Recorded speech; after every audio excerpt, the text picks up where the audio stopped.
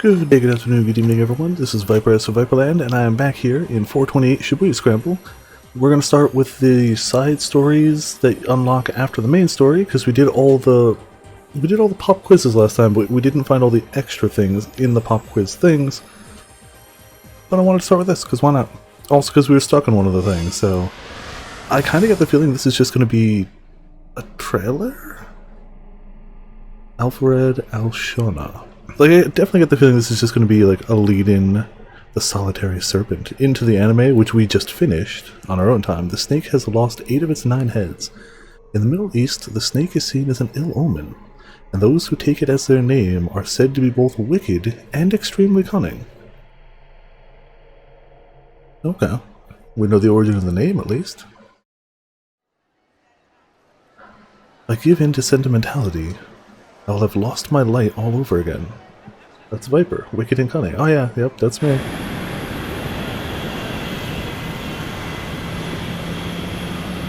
That's a plane. Maybe it overlaps more with the anime, I don't know. Maybe it'll be like a intro bit? Oh, the blue sun rose into the sky. As the girl rushed through the airport, she was met with the intense light of the summery dawn. April 28th, 8:21 a.m. Singapore Airport. Oh, yep.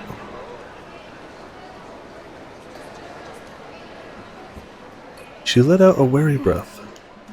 A shaft of sunlight blazed across her face, and she squinted her eyes against the glare. Have a friend instead of a light? Yep. The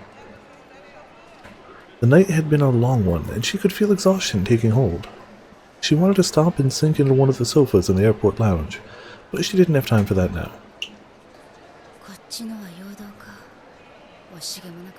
Was that all just a diversion? Who the hell does she think she is, just tossing people away like that? Are the fringe groups of her own organization nothing more than halva to her? Also known by other names, including halwa and halwa. I know I'm pronouncing those very wrong. A popular confection throughout the Arab world, typically made with ingredients such as sesame, apricots, or grains kneaded together with sugar and some type of oil or fat. It is said to have originated in ancient Mesopotamia. I mean, it sounds good. Not something I've tried before, but I like all those ingredients. Muttering curses that seemed at odds with her young face, the girl wove her way gracefully through the sea of travelers. Yeah, it looks good too. Time was of the essence. All she had in her hidden back pockets were some dollar bills. The dollar is a unit of currency in several countries, including Canada and Australia, but here it refers to the United States dollar, controlled by the Federal Reserve Bank. At the time of this story, it is frequently used, alongside the euro, as a standard currency for international transactions. She was just going to have to acquire the gear she needed on site. It galled her to be so under-equipped. The only consolation was that at least she'd been able to arrange for a boarding pass in time. Yeah, what he said. Canada refocused instantly as an unfamiliar man addressed her in Arabic. Was he a thief or some more dangerous third party? This was a country where both one's money and one's life could easily be at risk. She had one way to find out what kind of threat she was dealing with. Which gate is the flight to Japan? Her voice was sweet and girlishly soft. The man gasped. He hadn't been expecting this. They hadn't told him what he was really in for. This girl was the natural enemy of the serpent, a steely soldier in a proxy war. A professional freelancer who took any request and who always carried out her mission. A mere hour earlier, she'd taken out an armed syndicate 30 members strong. The red flowers of blood left in her wake a testament to her rumored capabilities. The man was dumbstruck. What kind of twisted fairy tale was this? With mercenaries who looked like sweet little girls? Yeah, anime never has that. What's wrong? Were you not able to make the arrangements? No. Everything's fine, he said hurriedly. The flight is departing from Gate 6. If you're looking for your pass and your ticket, they're in my right pocket. That was impressive. I didn't notice until you'd already handed them off. He snuck them into her pocket? The man gasped again. His surprise shifted to caution.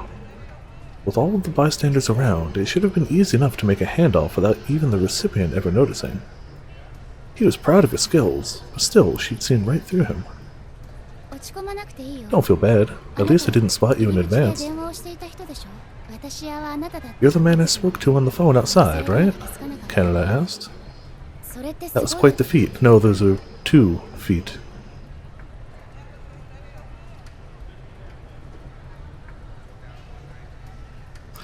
I don't offer praise like this lightly, but I'm legitimately impressed. Thank you. She's known since the moment I arrived, he thought. And she hadn't figured it out from his appearance. Oh, and she just intuned it somehow. She had also immediately sensed that he was ashamed, even though he'd kept his face a perfect blank, and she didn't turn around. Nicely done. I see why they call you the natural enemy of the serpent. That seems a little premature, seeing as how I haven't killed it yet. First the girl had acted deliberately blasé, now she was being downright cynical. She's a little unstable, and totally adorable. He had to remind himself that this was her. How many soldiers must she have killed? How many battlefields had she survived? Hers was the life of a professional assassin. The fact that she had retained apparent normalcy in the midst of such disorder was more than a little unsettling.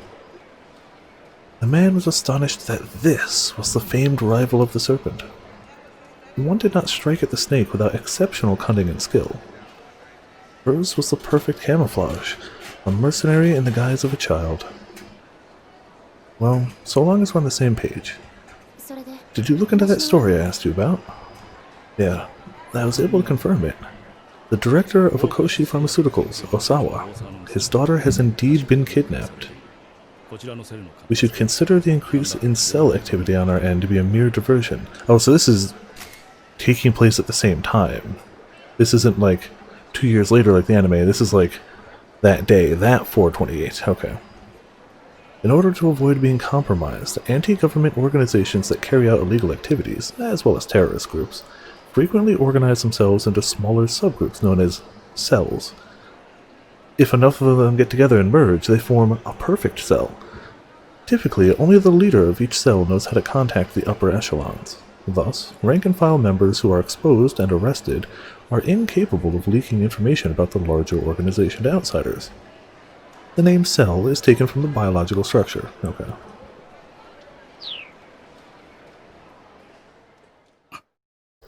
Canada gritted her teeth. Her latest mission, concluded just an hour ago, had been to meet with this armed group, the Serpent. That was fine. Everything had gone off splendidly, without a hitch. The job had been even easier than she'd imagined. There was no cause to get bent out of shape. But the info she'd gotten her hands on had done quite a number on her mood. The Serpent herself is on the move. Japan, Shibuya, Akoshi Pharmaceuticals. Excuse me. Possible CIA involvement, presumed large-scale urban terrorism at work. All correct, yep. What's up, Ramen? Oh yeah, I meant to say, welcome Ramen and 7th to Viperland in the chat. Per usual, I got caught up in what I was doing at the start of the stream. I gotta stop that. Tunnel found was the real Canada? No. Definitely don't think so. Because if real Canada was in Japan at that time, the country at all, let alone the city, she would have made herself known. No, that was Alpharad. I would argue it's either her tying up loose ends, or giving more evidence to, like, I'm on your side, look, I'm helping. That was definitely Alpharad Canada, like, definitely, for sure. In here too? Oh yeah, no worries, Sujit. Welcome, welcome as well. Hope the dishes are going well. Dishes are one of those things nobody likes to do, but, like, kinda gotta do them. The unfortunate side effect of eating and cooking, that message had lifted the veil from her eyes. At long last, Alpharad herself was out in the open, the head of the snake exposed. It's funny now seeing the anime, it's like, she could be out in the open. It's like, no, she's out in the open everywhere. She's always out there. She's out there just shooting guns into the sky and just flying around in helicopters, taking pot shots at it. It's like, yeah, she's everywhere. But like before that, I guess she was more secretive. How far in the future the airport confrontation at the end of the main game was? Well, I'm assuming she's getting this news and she's immediately heading to Japan. They said she's in Singapore now. So, I'm running on the assumption that, like, this is going to be her going to Japan right now. What a perfect opportunity to cut it off. Yeah, this is the Singapore airport right now. And I guess she just got her boarding pass and ticket from the guy, who we still don't know who that is yet, but the guy, who's nervous and ashamed, gave her her boarding pass and ticket, which I assume is going to be her going to Japan, because we know she's there at some point, unless she goes to America and they met in... What's that in... I remember that scene taking place in the airport, but was it on the sending end or the receiving end? I don't remember. But yes, this is Singapore right now. But of all places to set the stage, Japan? CIA involvement could pose a problem. She wouldn't be surprised if the Serpent had already coiled itself around the Americans. When it came to the Serpent, not even the US government could be trusted to keep itself free of influence. So thinking back to the anime, there weren't really a lot of, like... There wasn't really a lot that tied her to the CIA in the anime, except for the fact that apparently the vice president in the anime was totally in on everything. But that made me think, like, they had that bit where they faked the explosion of Osawa. How did they know to fake it? Like, they never really explained that. It was just like, oh, we faked the explosion, he's actually here, haha. But, like, who found it out? Who faked that footage? How? They didn't really explain that in any way. It was just like, hey, he's fine. And I was distracted at the time too. I was just happy he was fine. But now I'm like, that doesn't make any sense. Who had the knowledge and motive to do that? Tricked the VP into launching the missiles. Yeah, I guess. Why not kill him? No, he seemed to be in on it. I think the VP was absolutely in on it and wasn't tricked into firing the missiles. I think that was... He wanted to fire the missiles. I could have been misreading it. Oh, why not kill him? Osawa? Yeah, I don't know. CIA involvement could pose a problem.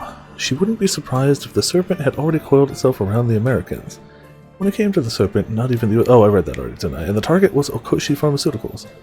Like, the CIA kind of showed up towards the end to just send a wave of helicopters at that place and just demolish it.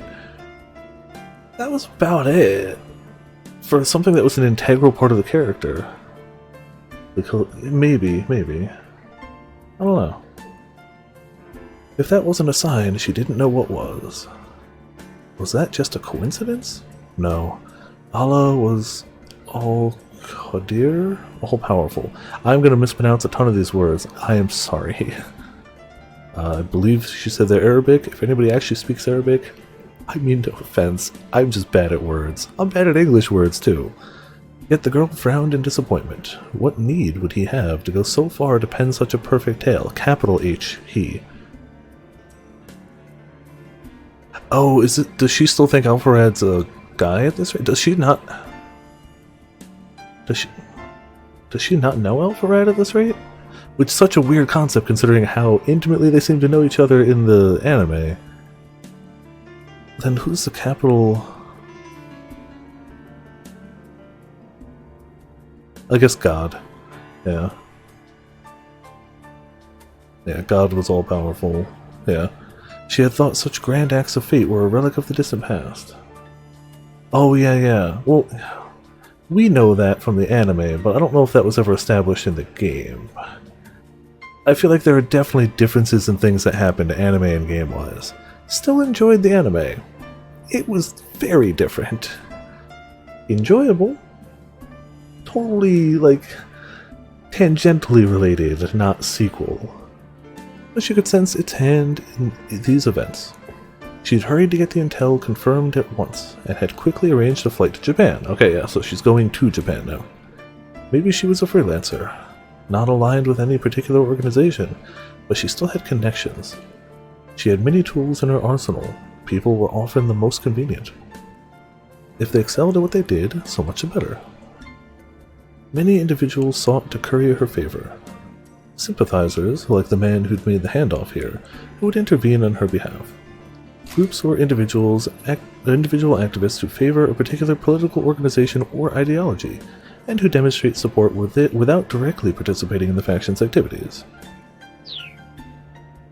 Thank you, she said. Is there anything else you need to tell me before I go? Wakil has been arranged to act as your representative on site. Yeah, I know what that is. Apparently, he's put together a way to get you to Shibuya. After you've landed, drop out of the hold. You'll be able to head off directly from the runway, the man said. I pray this will not be a fool's errand, for your sake. I admit surprised that our Amir holds such respect and fondness for you, Rafik Canada. He hopes that you will not fail, of course, but should you do, that you will at least go down fighting. She sighed. Go down fighting? So it's okay to die, as long as I take the target down with me. The man thought of nothing but his honor, his pride. No reconciliation, no negotiation, no submission. 3 tenets that mattered more than preventing bloodshed. Whatever designs these 2 organizations had on each other were of no concern to her. But even so, I don't need the warning. I have no intention of dying a 3rd time. For once, her client's wishes aligned perfectly with her own. Her flaxen hair trailed behind her as she went towards her plane. She didn't look back.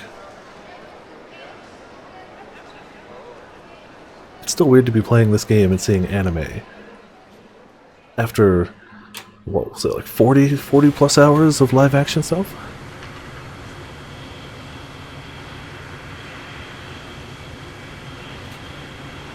I would guess, if we follow the anime logic, I would guess the first time she died, she was reborn as Canada, first death, and the second time she died is when she saw Saim get killed in front of her, where she was reborn as like vengeance. That would be my guess.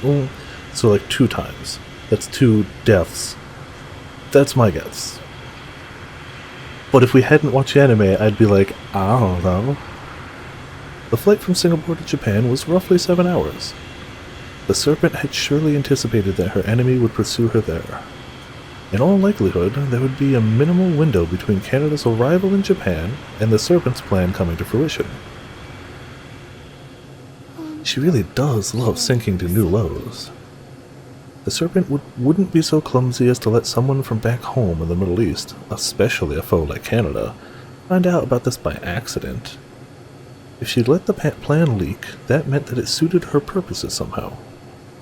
It would seem she wanted to entice Canada to risk hope before trampling her underfoot. You won't lay a finger on me, the voice sneered at her, a backstage murmur in her mind. She dealt with the enemy's diversion, learned of the plan just in the nick of time, and rushed off to Japan without a second's hesitation. Japan was where it would all be decided. If she didn't do battle with the Serpent, she would lose yet another close friend. Had the Serpent engineered the situation simply to torment her? Things aren't going to go how you think this time. Shibuya is a poor fit for you. She spoke to herself to calm her gnawing impatience. The time it took to write Shibuya and the time it took to write Alpharad were nearly the same, but the youthful and complex nature of the city of Shibuya won out. Her instincts were something akin to fortune-telling, a tendency to reimagine the world around her in a way that was neither wishful thinking nor sour grapes.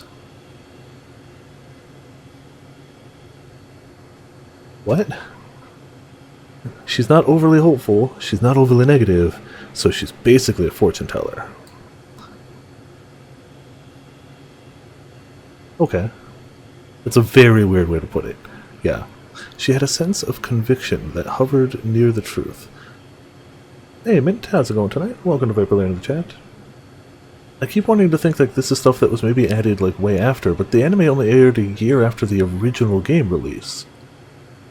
So like, this stuff must have been in the original game to like lead into the anime. but she knew she couldn't let herself be optimistic. Yeah, so... Oh. Yep, the serpent possessed a powerful venom. It was possible that, even if Alpharad's plan were foiled, the life Canada hoped to save would still be lost. There truly was no time to spare. Crushing the fringe group in Singapore had gone more quickly than she'd anticipated. She had planned on obliterating them at the break of dawn, but she had been struck by a sudden familiar sense of urgency, and had acted an hour ahead of schedule.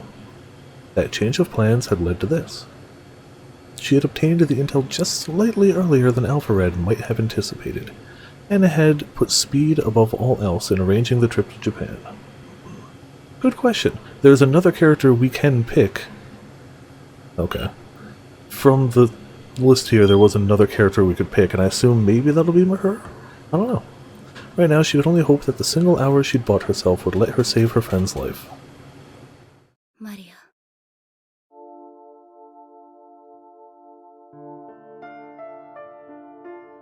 A warm red flooded her mind. They'd met 2 years ago. She remembered the day as an ordinary one. An unassuming tourist was getting hassled by the same sort of guys that cause trouble all over the world. Canada's stash of her favorite snack had just run out, and it left her in an irritable mood. I know I'm in a bad mood. When my favorite snacks run out, yeah. Yeah, her hair color is normal. That's even weirder. Oh, that's even weirder. Because it was consistent throughout the entire anime. In the entire anime, even when they showed flashbacks, it was the blonde hair. Maybe that was why she stopped at the sight of the scuffle. Not that she had any interest in helping, the men just gave off an eyesore of a color.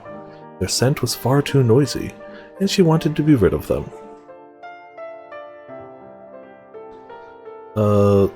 What he said, Shukaran Jazilan? Said the grateful tourist, her hand outstretched. She asked if Canada would be her guide, which Canada tried to ignore, but the young woman persisted. This girl was a person raised in peace, from a peaceful country. Forgot her hair color from the PTSD? Maybe. Canada wasn't the kind to hold that against her, or rail against the unfairness of the world. It didn't mean she wanted to put up with it either. Albania, like her, was practically a different species. How could they even understand each other? Cat's cradle. Little bit of string. Canada was closer to an animal herself, and respectable people didn't get close to animals that were still untamed. Humans had overcome their feral side. They had become creatures of intellect. When such intellect was fostered over the years, the benefits were clear. And yet... Let's be friends. How about it? This tourist approached her, oblivious. Canada could recall the warm color from that moment. It still triggered her memories. It was a pleasant color, one she had been touched by before. This tourist, Maria, was not so remarkable as to draw the eye. Is the secret everything? Yep. Yeah, even Meat Bun Girl. It's got power. Nothing about her seemed especially worthy of admiration. There was just something special about the wholesome smile she offered to the dangerous creature she should never have approached. You're very spontaneous, aren't you? Canada smiled. There was something powerful about people who couldn't get a read on their own situation. It was the first time she'd smiled earnestly in a long while. The first time since she'd lost her light a second time. Yeah, this was definitely meant to tie into the anime, like, for sure. If the style didn't give it away, the content does. Oh man, it theoretically shouldn't happen, because this is 2 years before the anime, aka this is the same day as the game. I highly doubt it, but boy would that be great, wouldn't it? I kinda get the feeling this was also, because there's slight differences in design, I'm gonna guess this was done when they were planning the anime, not necessarily done with it. Because, like, there's definitely, like, oh, we've got the idea hammered down, we're going to lead into the idea. But, like, the fact that Maria's hair was black here, whereas in the anime it was always consistently blonde, I'd argue this is, like, they were in the works of it, but not quite finished yet. They clearly had character designs down. Canada looks like Canada, different outfit, but 2 years, whatever. It'd still be several hours before the plane landed in Japan. And they're definitely talking about her synthesia, however you pronounce it. They're definitely talking about that, which never made it into the game proper, but clearly was a big part of the anime, so... She did her best to ease her inner tension, to let herself rest in preparation for combat. Her orders were simple. Save her friend, capture the serpent. The objective was the same as it had been before. That summer 4 years ago, when she'd gotten the tattoo on her left arm. That very long day, when she'd been reborn as the Canada she was now.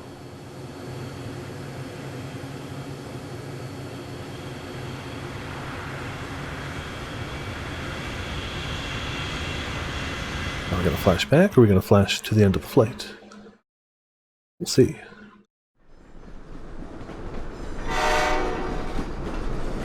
Definitely flashing back. Yep.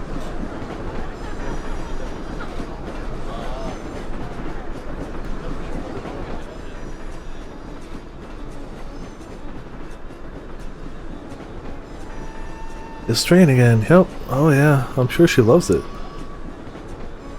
The rumbling of a diesel engine sounded in her ears. The color that went with the sound indicated that the engine was running well. The interior of the compartment was rife with the smell of Ramol F? Sand? A dangerous blue, a gentle red, a painful yellow.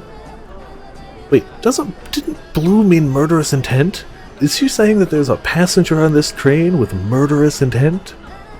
She clearly says that in anime, right? Blue is murderous intent, not just like aggression, but like legit intention to kill. I like how she's just like, yeah, that person's gonna murder somebody. Yeah. Those, the colors of the many people aboard the train as it chugged along. The train had set out from Al-Haditha, northwest of Baghdad, and after a journey of 300 kilometers, it was approaching the Jordan border. At the front of the train was an antique diesel locomotive. This was followed by first-class carriages, coach-class carriages, and also several of the women-only carriages unique to the Middle East. It was a long train, though not exceptionally so. In some Islamic countries where men and women are prohibited from sitting together for religious reasons, women-only train cars are common. Depending on the country, the sexual segregation may be so strict as to apply even to children. Sometimes even young boys must separate from their mothers in order to ride in men-only carriages. That sucks. Maybe they're talking to their boss on the phone? Maybe.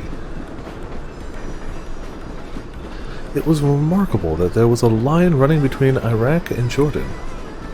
Traffic between the two countries, especially via railway, had been drastically reduced as a result of war. Sounds safe. Many of the lines had long since fallen into disuse. But now that the West was working towards the reconstruction and stabilization of Iraq, Japan had also helped plan a railway between Iraq and Jordan, and had laid down a temporary rail line. The train's final stop was not the border, but 300 kilometers beyond it, in Amman, the Jordanian capital. Oh yeah, no, that seems like a great thing. Well, to be fair, they didn't say separate from parents, they said separate from mother. Presumably they'd go with the father? Still think it's a weird, not so great idea, but technically, they only said separated from mother for that. This trip would be a turning point. Sundown would see the venerable old train's service come to an end. The compartment where Canada rode was boisterous with the noise and human energy. Wind and the sound of chugging wheels rushed in together through the windows with no glass. As the only rail service currently linking Iraq and Jordan, the new line drew passengers from all walks of life. A freelance journalist returning from Baghdad, an Indian peddler carrying a piece of luggage larger than himself, a group of women who appeared to be members of some Scandinavian NGO. No one seemed bothered by the clamor. The passengers shouted and prattled on as they pleased. Various sounds, miscellaneous colors, profuse scents, myriad textures, manifold flavors. All of these sensations mixed together as if in a stew pot, and Canada gulped them down. yet the stimulation they provided was weak. It was like lamb without enough salt. Never had lamb, but unseasoned meat. And so she reached into her pocket for a dose of her favorite pick-me-up, crunching it between her teeth. Yeah, they show her with that all the time in the anime? Did they ever say what it was? Like, it's a snack of some design. Canada was in a foul mood. Having frame drops on your end. Tonight, I am actually doing okay. I hate to say it's on your end. I've dropped 0 frames so far tonight, so for once it's not my end. She was on this train to do a job, but nothing had happened for 3 hours now. So far, the journey had proceeded without incident, and she'd had no opportunity to act. Siam, the man she called Sharik, had assigned her this mission. They were traveling together. Theirs was a rare team. No longer were they Mutarib and Mutadarib? Master and student, they were partners now. Still, this was a complete letdown. The atmosphere on the train set her on edge. Despite the instability of present-day Iraq, there were no soldiers aboard, only several policemen. Supposedly, this limitation of the military presence was all out of concern for the complicated political situation, but she couldn't help but wonder if it was more of a concern for saving money on soldiers' pay. Oh no, more Donald Duck points. The major powers touted peace while enforcing virtue, when they could be bothered. This railway was just one more example of their dubious policies, supposedly established to help foster interpersonal exchange and economic revitalization. It had originally been used for military transport until public travel was more useful for somebody's agenda. What are we even up to? Ooh, almost halfway there. Oh no. This is so boring.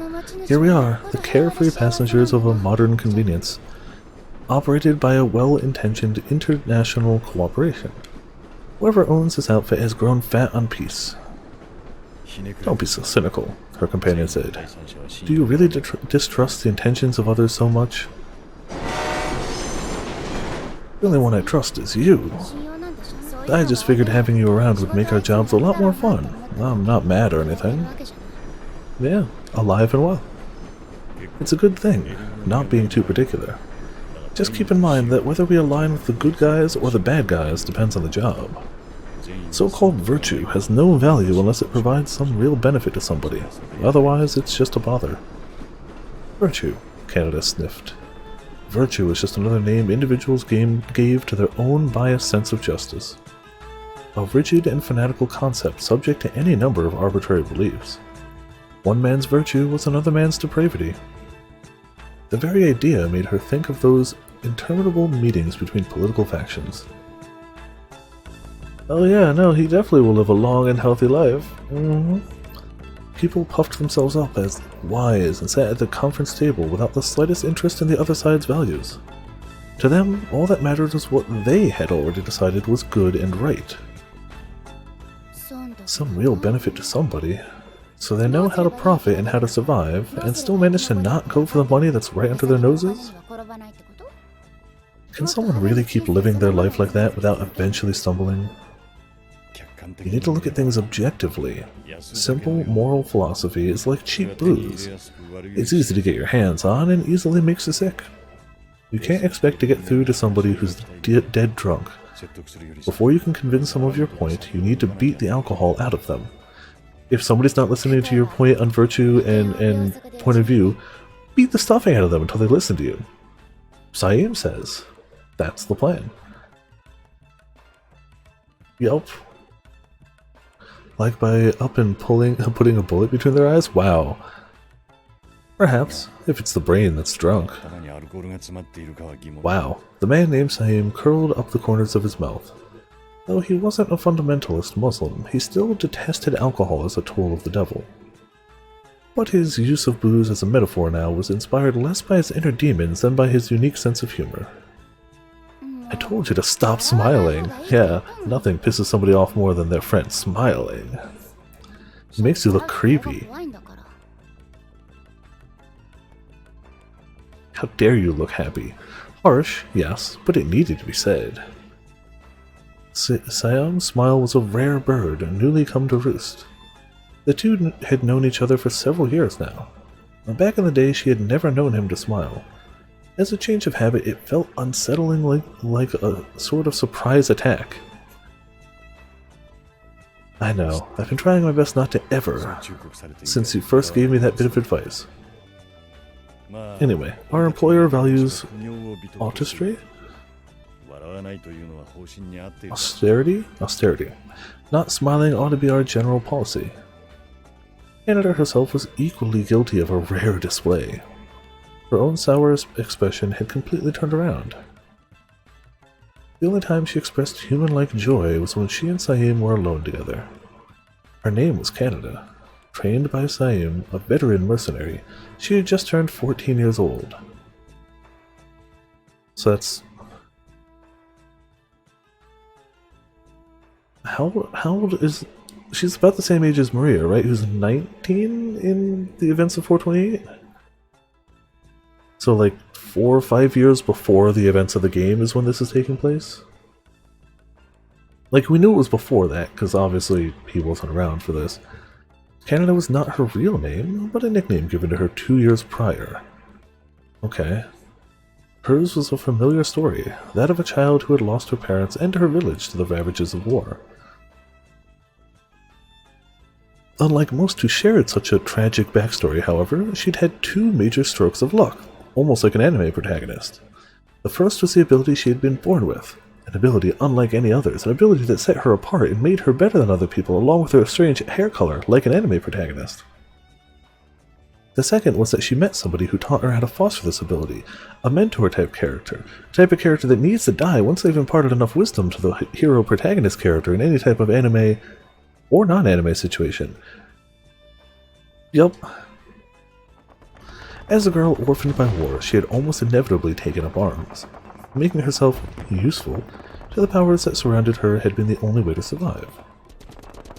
The only people she could depend on, the only ones who gave her anything, were them. This way.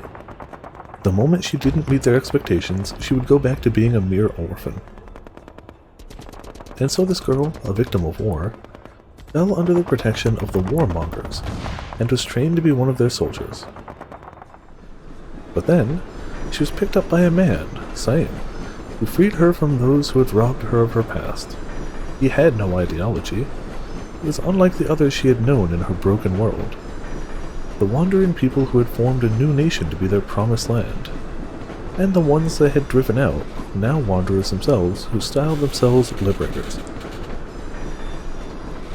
Saim was a mercenary who had been hired by those would-be liberators, but he paid no heed to the ideologies of either side. He was a soldier who lived to fight, knowing he was unlikely to see the conflicts end during his lifetime. Canada didn't know how long Saim had been working as a mercenary. By the time she'd wound up in his care, he was already a veteran worthy of her confidence. He told her that he'd been kicked out of the army, that he preferred solo missions where he could focus on his objective without worrying about fellow operatives.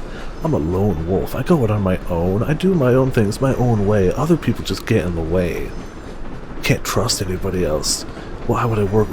He actually doesn't seem quite like that type, but you know, just stereotype character. He's the lone wolf in a D&D campaign. In that sense, he was something closer to an agent provocator than an ordinary mercenary. Saim was well aware of his distinct style and position. He sometimes revealed a hint of shame at the fact that the assignments he was given were not officially missions, Muhima, but instead were referred to as jobs, Imam? Still, he was known as a valuable asset on the Liberation Front. They were a guerrilla organization facing off against superior Israeli forces. A lone mercenary who could carry out major operations by himself, he had fit in well with the guerrilla strategy. The fact that he was disposable if and when the time came was also quite appealing. And Canada, once Saim took her in, had grown not as a soldier, but as a specialized covert operative. That was her good fortune. Also, 1 second.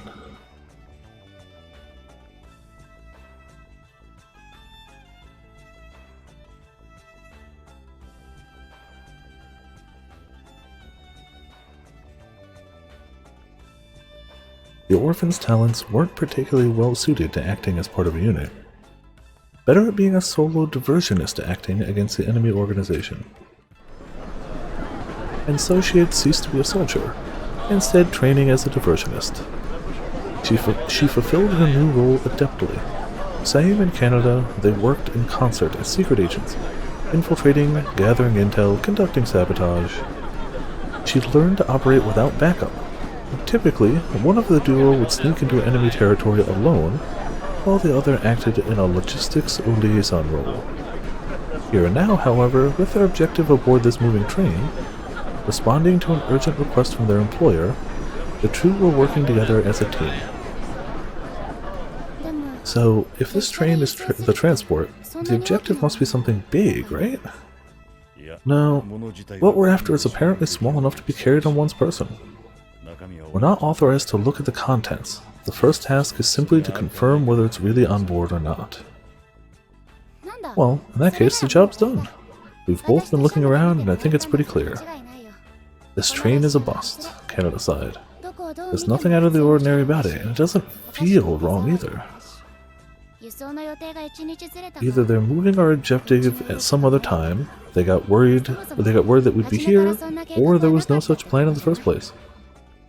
No, the intel's solid. I trust the person who provided it, unless that person was Alpha Rad, in which case... Well, they'd received the intelligence just 2 days prior. Even by their own fast-moving standards, this job was inordinately rushed. Members of the American military deployed in Iraq had contacted a Mossad agent, the Israeli Institute for Intelligence and Special Operations. Mossad conducts foreign intelligence gathering and counter-terrorist operations, so it's like the CIA. Along with covert operation or infiltration and the like, is one of the arms of the Israeli intelligence community, along with entities such as the Shabak, Israeli Security Agency, which handles domestic counterintelligence. Historically, the director of Mossad has acted as the governing chairperson of these agencies. Mossad is regarded as one of the premier intelligence agencies in the world. Damn. Alright. Indications suggest plans to deliver and hand over a weapon. Board Iraq-Jordan Railway and gather intel. Recover payload if possible, destroy it if not. Weapon to be transferred, enemy escort and loadout all unknown. Wow, not helpful. No logistical support will be provided during operation. It was uncertain why the enemy had chosen to move the mystery weapon along such a dangerous overland route, but the information came from a source that both Saim and the Liberation Front trusted absolutely. Yep, they're moving a thing. We have an idea of when. We don't know what, we don't know why, we don't know whom. Good luck! And the source had made it clear that the enemy forces were in a hurry to transfer this unknown new weapon.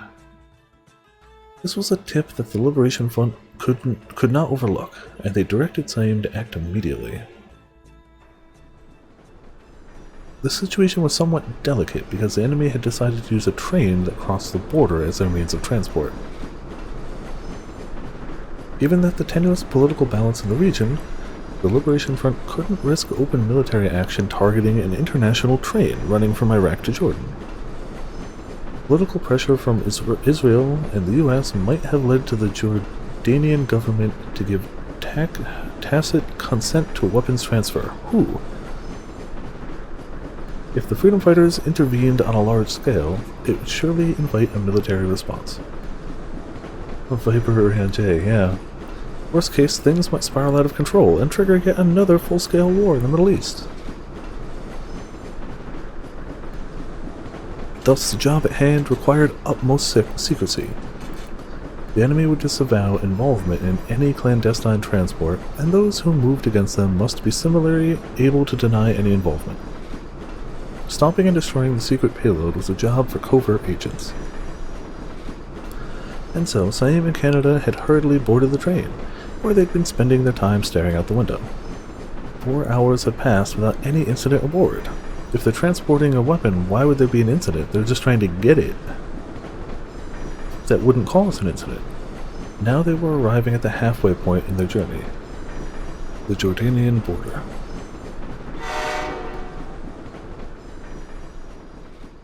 Why would there be an incident, though?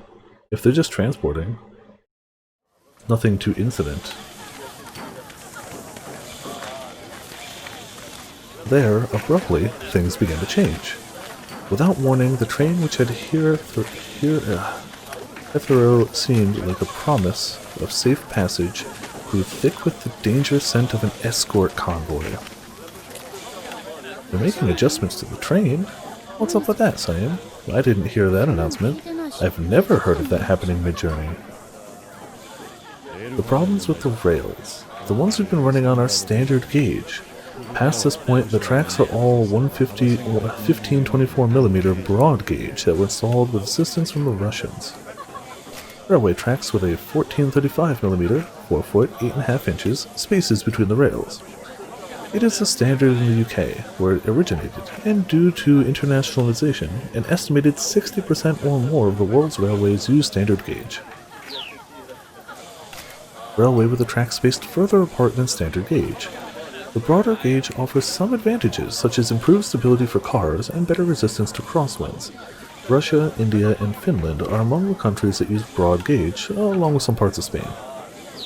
Oh, that's gotta be super weird if only some parts of a country use this, like, when a whole country uses it, it's like, okay, you have trouble between other countries, but like, imagine like, okay, I want to take a train from like me to New York City, but I have to swap railway lines in between because they just don't connect in any way. Or you'd have to come up with wheels that connect to both?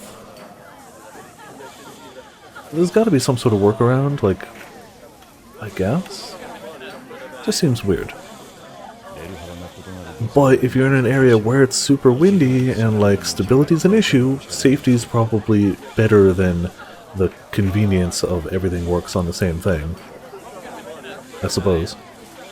In order to run on the new rails, each of the train cars needs to be lifted up in sequence so their wheels can be replaced. The wheel exchange made for an extended delay. Each car in turn had to be removed from its couplings. Then each car was loaded onto a lift and refitted for the broad gauge tracks. This is going to take a while, Canada grumbled. I wish we could just transfer over to a train that could head on from here. Well, the passengers on this train aren't rich enough to complain about a delay in the schedule. In this way, the rail company doesn't need to change up the cargo. So long as the train and the passengers arrive safely at the destination, that's all that matters. Yeah, I suppose we of all people have no cause for complaint. But same. And in a sense that there was more going on than just the switching over of the train's wheels. The train was being expanded. A freight car, clearly meant to carry goods of higher quality, was being added, sandwiched between of a new pair of passenger cars.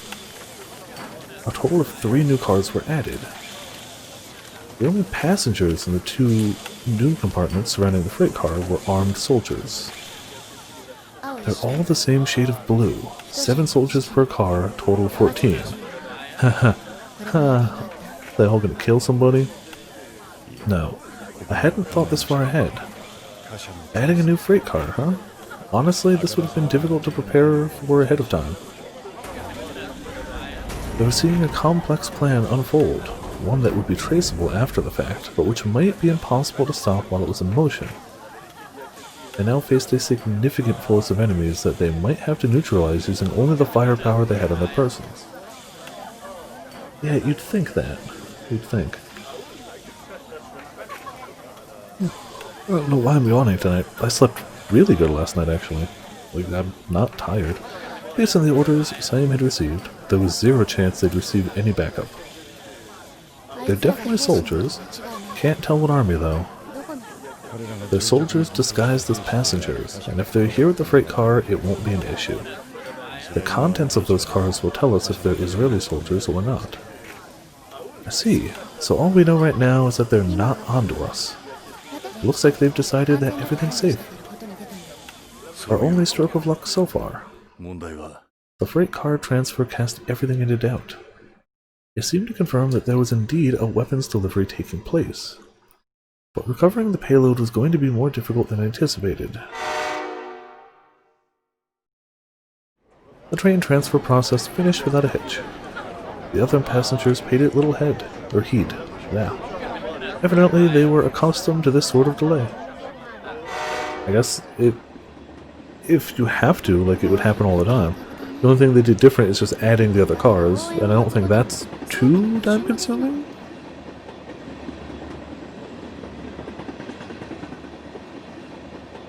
Quite the fix our client has put us in. We can't call for backup, and we don't have a chance to resupply. Fanatics never are very good at planning ahead, I suppose. Or even stopping to sniff the air once in a while. Damn hardliners. At last, the train left the border behind. There were no planned stops between the frontier and Amman. Canada and Siam needed to complete the job before the train arrived in Amman, which meant within the next 4 hours. The odds were 2 against 14. The difference of power so great it seemed absurd even to consider a plan of attack. Your Zaim messed up in assigning this mission, Siam. This isn't a job for 2 people. Given how black things are, we should just destroy the whole payload. We should have planted some Simtex back when the train was stopping. A plastic explosive developed in Czechoslovakia. It's clay-like and easily formed into different shapes. A similar type of explosive, Composition 4, C4, used by the US Armed Forces, is perhaps more famous. It is used by many military organizations due to its durability and ease of transport.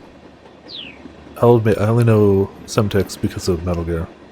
That's it. That would be dramatic, but effective. If annihilation was our job, we'd have learned that way too. Or I'd have leaned that way too. They had checked the cars pretty thoroughly before they departed. Sneaking something aboard the freight car would probably have been close to impossible. So what do we do? Taking on 14 soldiers head-on is a bit of a tall order. No, we're not going to take that big a gamble. Hey Grim, welcome to Viperland to the chat. How you doing tonight? It's not necessarily... There's actually a current plot taking place where, like, we see her heading to Japan on the actual day of the events of the game, but while she's flying to Japan, she's flashing back to this moment. This is very clearly, like, the setup for the anime. Even though we see this scene technically play in the anime, we don't see it in nearly as much detail. So, yes and no. But also, hey Grim, how you doing? If you're worried about our numbers, that's going to change. Someone else is joining up with us here. Yeah, joining up. Oh, he gonna die, yeah. Canada was shocked. She felt an unfamiliar kind of fear. As far as she had known, Siam never teamed up with anyone but her.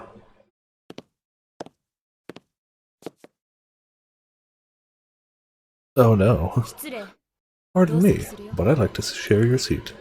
The others are all occupied by men, and I'd prefer not to sit with them. So this is their actual first meeting, right? As soon as the stranger spoke, Canada saw Siam's color shift to a pale, pale blue. A bad sign. Excuse me, hiccups. Yeah, so that's their actual first meeting. So she literally meets her right before she kills her light? Like, oh damn. Pardon me, the newcomer repeated. I'd like to share your seat. Her voice was low. The muscles in her arms were taut like corded rope. To Canada's eyes, her visage was a complex meld of shifting colors. Is this... It went without saying. This was their sole reinforcement, their third teammate. We don't mind. Please sit. Thanks. Say, mind letting me have your spot, miss? Children should sit next to their guardian. I should be in your place. Wow. First thing she does is be like, aw, little baby, you should sit by your parent. I want your seat. Wow. Off to a good start. Canada sighed. Is it pronounced closer to like Sam? I've been calling it Siam, but they seem to be pronouncing it closer to like Sam. Yeah, no, I didn't. It's fine, man. You heard nothing. Is this young lady hard of hearing, or does she just not speak Arabic? Canada, come sit next to me. This is one of our employers. The one who provided our intel. She's an old friend of mine. I'm going to keep going with what I've been going, with the knowledge that I'm probably saying it wrong. Canada said nothing. But she did get up from her seat and sit next to Siam. She'd do as he asked, although she didn't trust this woman. Ha! Smart. She didn't like the way he'd said old friend. It brought up all her natural cynicism. Charmed, I'm sure. Is this kid your backup? No, I'm the protection this time around. She's more suited to offense. Her skills are the real deal. So is her attitude. But she's not lookout material. She only really gets going when there's someone to fight. Well. So she's still in training. Oh, little baby hasn't even learned how to get out of training. The woman regarded Canada with a cold gaze. She gave the impression of a snake trying to sense the body temperature of a potential prey. She's cute. I approve. Yeah, just because I say it that way doesn't mean it's actually... That's true, yeah. That's very true. Since I don't know the right way to do it, I'm gonna just keep on going. How's her left arm? Can she move it alright? Or has your little lady in training not learned how to take care of herself yet? Why her left arm specifically? Canada glared sidelong at the woman. She wasn't offended by the remark itself. Considering this takes place, our best guess is like 4 to 6 years before the events that take place in the game. She looks identical to the anime version of her. Like, both of them look identical to their current day anime versions, but she looks nothing like her in-game version. Really, like, considering we see a lot of Alpharad in the game, man, does she look...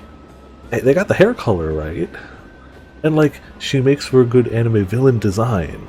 I got nothing wrong with her design, but side by side, it's like Maria. Maria and Alpharad look totally different anime versus game.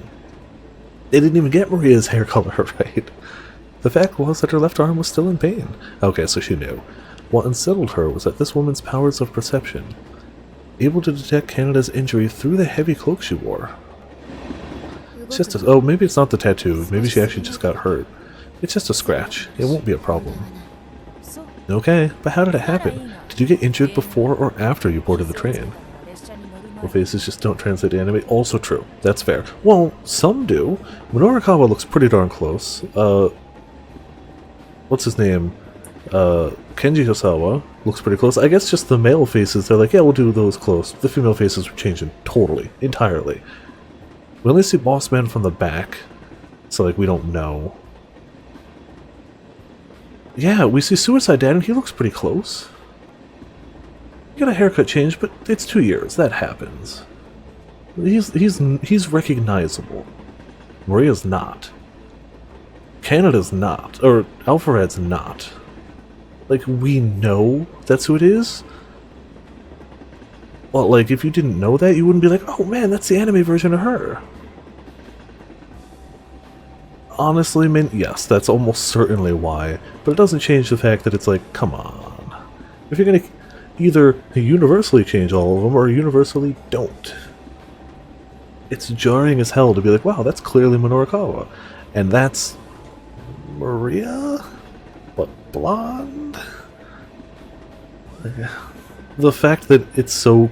like, I hadn't even thought about it while we were watching, but now that I'm thinking about it, the fact that it's so very clearly all the male characters look totally recognizable and immediately like, oh yeah, that's the person. And all the female characters are like, is that even the same person? Yeah, they changed Maria quite a bit. And again, like, as an anime, I had no problem with it, but like, it's changes like that that made it really jarring going from the game to it. That'll tell me whether you're just half a soldier or simply a fool. Canada did not reply. The silent treatment, huh? Hey, Siam, which is it? He didn't answer. Huh? Had she seen something in that silence? Ah, of course. The stranger could read Siam's silence better than anyone, better than his own partner. The woman's stoic face grew just a shade brighter. Her smile was entirely sarcastic, but at least it was a display of human emotion. Is 100% concentrated sarcasm a human emotion? I guess so. Yeah. Never mind. I'll go with that. It's a smile as if to say, well done, as if Canada's injury was some fated thing. I'm guessing she's a war orphan? Seems you don't learn either. How long since you started working on her? I took her in 2 years ago. 2 years ago. 2003. So this is 2005. This is only 3 years before the game takes place? She's 14. She's only 17 in the game? I mean, I guess it must check out. The dates they provided are right there. I thought she was closer to like the 19... I guess it works. Okay. Well, 2 years ago, 2003, which puts this event right now, this train, as 2005. The game takes place in 2008. So by the numbers they're providing us, because they specifically said in this event it's 2 years from before now is 2003, and right now she's 14. Alright. All that information taken together left no question about just what battlefield she'd seen. The Iraq War. She had lived through the long night of a war that, for the winning side, had been little more than a display of overwhelming resources and underwhelming technology. That's a relief. She's only half a person, but at least she's ready. I'm looking forward to seeing her skills in action. If you brought her along, Saim, her training must be sufficient. Now that she'd inferred Canada's background, the woman's enmity seemed to abate. Their initial reluctance to trust each other had apparently been mutual. Canada wasn't necessarily happy, but if this was the team Saim wanted, she would accept it.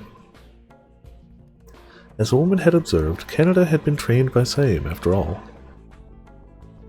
And Saim's judgment was absolute. Canada knew him as her instructor and mentor, the ideal soldier, utterly reliable.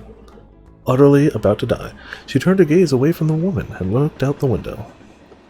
The passing scenery drew out her memories of the life she lived over the past few years. Are we going to have a flashback and a flashback? Come on, flashback from the flashback. We can go deeper. A girl who had lost all her relatives to war. The tale of a child who had never held a gun before, becoming a full-fledged soldier at the heels of a veteran mercenary. All of it came hazily drifting back into her mind. We're going to flashback from a flashback. We're going further back, y'all. We're already flashing back to 2005 from 2008, and now we're flashing back from the flashback in 2005 to 2003? All the life I'd had before was taken away by the war. The echoing of gunfire in the distance, the sound of buildings ablaze. I couldn't help but think how much smaller and simpler those sounds were than I'd imagined them to be from stories. No place had seemed safer to me than my house, and it was reduced to ruin by a single artillery shell. A few moments after that blast, a group of strange men came barging in. I could hear their heavy footsteps, their coarse voice muttering. "They're dead! They're dead! We've killed them! We've killed them!" Luckily for me, my father had been thinking quickly and had sent me into the basement. Unluckily, he and my brothers were still in the living room when the blast hit. It wasn't just the furniture that was gone now, without a trace. I sat in the basement thinking. From the men's conversation, I realized that they were looking for my father's corpse, my older brother's and my own. I can remember every word the soldier said. Excuse me. Something had clicked in my mind as I listened. I committed to memory how many men there were, what their voices sounded like, what names they called one another, so that I would never ever forget. Focused on hearing their every word for the next hour, I felt neither fear nor boredom. I gathered that there was no trace of my father's body, but they had found my older brothers. Satisfied, the soldiers left. Yeah, all of this happened when I was 12 years old. Trapped under the rubble, it was days before I was rescued. I'd lost my family and any place to belong. The adults who found me realized that I'd suffered emotional scarring. No shit. But they didn't have the time to bother with that. They're dead. They're dead. We've killed them. We've killed them. Ah yes. There are too many things one needs to do in life. In my case especially, I expect I'm going to be overworked. It's quite simple, the reason I took up arms. It was not atonement that I sought, but equal compensation for what I'd lost. Unjust usurpers, deeds whose cost was reckoned in blood. A lot of emotional— yes, oh for sure. I have still not been paid what I am owed. The balance must be settled. I only ask as much as they took from me. That is why I carry on, never resting, with the relentless precision of a machine. It is simply a tale of sorrow giving way to resentment, giving way to cold reason. Was it odd that I never felt malice? And perhaps I could see too clearly. I could see things on a broader scale than others. I could see where the evil was, where the flaws were. I could see it all so clearly that I was dumbstruck into sheer objectivity. The weak are evil. My family, my father, people I should have been proud of, had too many flaws. People of conscience, who esteemed a righteous society, who embraced complicated and contradictory things, who tried to become good sheiks, an Arabic word denoting the leader of a tribe, or a wise man, an honorary term of respect for someone who commands trust. In the modern day, it's often used to refer to scholars, community representatives, and people in high-ranking management positions.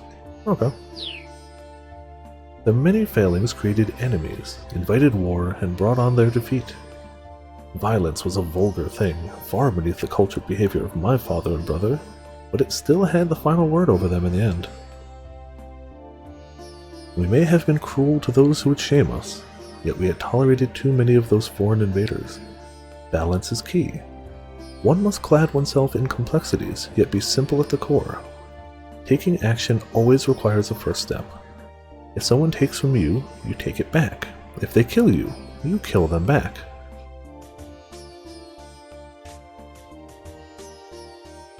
Yes. Somehow. Checks out, yeah. You haunt them, you possess a gun, and you shoot them, yeah. Action and reaction. We should have thought more simply. By perceiving everyone different than ourselves as our enemies, we brought on the war long before it was inevitable. Even if my father and brother had been operating in a vacuum, they probably would have done the same. But every family has so many kin to hold dear, so many others who cloud their perspective. Except for me. Yes, for sure it means in a broad sense. For sure it means, like, taking something, like a life precious to you, more than literally killing you. For sure that's what it means, but the wording was odd. Ha! My family and my kin are utterly gone. Apart from the determination I already possessed, I knew I needed to hone myself. My growing skills as a soldier were necessary for me to achieve my goals, and more basically, necessary for me to even survive. My goals. In the beginning, that was all I really thought about. Once I'd become an orphan, I resolved not to rely on anyone. My trauma wouldn't let me trust anyone else. And yet, eventually, I wound up feeling a sense of trust for this man who found me and committed 2 years to training me. There's something I'd never thought I'd feel again. There probably isn't anyone around with the patience to train a complete novice. I wasn't qualified, but I wound up sticking with you. Sam was always more freelancer than soldier. He belonged to a liberation movement, but he made his living taking on jobs as a reliable mercenary. Refers here to the Palestine Liberation Movement, a political movement formed in response to the conflict arising between the newly resettled Jewish people and the pre-existing Arab-Palestinian residents, advocating freedom of the Palestinian people from Israeli rule. There had been a long, reoccurring cycle of terrorism and revolt followed by periods of peace, but to this day, the issue remains fundamentally unresolved. I guess his role gave him a lot of freedom, because unlike a grunt who simply fired guns, he was allowed to act as a sort of instructor. He had no close ties within his organization, which was convenient for me. I'd taken up arms not because of any ethnic conflict, but for my own personal cause. I'm being compensated for teaching you, but that doesn't make this some kind of formal contractual arrangement. Neither of us should waste the other's time. If I decide you're not suited for what I'm teaching, I'm calling the deal off. Luckily for me, Saim ignored my unique background and upbringing and simply trained me to be a fighter, growing as an instructor along the way. Good firearms will not limit your ability. Automatic weapons act as equalizers for soldiers on the battlefield. If both sides have equal technology, then everyone is theoretically capable of the same things as everyone else. Conversely, if you have a gun that isn't up to modern standards, you'll be weeded out first. The first thing you need to learn is the skill to tell whether the weapon in your hands is superior or inferior. Guns are simple, not nearly as complicated as people. You just pull the trigger. My father had handled weapons occasionally, but never showed me how to use one. Political struggle was his preferred form of conflict, and in the end it was that bias that defeated him. I took up guns to avoid repeating his mistake, but also the feel of a metal grip in my hand seemed to suit me. At least that was how it always felt to me. Maybe my fondness for weapons was deliberately ingrained into me by Saim's instruction. Don't forget that you're a woman. However superior your skills may be, you cannot change your physique. If you're facing multiple opponents with a pistol, shoot at the nearest target twice. Even if you don't hit, pivot with your knees and fire at the next enemy. Keep them all engaged, don't let them get close. I feel like we've read that one before, or was that in the anime? I definitely recall that exact bit of advice. I mastered the basics that first year. I say this not out of any excess pride or self-confidence, but I was measurably the best of the soldiers other than Saim himself. That's oh, very nice, Sir Jude. Heck yeah.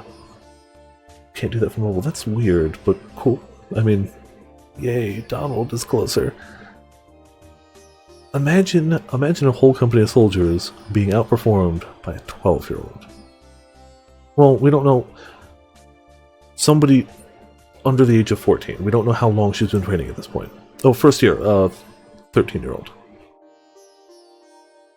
Like, trained soldiers, all like, yeah, but she's better than all of us. Except that one guy. Oh yeah, after that, Saim and I began working jobs together. Saim was against it at first, but I had the ability, and he at least had the objectivity to acknowledge that fact. Excuse me. 5 years of experience? Not at the point they're talking about. At the point they're talking about, she has 1 year of experience. This is a flashback from a flashback. Right now, 1 year of training. That's it. 1 year. She was 12 when her parents died. 1 year later is the point they were just talking about. Yeah, they're bouncing between time, so it's hard to keep track of. He was an exceptional teacher, and I was an even more exceptional student. I was an ideal subordinate, an inhuman combatant willing to use whatever I deemed useful to get an edge. I had countless brushes with death out on the battlefield. The reality of war is that people die, regardless of their tech, their experience, their abilities. I ought to have accepted that reality when I lost my family, but it was the battlefield that made the truth completely clear. The society in which I had been born seeks to assign value not just in monetary terms, but for individual dignity and even ideologies. But only death is truly impartial. I was able to survive through all of this largely thanks to Saim's aptitude. He wound up protecting me countless times when my inexperience put me in peril. His intervention was not out of any fondness for me, but rather a cool calculation in the interest of completing the mission. He knew I could be counted on. Never much to look at, he accrued even more scars in the course of rescuing his risk-prone student. There was almost no place that he hadn't been shot, except somehow in the head. Maybe there was a trick to that. I wanted to ask him secretly, but there was no allowance for questions while he was my shield. I could only make such small talk once his time as my protector had come to an end. And even then, up until this very moment, there'd never been a good time to ask. I had just wound up believing that Saim would never die. Oh boy. That no matter how many times people opened fire and fired on him, he simply wouldn't get hit where it really mattered. Oh no. Also, hit potions, welcome to flashback within a flashback. We flashing back, yo. It's flashbackception. Subtle context clues. I don't know what you're talking about. That was all probably a delusion on my part, of course, but the fact was that he just didn't die. Of course, his heart had already died some time before. Bullets couldn't kill someone who was already dead. He deserved my trust. We were of the same breed, he and I. Bad timing, Canada? Yeah. Sam would always have my back, no question. Every once in a while, a truly exceptional soldier turns up. Superhuman. Keep up your mercenary career long enough, you'll run into one sooner or later. Yeah, I remember this too. This was definitely in the anime as well. Like that phrase. My training was complete. I was no longer a student, but a mercenary. And this is what Sam had to tell me. I responded with sarcasm. What was this, some Hollywood script? Sam had never really joked with me before. No science fiction. This is as real as it gets. On the battlefield, individual gear and skills can only carry a soldier so far. Death comes for us all, equally. My turn could be next. After that, might it be you? You know? A movie you watch Friday? Heck yeah! What were you watching? Anything cool? In the land of the chatterbox? Where was I? But in the midst of that sort of deadly equality, there are monsters who can overturn the balance. Sam went on to tell a story of two soldiers, one wielding a revolver and one an automatic handgun. The wildly anachronistic revolver was no match for the automatic, unless your name is Ocelot. Alien, oh yeah, fantastic classic movie. As much as I also enjoy the slightly more action-oriented sequels, they've got their place for sure. OG Alien, it's my favorite, it's the best. As Alan is very confused. It's true, Ocelot is the automatic rifle. Even disregarding magazine size, a higher rate of fire meant superior firepower. Period. A machine pistol capable of firing 3-round bursts would turn the revolver user into Swiss cheese. Typically refers to a handgun capable of automatic or semi-automatic fire, though frequently also denotes a weapon between the sizes of a pistol and an SMG. Excuse me. Because of their comparatively limited magazine capacity, such weapons are not, however, capable of the high volume of fire of a full-size machine gun. Famous models include the Beretta M93R and Glock 18. Some modern automatic weapons are equipped with a switch that allows the option for firing 3 bullets each time the trigger is pulled. Compared to full auto mode, in which the weapon will fire continuously for as long as the trigger is held down, firing 3-round bursts allows for better conservation of ammunition and control of the weapon, which I only know from playing shooting games. You shouldn't use an automatic. But need to. Yeah, exactly. He's capable of it with just the weapon. It's not about the technical limitations of the revolver versus the auto. It's about our awareness of those limitations, and at the same time, about our own limits as soldiers. Sam went on, talking about how similar weapons could equalize the abilities of soldiers, and about those who had removed that collar from themselves and deviated from that equilibrium. For instance, the unparalleled gunfighter capable of rapid fire like that seen in a Hollywood Western, type of character who'd actually existed, like Revolver Ocelot, yeah. Experts who could fan the hammer, unloading 5 shots at a target in the span of a single second. Yup. Of course, simple rapid fire alone wasn't worth fearing. It had to be accompanied by the skill to put it on target. Sam had probably just been trying to offer an explicit example of a time when exceptional human skill could surpass the capabilities of the available hardware. It had all seemed too fantastical, but he'd been dead serious. Also about using an auto on the first encounter. Oh yeah, that's true. Apparently, yeah, I forgot about that. That's why he picks up the revolver. Yeah, oh man, I haven't played Snake Eater in a long time. Apparently he'd run across such rule breakers in the past.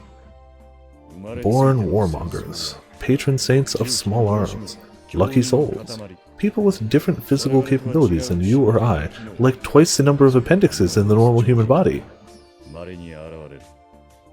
That's more of a revolver technique, yeah. Oh man, I should replay Snake Eater, it's really good. I should also actually finish Peace Walker one day. That was a really fun game.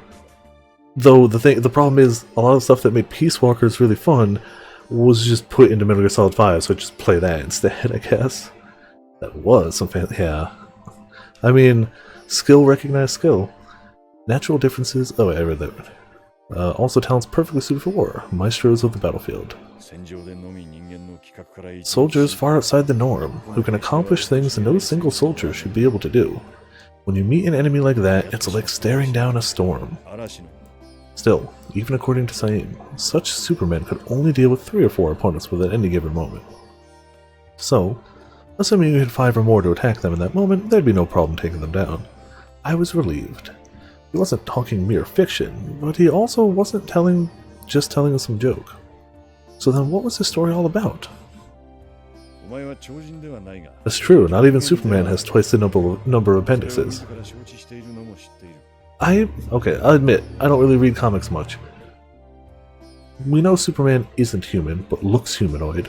Does he have the same internal structure as a human? Does Superman have an appendix? I have no idea. I don't know the inner workings of Superman. You're not a super person, but you are superb. And moreover, you know yourself. Yeah, I don't either. Still, that's all the more reason to be on your guard. Don't misjudge your body's limitations, and don't depend too much on your own skill. You are complete. So long as you have a proper grasp of your own capabilities, you won't be defeated. Thus did Saim acknowledge my ascendance to the status of a warrior. It was an achievement to be proud of, to be seen as his sole peer, as a combatant, perhaps even his better. More than anything, the esteem I held for Saim was a reflection of the esteem he showed me. We were the same. That's why, when the time came, I had scarred my left arm.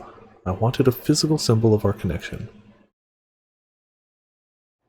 Okay, we've ended the flashback within the flashback, now we're just in the flashback.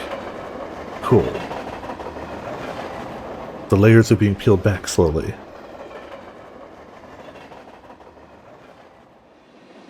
Introductions were a simple affair. Saim had no need to give his name. Also, Ask Animator, hello! Welcome to Viperland in the chat. 25 heckin' month resubscription. How are you doing tonight? Thank you so much. Much appreciated the support, the good times. Hopefully you're enjoying. You've joined. Oh boy, have you joined. Hell of a game. We already beat the game. This is post-game stuff, but it's a flashback of post-game stuff to set up for the anime that's a sequel to the game that we played, where this is the post-game stuff that sets up for the anime, which is a sequel to the game. Yup. It's weird. We're flashing back, it's flashing forward, it's flashbacks within flashbacks, it's fine. It's all good. I can find Google as a thread wondering how doctors would perform a surgery on Superman. Oh, you couldn't. He'd have to do it on himself. He'd absolutely have to. You couldn't. Or you'd use a knife made of kryptonite, I guess? But, like, he'd have to do it to himself. I'd think. But I don't know Superman in and out, honestly. Introduction, like, I'm not the biggest comic person, but even growing up I was more a Marvel person, like Spider-Man, X-Men. Those were my Saturday morning cartoon favorites, whereas my brother was more the, like, Superman, Batman. So I always leaned a little more towards the Marvel side. Introductions were oh yeah, Saim had no need to give his name. Canada had no interest in the woman's, and the woman seemed satisfied with what she knew of the other two. Shall I just call you Saim and young lady then? The newcomer asked. Yeah, that's what we were asking about originally, yeah. You knew him in and out.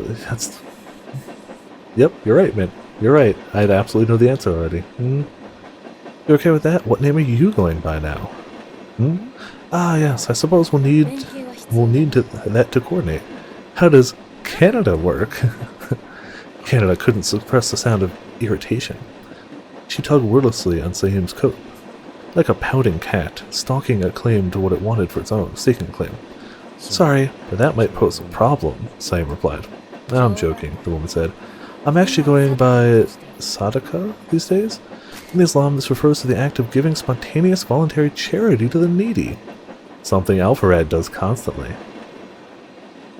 It is distinct from zakat, a form of obligatory almsgiving. Now then, shall we get down to the matter at hand? Sadaka explained how the job would unfold. They waited until the train had traveled for an hour beyond the border before moving again against their objective. All about charity, yeah. Totally. Hopefully they could finish the mission an hour before their arrival in Amman. Canada peered at Saim's face as he and Sadaka spoke. His color was, as always, blue. A shift earlier to an unluckier color, the cloudy whiteness of an unfamiliar stranger, had lasted only for a moment. That's yeah, clearly charity. Our objective is in the freight car, number 3. Sadaka explained. 7 guards apiece are stationed in cars 2 and 4 to either side. It looks like 2 of the guards from car 4 leave to patrol the back end of the train at set intervals. And speak of the devil.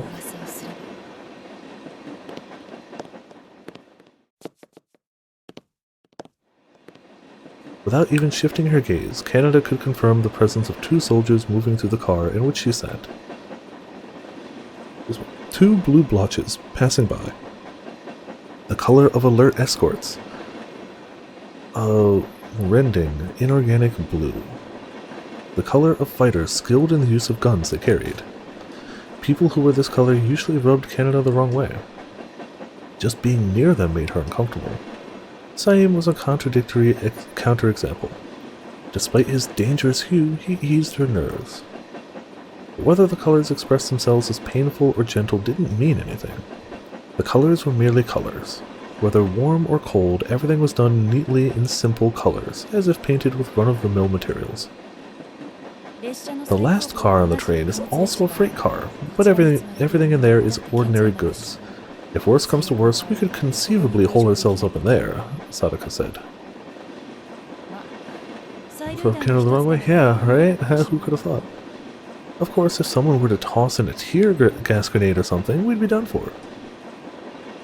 Let's try to stay away from any direct conflict, Saim said. The orders were to avoid both casualties and eyewitnesses. Agreed. We infiltrate the freight car. The enemy won't know we were ever here until the train arrives in Amman, and we're already long gone.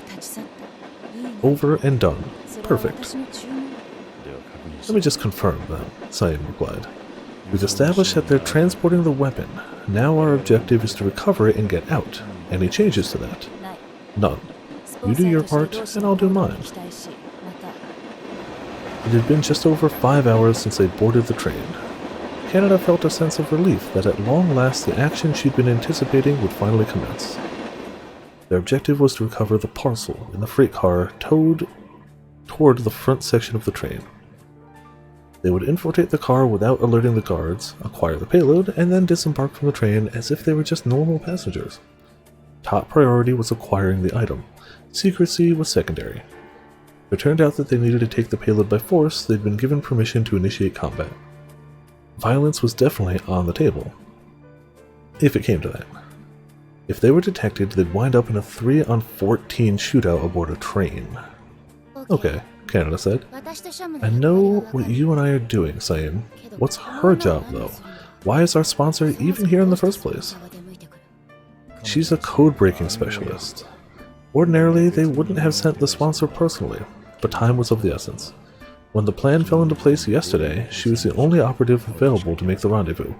Yeah, I guess that is her actual specialty then, not just something she made up when she already knew a password in the game. Kinda weird, though. She's a code-breaking specialist, but we see her do that roughly once ever? Hell, we see Canada do more code-breaking stuff in the anime than Alvarad. I almost thought that was her making it up in the game. Like, oh yeah, I'm a code-breaking specialist. I can crack the code I already know very well. And so they sent a code breaker? Don't be like that. She's an expert at what she does. This will be a good experience for you.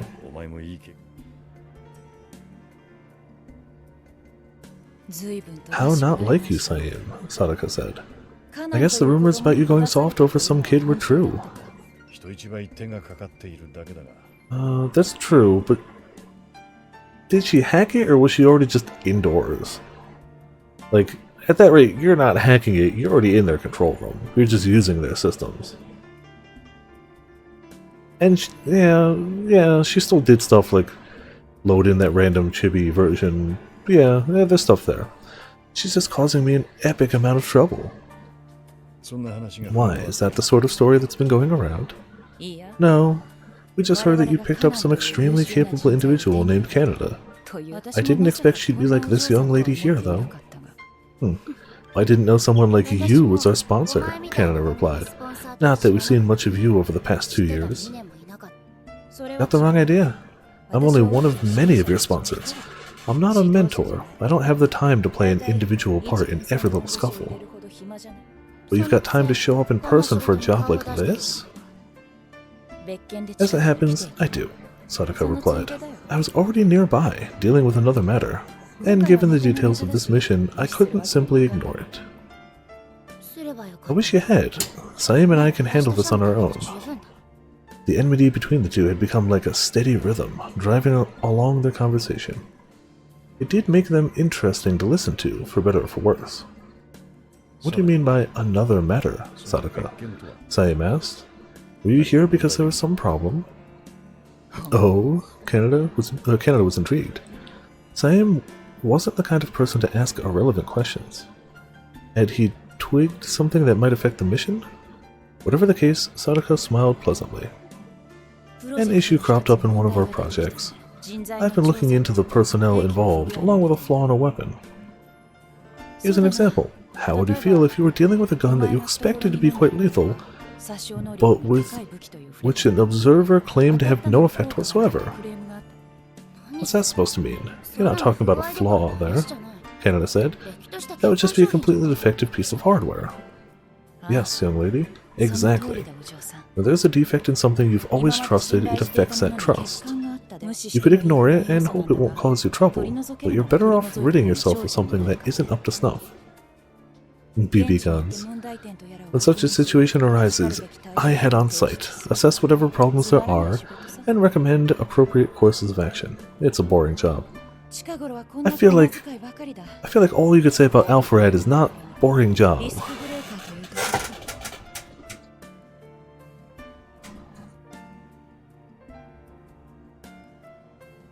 Sorry.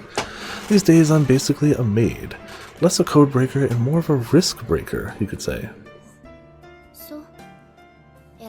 I see. So you act all important, but that doesn't change the fact that you're just running errands.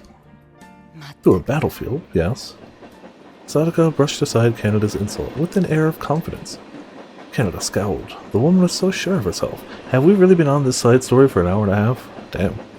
She turned away and gazed out at the scenery outside, and then she realized the snack she'd been gnawing on was gone. Saim, Canada hissed. Take it easy, Canada, Saim said. I know you're under a lot of stress. No, the snack is still clearly there. Saim, Sadako interjected. Do you mind if I interrupt real quick? You already did. So long as you keep it quick. Sure. So I noticed that your partner has been nibbling on something. What is it? Oh, are we going to find out what she's actually eating the whole time? Some kind of new snack? She's been eating it so often, but they never tell us what it is. That's right. Want to try some? She's like, no, mine. Yeah, I gotta know. Without saying anything, Sadako took one of the offered treats. She tore open the paper wrapper on one end, then stuck the contents between her teeth like a cigarette, just as Canada had. Canada watched her resentfully, knowing what she was tasting. A simple, unpretentious sweetness. The purity of concentrated sugar.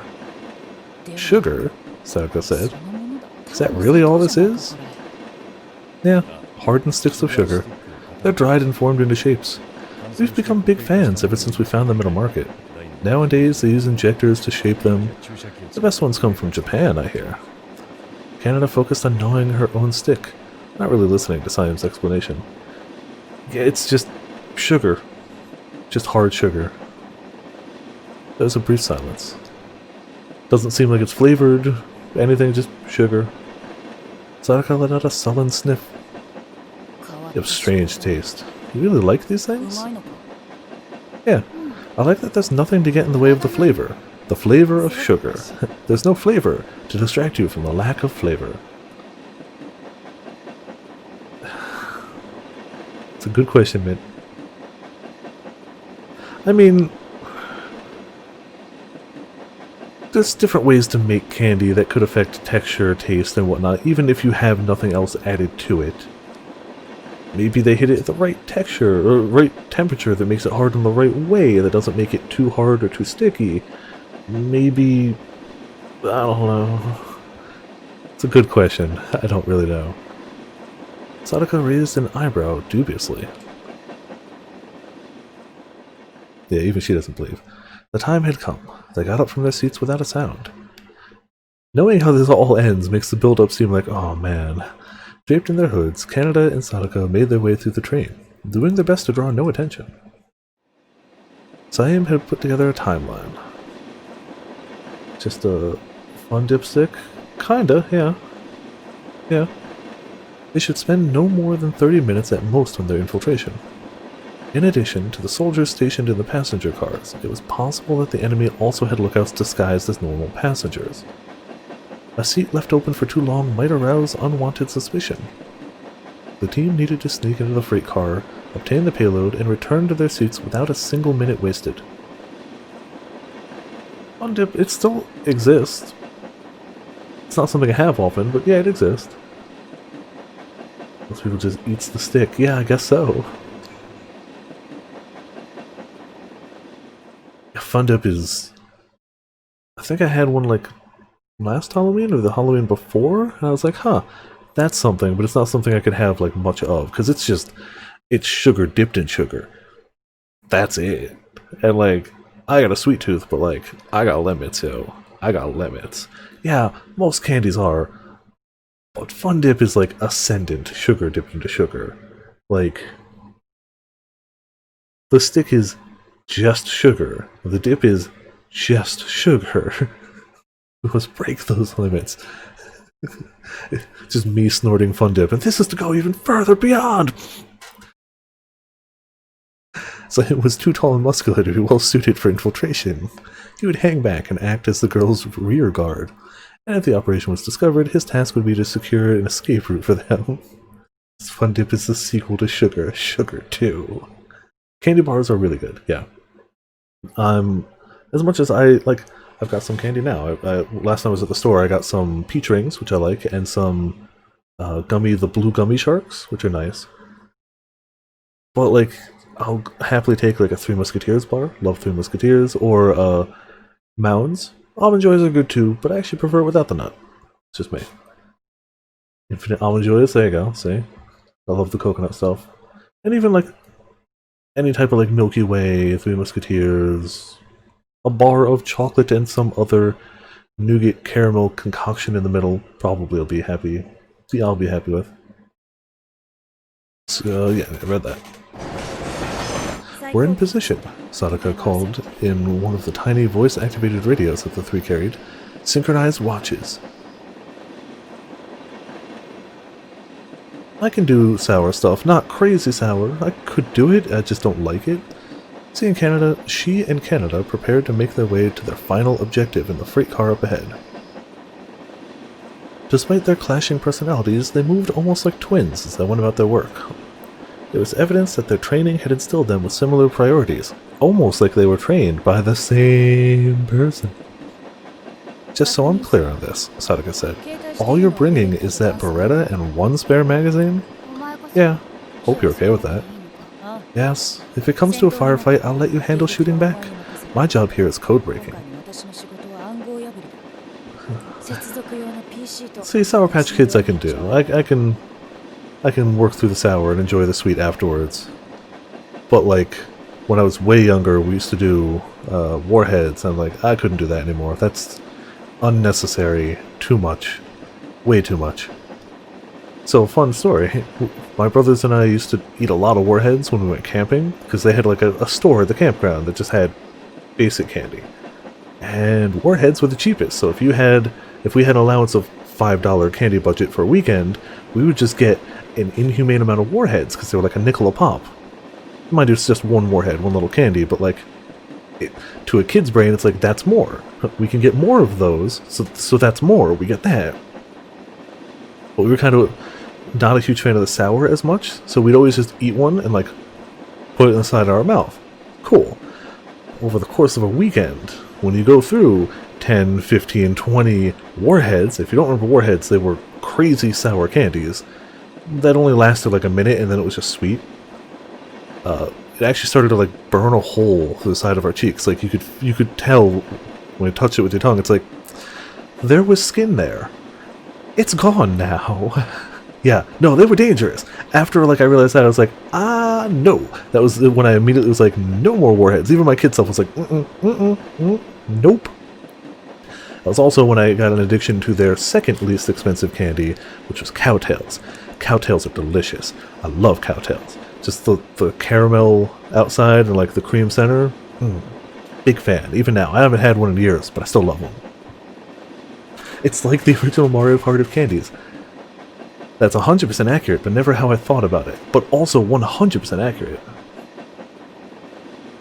Cowtails, you can find other versions of them, which are usually called like caramel chews, which are like, you can find little like printouts of them. It's more like a thin disc of like caramel with cream in the center, but a cowtail is just a long version of that, a long stretched out version of the same thing. They're the same candy, just different shapes. Both are circular, but you can find some that are like individually wrapped in plastic, or you can find some that are like crazy stretched out. Cherry lifesavers? Hard to go wrong with that too, honestly. Oh, that's true. Different countries have very, very different candy, which is such a weird concept.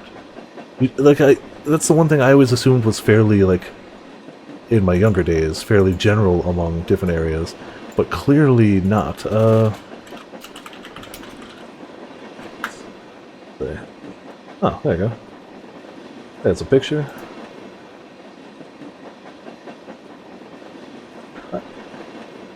Per usual, it's the heckin' Google image search long links. But yeah, it's a simple thing. They apparently come in a ton of different flavors that I didn't know about until just checking this, but I've only ever had the basic caramel. Also, hello Crescent, welcome to the chat. We're playing a serious game where serious things happen and we're talking about candy, because that's how things go. Couldn't stand dressing up for Halloween. Oh, see, I always like dressing up for Halloween. Never liked dressing up, only got stuck sugar candy. That's a shame. Yeah, cherry is always going to be good. Yeah, I always liked dressing up for Halloween before. Now I don't do it as much, but now I have cosplay costumes, so I just pick one of those. They can break from Neo 2 inspired rage. Oh, okay. I'm close to platinuming Neo 2. Getting close. I liked Neo 2 a lot, but there are definitely moments where it's like, that's hard. As long as I have my PC and someone to cover me, I'm good. Both of them were going in with a minimal loadout. As a covert agent in enemy territory, that made Canada uneasy. But then, if a fight did break out here, the mission was already a partial failure. The organization couldn't spare equipment for a team that only needed it if they fouled things up. True, yeah. I never thought of myself as overly good at them, but me and Potions had an easier time than Coco and Peko. So I must have some level of skill above Coco and Peko at Souls-like games, or I was hard carried by Potions. Probably a little bit of both. Little bit of both. Split staff though? Oh, okay, so you got into the DLC stuff. Yeah, split staff is really good. I need to, stuff band we've included. Oh, because you went Ascendant next level. I need to do more split staff stuff, but you don't need to use split staff stuff for the platinum, and I want the platinum, so I have to master all the other weapons, then I can do that. I mean, that's pretty awesome, though. A new game with the split staff. Oh, that's cool! That's cool, I didn't know about that. I only knew they added it in the DLC, I didn't know that you could start it from the beginning, which also means there's split staffs that can drop throughout the leveling process, I assume. Really handy, I like that.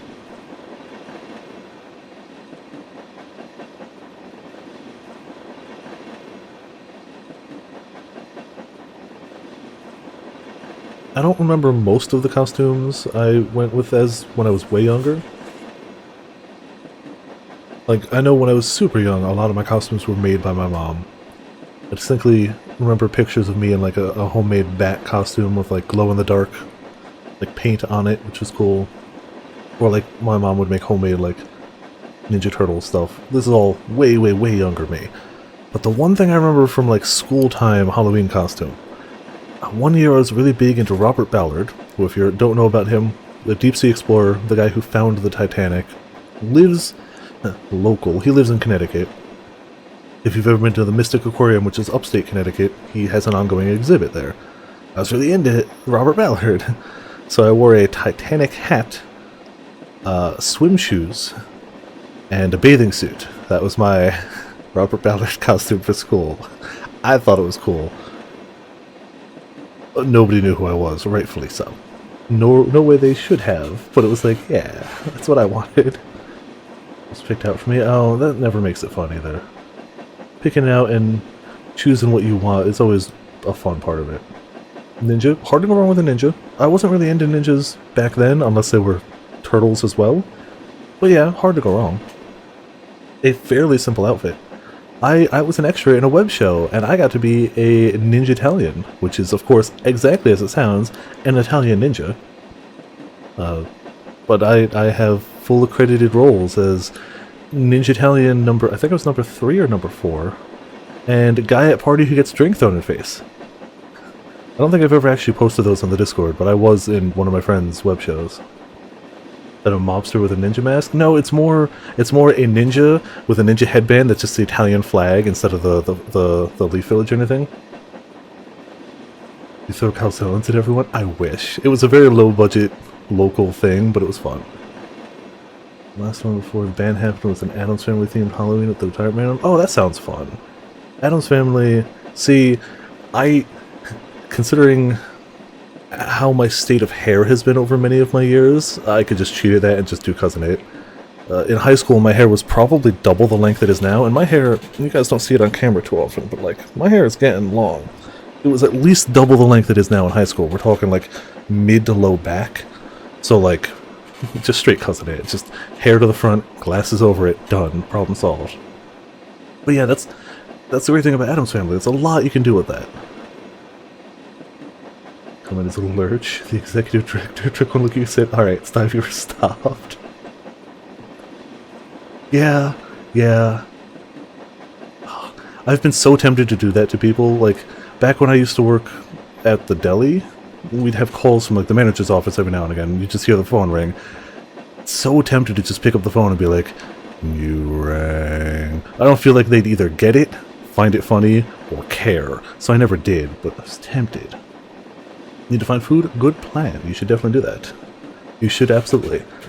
Have you checked the route? The route's fine, as long as you're fine. This isn't going to be desk work. Not my specialty, but an acceptable level of risk. This isn't my first rodeo. What about you? You ready for this? I've ridden my fair share of wild horses. Once I get on, I don't fall off. Okay, you two. Quite the swashbuckling little heroine, aren't you? Let's get this circus started.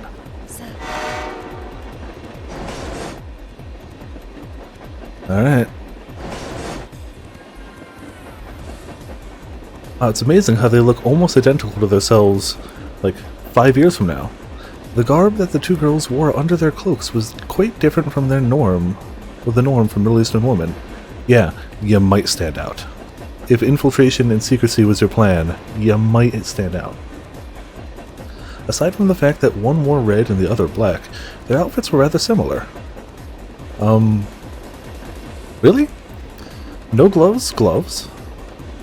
One full piece top, a jacket, and like, whatever you'd call that. Suspenders? No suspenders. Pants held up by belt, pants held up by suspenders. I guess they both have fairly, like, cargo pants-ish? I mean, breastband and a Middle Eastern woman. Blends in well, yeah. And again, this takes place in, right now, they're in 2005? This is a flashback. The game takes place in 2008. This flashback takes place in 2005. Both of them had dressed for maximum freedom of movement. If that were the case, Alpharad wouldn't have the jacket. The jacket doesn't help. The rest of it I get. Yeah, I understand the rest of it. The jacket's not helpful, but that's also easily discarded, I suppose. No problems with the infiltration route. Sadaka reported. We're on the move. with all the casual air of a traveler going for a stroll, and without any hesitation whatsoever, she headed for the outside of the train. I don't know. Suspenders at the very least would mean you don't have to worry about your pants. Like, yeah, you could argue a belt could do the same, but like, with the suspenders, barring them coming unclipped, it's like, okay, it rests up here, which doesn't really hinder arm movement in any way. Yeah, maybe she keeps a computer in the jacket? Maybe. Finish up 14 tomestones, but internet's being bad. Oh, I hate that. I don't know what I want to do in 14. I might start tonight getting a warrior to 14, and maybe tomorrow for like an afternoon stream start some tanking stuff. Maybe. It's just an idea. We'll see. We'll see if I am up to it tomorrow, and if I get it that high tonight to be able to do that. Oh, it's 15, not 14. Not everyone can have a massive belt like Maria. Yeah, exactly. No problems with the infiltration route. We're on the move. The call cut out. From here on, the team would retain radio silence except in cases of emergency. As the girls back up, Sam headed aside on a course of action. He could try making his way through the inside of the train, heading straight towards the sequestered freight car. It would make him obvious, but that would at least draw the guards' attention onto him for a time. He had no intention of trying to get into the freight car itself, of course. His goal would be simply to draw the guards' eyes. He could claim to be on his way to meet a friend. The guards would be sure to intercept him and try to usher him away from the freight car. While that was going on, Canada and Sadaka would hopefully be able to sneak inside. But it seemed that wasn't going to be an option. There were no ordinary passengers in the cars where the guards were posted. If the thing they were protecting was what Saim thought it was, probably the Ua virus, these guards would be good. Any unusual action he took would provoke them and only heighten their alertness. He didn't want to do anything to complicate things for the girls. Yeah, we know it's a weapon that people want that is a small and handheld form. It's definitely like a vial of the Ua virus, right? He decided that his best course of action was just to stay ready in case things went bottoms up. He checked the gun he'd hidden at his feet. Then he pictured in his mind the guards in the nearest compartment, their builds, their gear, their position. Veteran fighter though he was, he could think of no good way to make up for the sheer difference in numbers. If a fight did break out, it would still be 1 against 7. To break through an enemy position held by soldiers who knew what they were doing, he'd have to completely abandon his own better judgment. Yeah, might as well wait there. I'm not, like, clearly that's how this ends, but I'm not seeing what happens between where we are and that ends that way. Those who are willing to rise above themselves can overcome any stroke of luck. He was reminded of a story he'd been told as a student, a fable involving a board game. Life was represented by the board. There was a clear, defined endpoint. One proceeded towards that end, but dire pitfalls had been set up on the way to the goal. Like some sort of chute. Maybe there were ladders involved too. It was a valuable lesson. One shouldn't have a goal in life. Or rather, one shouldn't think of the end as the goal. The proper way to live one's life was to realize it was already over. One must focus on the moment. This game of striving for the goal, for the end, that was just a way of rushing headlong towards one's death. The priorities were backwards. One shouldn't have a goal in life. One shouldn't seek meaning in oneself. To seek reward, to seek proof that you'd lived by achieving some hypothetical endpoint, that was a fool's game. Saim's ability to live without hunting for such proofs was one of the very few things in which he prided himself as a mercenary.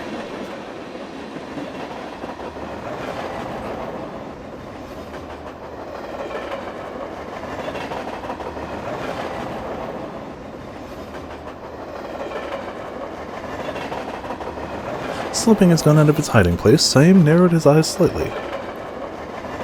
Until now, he had been a lone soldier, put to use however his employers deemed necessary. He held no tenets, no opinions. He acknowledged that he was an instrument of war. He acknowledged that this was an age where such instruments were necessary. How many battlefields had he passed through? He could see no value in trying to sum up such experience with some complex, ever-shifting philosophy. There were those who would wage war, and those who would try to end it. Excuse me. And tools were necessary for both of those ends. That was all the justification a soldier required. Warriors fought and then they died. There was no room for anything resembling a normal life. That's who they were. Demons, not men. To Saim, to this mercenary, this was a simple fact. His watch showed that 6 minutes had passed. Sorry, phone... Okay, cool. 24 minutes to go. By then, they would all know if they had failed or succeeded. It was too long, and yet too short. A gulf of time for him to fill with his own rusting memories. Are we going to flashback for him too? Ah, there's so many flashbacks. He had been born into an age of... I didn't realize this was going to be the whole stream as the one Canada story. I was like, oh, this will be a little peek into Canada. Nope. This is a peek into Canada. The backstory of Canada. The backstory of the backstory of Canada. The backstory of the person who helped Canada have a backstory to have a backstory in the first Canada place. Okay. 1948, the First Arab-Israeli War, which started with the declaration of the establishment of the State of Israel. In response to the Israeli Declaration of Independence in 1948, the 5 nations of Lebanon, Syria, Transjordan, Iraq, and Egypt, later joined by Saudi Arabia, Yemen, and Morocco, declared war and marched on Palestine. Armistice agreements were signed in 1949, with the ultimately triumphant Israeli taking control of most of Palestine. For sure, I keep seeing it say save in the bottom corner, so we can't access the time chart, but it should be saving. Over 800,000 displaced Arab refugees. A conflict between those who had formed their own nation at the end of their wandering, and those who would now never be able to return to those lands. If this goes on for the full 4 hours, I'll be shocked. In 1956, the tripartite aggression over the Suez Canal. In 1956, Egyptian President Gamal Abdel Nasser declared the nationalization of the Suez Canal. Opposing this move, the United Kingdom and France backed Israel in an invasion of the Sinai Peninsula, leading to a violent conflict with Egypt. In 1957, the United States and the Soviet Union intervened, arranging a ceasefire. That's true. Who knows? Who knows? Any attempts at negotiation or diplomacy were ineffective. The Middle Eastern hegemony shifted into the hands of 2 nations, further deepening the turmoil. And then, 1964. The Palestinian Liberation Organization was formed to retake its founder's rightful homeland, his homeland. An umbrella organization with the goal of the liberation of Palestine from Israeli control, abbreviated PLO, after Yasser Arafat, founder of the PLO's dominating faction, Fatah became chairman. The organization took on the de facto role of the Palestinian government in exile. The Oslo Accords of 1993 saw governance centralized into the interim Palestinian National Authority. Following the death of Arafat in 2004, which is 1 year ago in the time the game is taking place right now, where the flashback is taking place right now, Mohammed Abbas assumed position of chairman of the PLO, as well as president of the Palestinian National Authority. The peace process still ongoing. I didn't realize this was going to be a huge history lesson. 4 years prior, he'd been born into a region west of the Jordan River. I assume most of this is at least slightly factual.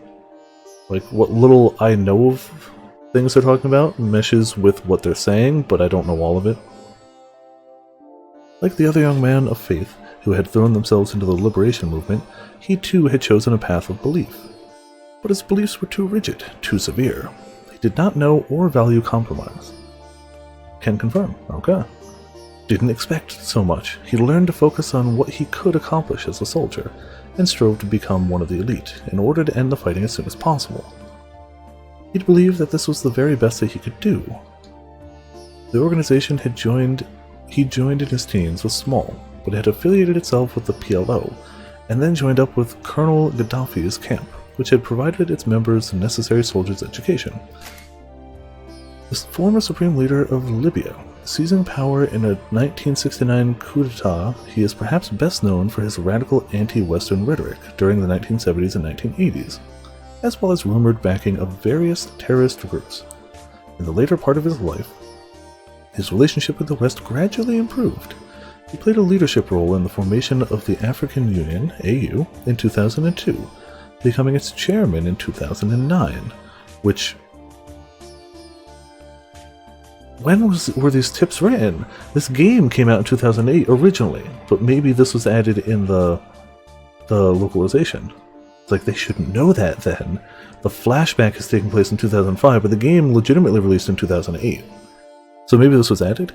Gaddafi was disposed and killed in 2011 by rebel forces. It's gotta be from the localization. By rebel forces in the Libyan civil war. Infighting, however, gradually reduced the organization's numbers. He'd used the 82 Lebanon War, holy history, Batman, as his opportunity to temporarily distance himself from the PLO, and had thrown himself instead into the fighting in Afghanistan. In 1982 war in which Israeli forces invaded the neighboring country of Lebanon to retaliate against PLO forces present there. PLO leadership moved to Tunisia, and a multinational force was installed in Lebanon, with the United States providing its core constituents. Wow. Japanese too? Oh, that's fair. I hadn't really thought about that, but that makes a good point too. And, yeah, clearly psychic. Also accurate. That was when he'd acquired the name Siam.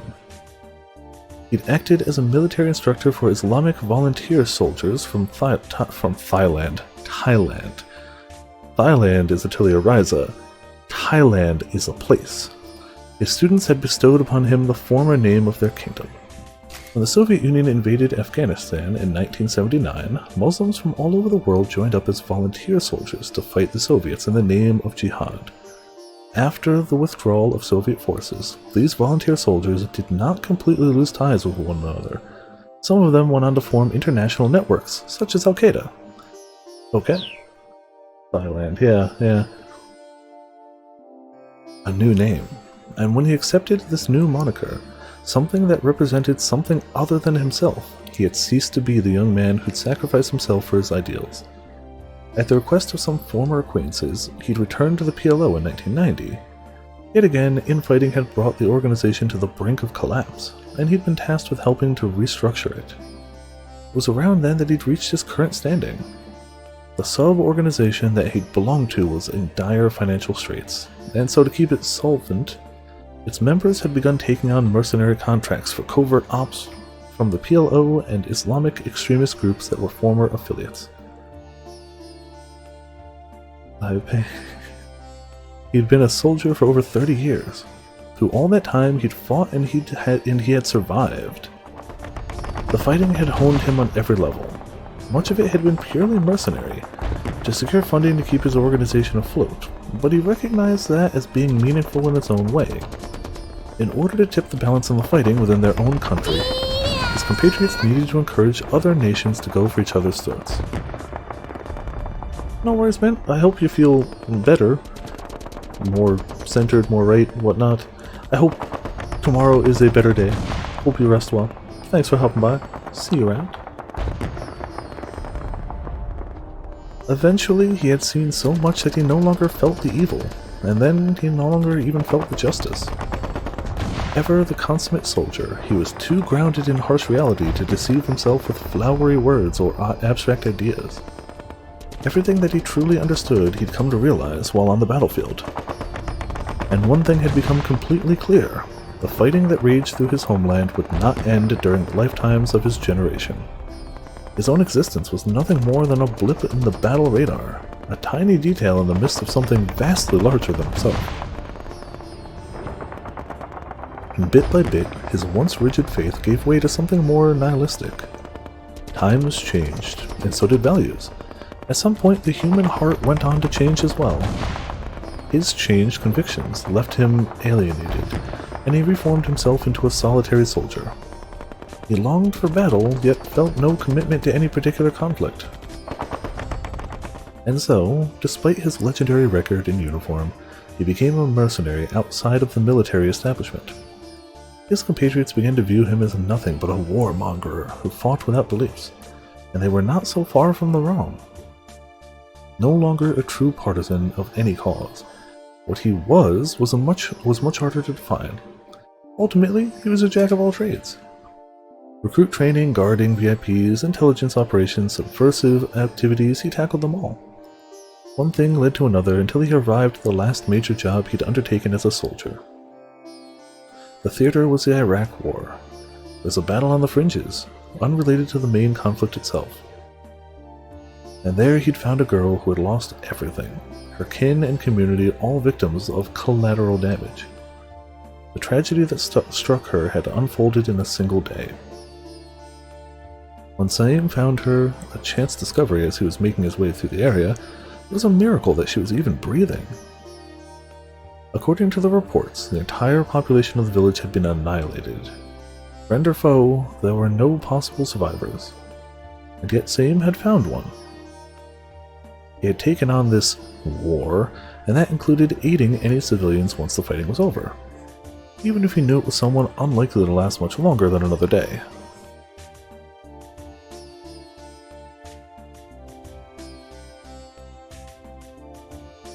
And yet, in defiance of his expectations, the girl clung desperately to life. She pulled herself back from the brink of death, pieced her broken psyche back together, and declared that she wanted to live. Easier said than done. This child had no relatives, and all records of her family had been wiped out. In order for her to live, she would need to be reborn as a soldier. Yeah, see, it says save, so it's definitely saving. There probably isn't anyone— oh, Mint was the one who asked and Mint went, but still, it is saving. Probably isn't anyone around with the patience to train a complete novice. I wasn't qualified, but I wound up sticking with you. Perhaps because something fascinated him about this new responsibility.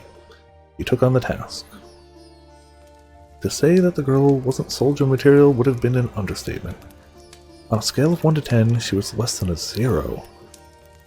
Her personality was an issue.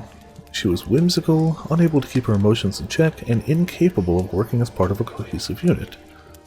Her general knowledge and awareness of local customs were also sadly lacking. She could read and write, but there was something fundamentally broken about how she processed information. Very rude. She called the sun blue. The sun had murderous intent? Sunburns are the sun going, fuck you, fuck you, fuck you, fuck you, fuck you. The sun does it intentionally. That's true, it does. But now we know it does it intentionally. There's a difference between he's capable of killing people and actively intends on doing it. The sun has intention. I'm not saying there's no ways the sun kills people. I'm saying that from what this is saying, according to Canada, it means to do it. At first, Saim figured that she'd simply been taught the word blue to refer to what most people acknowledge as yellow. It wasn't long before he was disabused of this notion. The girl wasn't wrong. Everyone else was. The things she said weren't untrue from her perspective. To her, the sun did look blue. She was still able to distinguish the color yellow from the color blue, the same as anyone else, but she had a very peculiar condition, very rare, but known to humankind for centuries. Synesthesia? I always pronounce it wrong. Sun is only here to hurt us. For when it gets to become a red giant and envelop the earth? Yes, clearly. She was just like us, except in how she perceived the world. Words would come to her as shapes, sounds as smells, moods as colors. It had isolated her within her own village and thereby saved her life. That isolation was also why she had no initial aptitude for soldiering. She struggled to work within an organization, as those around her struggled to understand how she operated in a group environment. Saim had no doubt that she was the only soldier he'd ever trained who could make eye contact with another person and instantly understand where they fell short, and what she could do to make up for it. Ooh, I can see you as a color, and your color sucks. Look you in the eyes. You're bad at reading people's names. Just get called out. Running her in a standard squad was almost impossibly difficult. Saim soon found that he often needed to give his new novice his undivided attention. She just stares straight into my eyes and just goes, Urion J. I'm just like, damn it, she's right. You still afraid of guns? In terms of traditional reactions and physical skills, there was nothing more that he could teach her. She'd mastered shooting and all the fundamentals of his standard physical training. And yet she was still an astoundingly timid girl. She looks like she's like 6 here. We know she's not. There's only a 2-year difference between this Canada and the Canada on the train. That's 2 years. She looks like she's 6 though. But again, 2-year actual difference. This is 2003. So like, that's a growth spurt.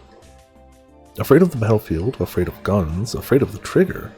She even seemed afraid of loading a magazine. Every day, Siam found himself thinking she wasn't cut out for this.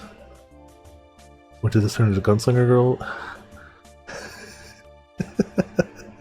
Clearly, it always was. I never actually watched that show, but I've heard of it. Every day she threw herself back into the training, facing all the things she feared. Revenge, he began to suspect. No doubt she wanted the ability to fight so that she could strike back at the nameless bunch who had taken her village and her family away from her. She wants to be like me, Siam thought. She wanted to kill. No, she wanted the strength to be able to kill, and then immediately to put that killing behind her. Was kind of depressing? Okay, good to know. That's an in-context damn it, yeah. You don't have to be afraid of guns, you know. You fear death because you've known safety. Leave the fear behind. You need to conquer your past, but you also can't forget that safety does exist in this world. She was still a respectable human being, not a soldier. He and she were cut from different cloth. Realizing that made him wonder if there was anything he could truly teach her. Sharpshooting is all about fundamentals, he said. Fire only at targets within range. Fire from cover. Fire first. That's it. Easy to remember, but hard to pull off. Make it your own. Oh, and one other thing. If you do get into a gunfight, make sure the other guy never gets back up again. Make sure to win. She wanted it, that much was clear. And while she might never make much of a rank-and-file soldier, there were better things for her to do than learn regulations and squad tactics. She could survive best on her own. Away from the conventional battlefield, she began to achieve startling results on extreme solo missions. Don't pull a Yakuza. Ooh. The more skilled her opponents, the more she rose to the challenge. She was a natural-born duelist. No, that wasn't quite right. We're gone after the fight. Oh, it's not just Yakuza that does that, but boy does Yakuza love to do that too. Like, yeah, they're defeated. We're gonna walk away now. It's like, don't do that. That happens in all media, movies, TV shows, games. Yes, we've beaten the bad guy. They are dead on the ground, with their weapons still in their hands right next to them. I am going to walk away from them, turn my back to them, and pay no attention. Like, no. Why not kick the gun away or something?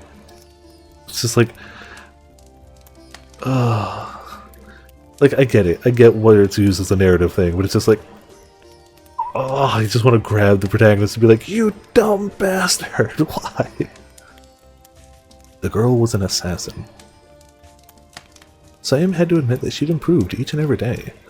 The almost daily change of pace was good for him too, as a teacher. The only problem was the source of her motivation. You're still thinking about revenge, aren't you? She fell into her typical sullen silence, a scolded child, unwilling to tell a lie. Inwardly, Siam acknowledged his misstep in judgment. She might have the makings of the perfect assassin, but the assassin's life would never be a good fit for her. Good, he said. Hold on to your vengeance. Repay the insult to your people, but don't stop there. You're capable of much, much more. Don't become a machine, stuck repeating the same motions. Take the easy way out. Give yourself over to hatred, and you'll die instantly. Don't fall to the dark side. Maybe there were no more physical skills to teach her. If you fall to the dark side, you become a vampire. That's what I learned about red mages today. The dark side of red magic is vampirism. 14 is a weird game. The dark side of red mages is vampirism, and dragons are aliens. 14 is a weird game. But it still needs to give this girl the mental training a warrior required to survive. Remember this, Canada. Hatred for its own sake is meaningless. If your hatred isn't tempered by a sense of duty, you'll be lost. I didn't make that up. I mean, they're not literally vampires, but like, have you gone through the Red Mage storyline? Mind you, I'm only passively paying attention to it. But literally, the enemy Red Mage you face taps into his deeper power, where he gains access to heightened abilities. He has to sustain himself on the life force of others to survive, and his hair changes to an emo color. Like, that's the dark side of red magic. I'm not making that up. Evil ghost that only dancers can drive out? See, I leveled a dancer, but like I didn't fully pay attention to it. Dance it. Oh wait, no, I do remember that. I do remember that bit. Yeah, and after we beat up that villain, the main red mage teacher tries to like push me and the other initiate chick to like our limits, and when she's pushed to her limits, she blacks out, doesn't remember what's happening, her hair turns from blonde to red, and she starts trying to take our life force. The dark side, so it's not even like it only happens to the bad guys, it's just the desperate dark side of red magic is a vampire. I'm not making this up. That's real. Yes, there's probably more nuance to it than that. Yes, I'd probably have more details if I actually read anything that happened in any of the class quests ever. But it's true. Another mercenary contract. Yeah, that seems like this. Hair turns red. Mm-hmm. Yup. His heart bore scars that would never heal. Dark powers. Yeah. Mm-hmm. Directly attacks soul. Yeah, they gain the ability to, like, give you a cut and then drain your life essence out from that cut. Like, literally, if they can make you bleed, they can drain your life away. Like, they're vampires. They're vampires. They're magic vampires, but they're vampires. His heart bore scars that would never heal. Revenge was a prize without reward, claiming it could break you if your heart was made of anything less than steel. And so he told her to harden her heart into something that could not be broken. Social distance vampires? Correct, yeah, they can do it from range as long as they inflict damage. He only hoped it was enough. Even steel wore away over time, bit by bit. Like, that even plays into the mechanics during that fight in the, like, solo duty, that's like the level 60 Red Mage quest. He'll hit you with a big bleedy attack, and you have to heal yourself up to full before he channels his soul drain. I never let him finish it. I assume it would kill you, but I never let him finish it. But you have to heal yourself to full before that happens, otherwise he just takes your life essence away. A year had passed since then. A year that felt like a day. Wow, so it's 2020, okay. Now one thing in particular rose in his mind. Before this job, for perhaps the first time ever, Canada had asked him for something. She wanted a tattoo just like his. He'd had no choice but to agree. There had still been one day to go before the job, so they'd gotten it done on location. Before board. Okay, so her arm is still hurt from the tattoo. I think Ramen called that earlier and was right. The opposite of 2020? See, I feel like time has flown by, personally. Mind you, like, it's been 5.5 months since the last day I worked. It does not feel like it's been 5.5 months. It feels like it's been like a month and a half. It doesn't feel like it's almost half a year since the last day I worked. It's insane how time is just blurred. I still say the only thing keeping me knowing what day of the week it is streaming. That's it. Now the tattoo, a snake, represented bad luck and loneliness to the locals. She didn't care. She saw in it a kindred spirit, a creature driven by the same nothingness that fueled herself and Saim. The timid girl and the black snake. If he gave himself over to sentiment, he might have said that the black snake looked somewhat uncomfortable there, coiled on this arm of this girl bent on survival. 2020 is a day that felt like a year. Yeah, it depends on perspective. It feels like a year. That's fair, that's fair. Ah, so that's how they're sneaking in, I guess. It is interesting that most of this stuff, art-wise, wasn't in the anime. We're not talking tons of new screens, but most of this stuff we didn't see in the anime. Canada and Sadako slithered silently along the underside of the train, suspended just above the ties hurtling past beneath them.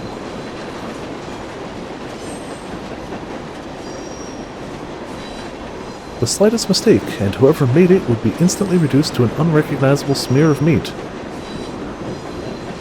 Yes, this... Oh, what you see now is post-game stuff that leads into the anime. The game itself, the core game, all live action. But it has a sequel anime, and this is build up to that. We already watched the anime. The anime is not bad, but it is very different from the game. It's closer in tone to this, which is different from the game. Rio wish he had the color... Yeah, that was different too.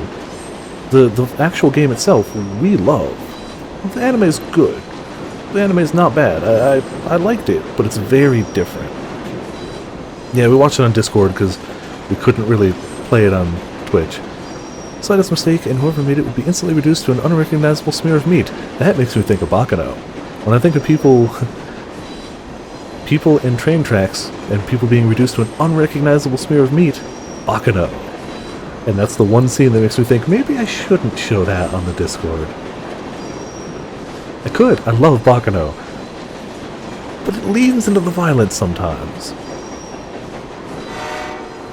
Yeah, Bakano is great. But if you're squeamish about blood, there's definitely way worse shows out there, but it's definitely on the more violent side. Yes, there's worse, but like I would definitely, it's enough that I would definitely be like, you should know. If you don't like violence and blood, it happens. One of my friends, the first year I went to a con ever, one of my friends went as Rail Tracer, and they just had the outfit, the white suit, you know, the hair, and they literally just took a thing of red paint and just dumped it over themselves, let it dry, and walked around the con. That was their Rail Tracer outfit, and it's like, that's amazing. That's amazing. I don't think I have any pictures of that, and I'm pretty sure the person who it was wouldn't want me to share those pictures, so I wouldn't if I did, but it was still a great concept. Hey, Sadako hissed. Pick up the pace. She was taking point. Canada silently complied.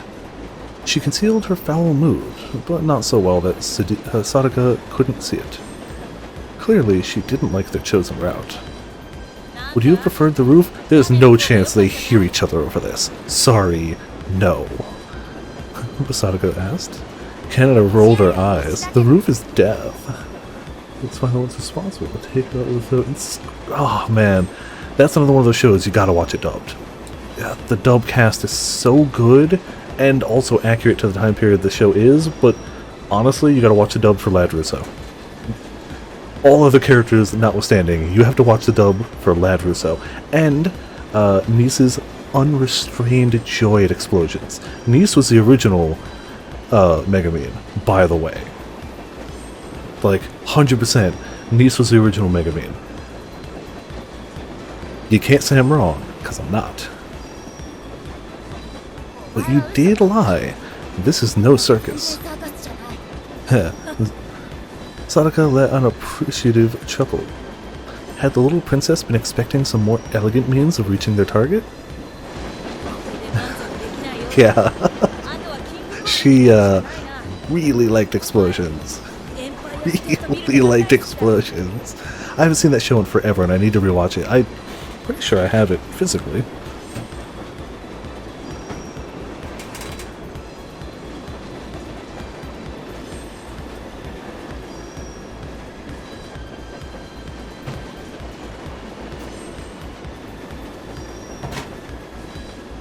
I know I have a physical copy, but I think it's just in my DVD binder. I don't think I have it in its case right now. But I need to watch it. It's a great show.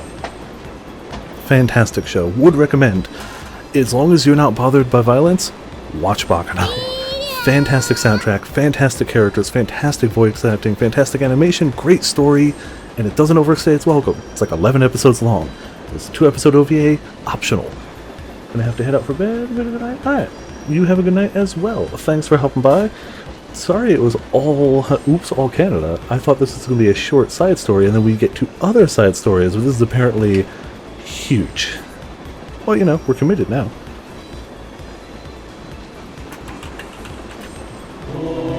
I don't know why it didn't work, but there you go. Also, I needed a drink. All this reading, I need to actually stay hydrated.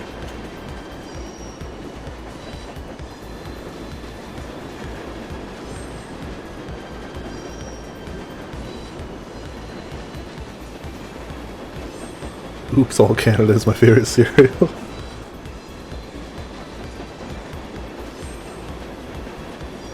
There we go. Not allowed to use Canada? Apparently not, yeah. I don't know what you're talking about, Canada said, but you're making fun of me, aren't you?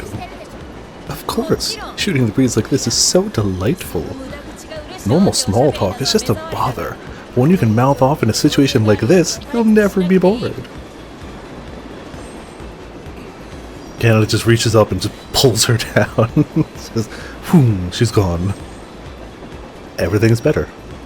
Sayun lives, the events of 428 never happen, everybody's happy, nobody gets kidnapped, no Ua virus, no village full of people infected with the Ua virus. That also means no Meat Bun Girl. Well, it means Meat Bun Girl gets to live a normal, happy life. Yeah, no, everything is made better. That would absolutely solve every problem introduced in this game. All of it. If she did that right here. You don't know that. Maybe they would have met under... No, you're right. That's true. But like... And yeah, that's sad, but like think of all the positives that would happen. Think of how many people wouldn't be stabbed. Think of how many people wouldn't be shot. Think of how many people wouldn't be infected with the Ua virus. Yeah, Taxi Man wouldn't have met me, no. That's true. That's true. Yeah. That's a good point, too. There's pros and cons. So some good things that happened wouldn't happen, but pretty much every bad thing that happened also wouldn't happen. Canada furrowed her brow. She might not ever find it in herself to like Sadaka, but it did seem that they shared a very quirky sense of humor. The doors of the freight car were shut with combination locks. It seemed like an outdated technology for protecting the classified material the car was carrying. Evidently, the enemy had been forced to make use of what they had available. Sadaka quickly punched in a numerical sequence and the lock opened. She had acquired the code sequence before arriving on the train. How? Due diligence for a codebreaker. I guess it's the codebreaker, she does that. If you just always know the answer to it before you get there, you're not breaking a code, you just know the answer. Because you either set it up yourself, or, like, tortured people who had the answer. That's not a code breaker. What? That's their security? Sadako said as they stepped into the car. I was expecting a crowd inside. Either they're really confident, or complete idiots. The break-in had been disappointingly easy.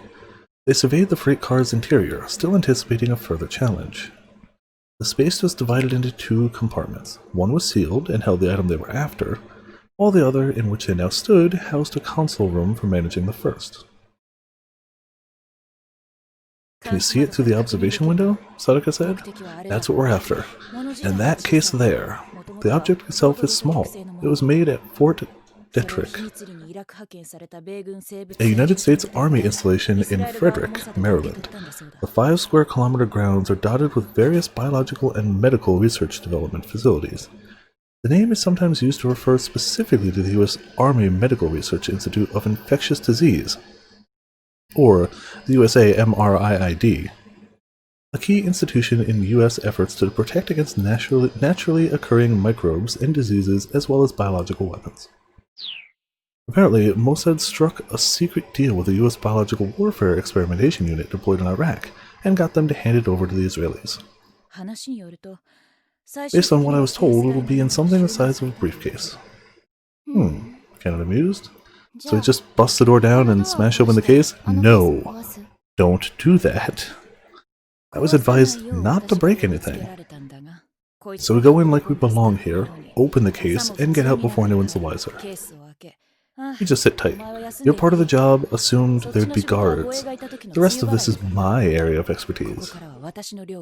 You can work that console? I brought my own. But what a mess. Sadaka scowled at the slapdash array of electronics. Talk about a headache. Look at all these exposed cables. Is this someone's idea of a joke? I was looking forward to a challenge, but this is a low-budget internet cafe level. Ooh. Sadaka grumbled as she hooked up her laptop. The security here was laughable, even considering how much of a rush the enemy had been in to arrange this weapon transfer. It looked like she'd need to do little more than input the password that Sheik had given her into the terminal. It's like they're not worried about counterintelligence at all. Are the Israelis seriously this lax? You know, Israeli IT engineers are supposed to be better than this. How could this level of idiot strike a deal with the US military? Or are both sides this dim-witted? Come now, Canada murmured. You like the Pentium M, don't you? A CPU released by the Intel Corporation, originally developed in Israel. Its design focused on power conservation for use on laptop computers. Its compact size and brand appeal making it popular in many countries, including Japan. Right? The trap, isn't it? I mean, nothing could ever be, no. How could I not? Israeli engineers are the coolest. Canada frowned. She might be loath to admit it, but their opinions really were very similar. True. Canada likes to... Not Canada, sorry. Alfred likes to plan things and scheme. She absolutely could have set this up. I don't know. The PC booted up. She's been tacking away for like 2 minutes, and the PC starts up? This really is 2005, isn't it? It really is. Sadaka logged into the terminal and entered the password. She worked with a skill and alacrity that would have made any codebreaker proud. By the time you get to the hacking stage, the job is practically over, she said. The days of having to decrypt things on site are largely in the past. Quite frankly, there's no better way to break through security than social hacking. Social hacking? Canada asked. What's that? That's when you make a post on Facebook that's like, your spirit animal is the street you grew up on and your mother's maiden name. Share your answers below. It's sort of like detective work. Getting information in ways other than relying on computer know-how and programming techniques. Nobody knows more about the security of a site than the people responsible for it. So you negotiate with them, run surveillance on them, even root through their trash, Sadaka explained. There are only 3 people involved with security on this job, so it was a breeze. Normally, for something with this level of security, I'd need keys from 10 or more people, and hey, let me have one of those sugar things. I need something to put in my mouth.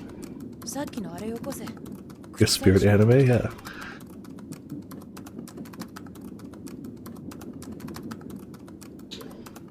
I'm glad that wasn't a one-line thing, otherwise I'd have to screen cap it. It's like, Alfred, I need something to put in my mouth. Canada frowned, but handed her a sugar stick.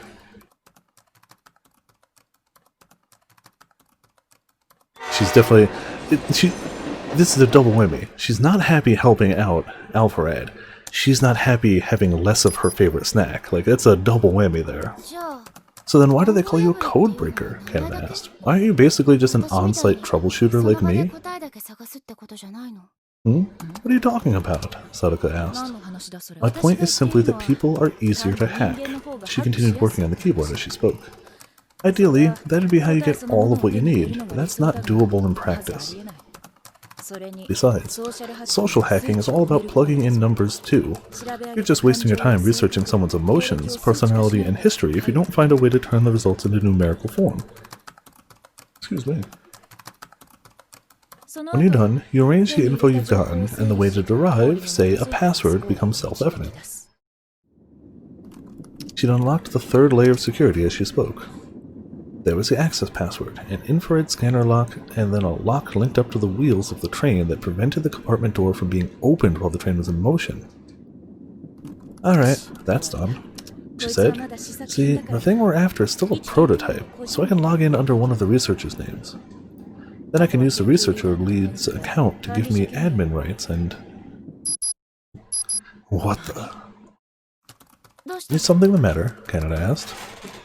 They've changed the passcode. I tried the 3 highest priority ones I had, but none of them worked.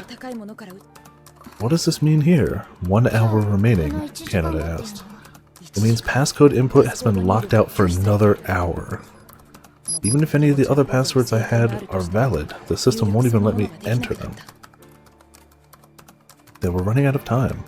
Already 15 minutes had passed since they'd begun to operation. Allowing for 5 minutes to get back to Saim's car, they only had 10 or so minutes left to work. They up and changed the codes before loading. Damn it! I should have known they'd mess up their update schedule along with everything else. Classic. Is there anything else we can try? Maybe, Sadaka said. Since we can't get access with the passcode, we could try sending the unlock sequence directly to the lock itself. No, that's impossible. The sequence itself is encrypted and stored in a program, so there's no way for us to get it. Canada murmured. Can you open the program itself? I can, but there wouldn't be any point. Humor me. I'm curious. Switch places with me real quick. Oh, are you about to out-hack Canada? Don't you get it? You can't get the sequence from the string of numbers in there. Well, we could if we had the time, but that'd be days of work and... That's not how that works. That's not how that works. The concept of her seeing emotions as colors, I kinda get. Like those, the more subtle cues of somebody's emotions that we pick up subconsciously, she sees visually. So that seems like a superpower. I get that aspect. I don't get the she can see them from like miles away through walls and stuff like that. That's anime magic. But the core concept might track. I don't know if that's a true thing for synesthesia, but it sounds feasible. Looking at a bank of code and being like, these are the right numbers, that's not how that works. That's magic. You're just talking magic now. 189A C455 5893 E5AE 888 312B C367 AB29. Give that a try. The hell?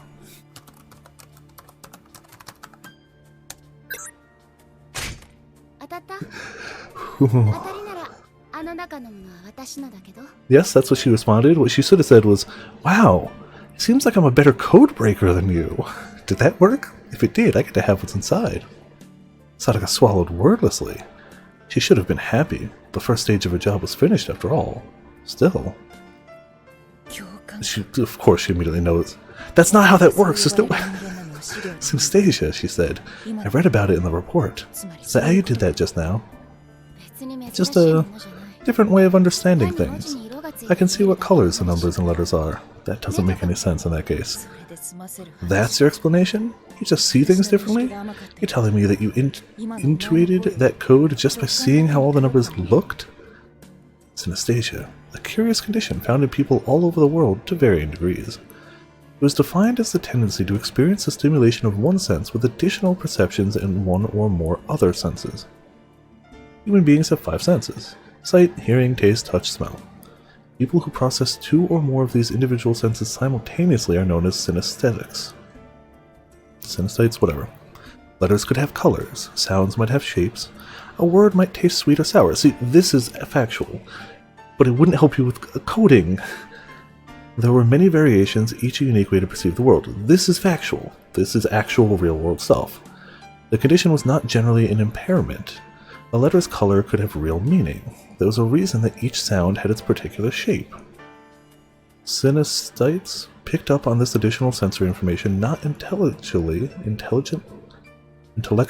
but intuitively. It went beyond vision and hearing, simply working as a combined sense. It created a new form of perception in its own right. The senses themselves didn't literally fuse into one, of course.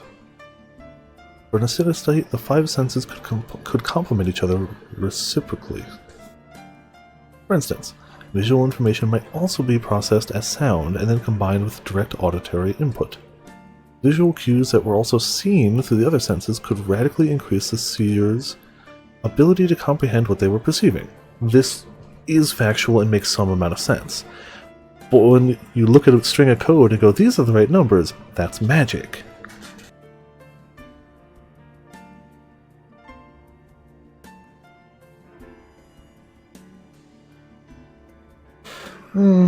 don't get me wrong, there are for sure some people out there who would mix this up with Sixth Sense, but it's a separate thing, because it's a consistent thing. From what I've heard, I don't have it. That would be cool if I did, interesting at least if I did. I don't. But from what I've heard from people who actually have it, it's more of a consistent thing, like maybe the sound of classical music tastes like pasta. It's a weird example, just throwing it out, but like it would be consistently that. It wouldn't be like, oh, I hear music and I taste something or smell something random. It always had a direct link of like, oh, maybe country music tastes like cheeseburgers. Again, I don't remember exact examples, I'm making up the examples, but it's a specific thing. Maybe I'm wrong though, I don't know. Like, I get the concept of it overlapping senses and experiencing it as both simultaneously, but like, for sure, not that I've heard many accounts of real world examples, but all the accounts I've heard, usually AMAs on Reddit, and take anything you see on the internet in general as, you know, grain of salt, but always portrayed things as very consistent within itself. Like, if... I can't think of other examples off the top of my head. What would brute justice taste like? Justice, obviously. What else would it taste like? A typical image on a page serves as a good example. The ordinary person perceives such an image solely through the sense of sight. A single input, a single level of perception. A synesthete, however, might perceive the same image with one or more additional senses as well. Information obtained this way is analyzed by the brain, the secondary perceptions complementing and deepening the information provided by the primary senses. The human brain, however, cannot fully grasp such perceptions on a logical level. In the end, the beneficiary of such experiences simply knows what has been perceived without knowing the reason why. It is akin to the experience of a newborn child. The child has not yet learned language, and so it struggles to grasp its mother's intent when she speaks.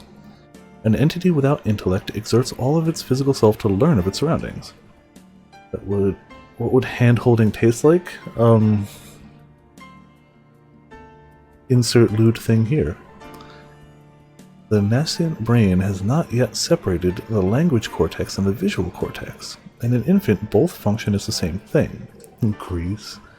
Once these features do become separate, knowledge, as we know it, first comes into play. The organization of knowledge in different regions of the cerebral cortex efficiently reduce certain burdens on the brain, but at the cost of reducing sensory acuity. Seeing the big picture, understanding the details simply by feeling, not following an ordered thought process, but arriving at its conclusion in a single step. Such possibilities might include picking out the meaning of a sequence of digits that appear meaningless at first glance. For one who did not know intellectually what part of a tree was the leaves and what part was the trunk, it would still be possible to tell them apart based on their different colors, their different shapes. The simplification of things, the condensation of stories. Instinctually understanding solutions without having to follow some process of divination or derivation. This was how a synesthete like Kanan perceived the world. So even if you don't know what some code or message is trying to express, the colors or shapes will let you interpret it anyway, Sadaka asked. Well, I still think it's a stretch. You could make the argument that if you look at a bunch of code on a page, and certain things are clearly out of place, somebody with this condition might be able to pick out on those. Maybe. I still think they're talking the realm of magic. 100%. Magic based on a basis of truth, but hey, it's like how when you look at a whole sentence, you can sort of tell which parts are important and which parts aren't. If the text as a whole contains some story, the programmer's intent was there in the cipher. She could pick up on those colors and flavors, feel the touch of that meaning on her skin. Because of her very nature, Canada could look at a sequence of unknown information and immediately sense which parts were important. She had learned to accept that she couldn't understand why. I've only been able to do this since about 2 years ago, though. That's also weird. From what I've heard... Oh... I thought it was something you were born with, but theoretically it could definitely be something that could happen from, like, trauma? Or also, like, brain damage, I imagine?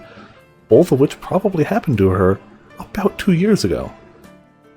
But I'm no expert on the subject, so... you know. Before that I could only feel things in my skin. But now I can do the same with sounds and smells, which lets me see better than before. Synesthesia is from the experimentation with Iwa. Oh, was it? Okay. Well, they say synesthesia is something you're born with. Oh, well, there you go. Sadaka said. So did some kind of accident or treatment make her stronger? You know, such as, ooh, a virus. Her faculties hadn't improved through random happenstance. Perhaps when she was on the brink of death, some of her bodily functions had broken in order to keep her alive, and had somehow changed while she recovered. Oh, yes, true. They say creatures with unusual tactile acuity pick up information on their surroundings through waves. Are your perceptions something like that? Sort of. Maybe? I'm not really sure. But I can see my surroundings almost as if they're made of waves when I want to. So then you can tell what I'm doing now, Sadaka asked. Yeah. I can see the scent of you shrugging your shoulders. What does shrugging your shoulders smell like? Arrogance being the obvious answer. Especially coming from Alpharad. Not that there aren't non-arrogant ways to shrug your shoulders, but she doesn't know any, I guarantee you that. I can see the scent, Sadaka thought. Kinda, I guess. I only played Witcher 3, but I kinda got the feeling that maybe that was something similar-ish? I don't know. Or I guess he just had heightened senses, I don't know. So that's what using your whole body to perceive things is like. This girl had eyes pointing in every direction. She was a veritable sensory prodigy. She had no blind spots. Your ears and nose, her tactile sensations, saw on every side at once. That's quite a gift you have, Sadaka said. Like a sixth sense the rest of us lost somewhere along the way in exchange for intellect. Okay, so there you go, I guess you could call it that too. Basically a Witcher, Checks out, yeah, it does.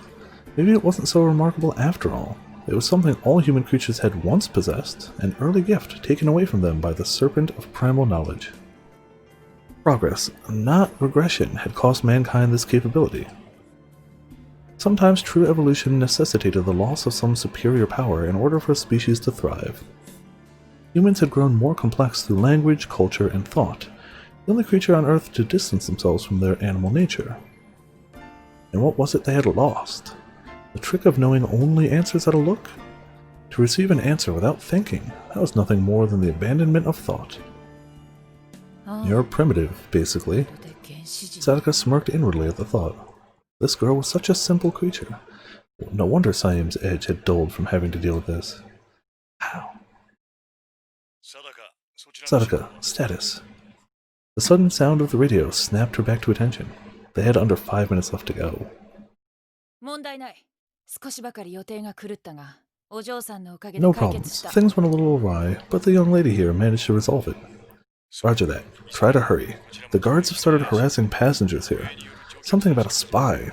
We've got 2 minutes tops. Heh, same as ever then, Sadaka replied. We'll be back before the firing squad lines up.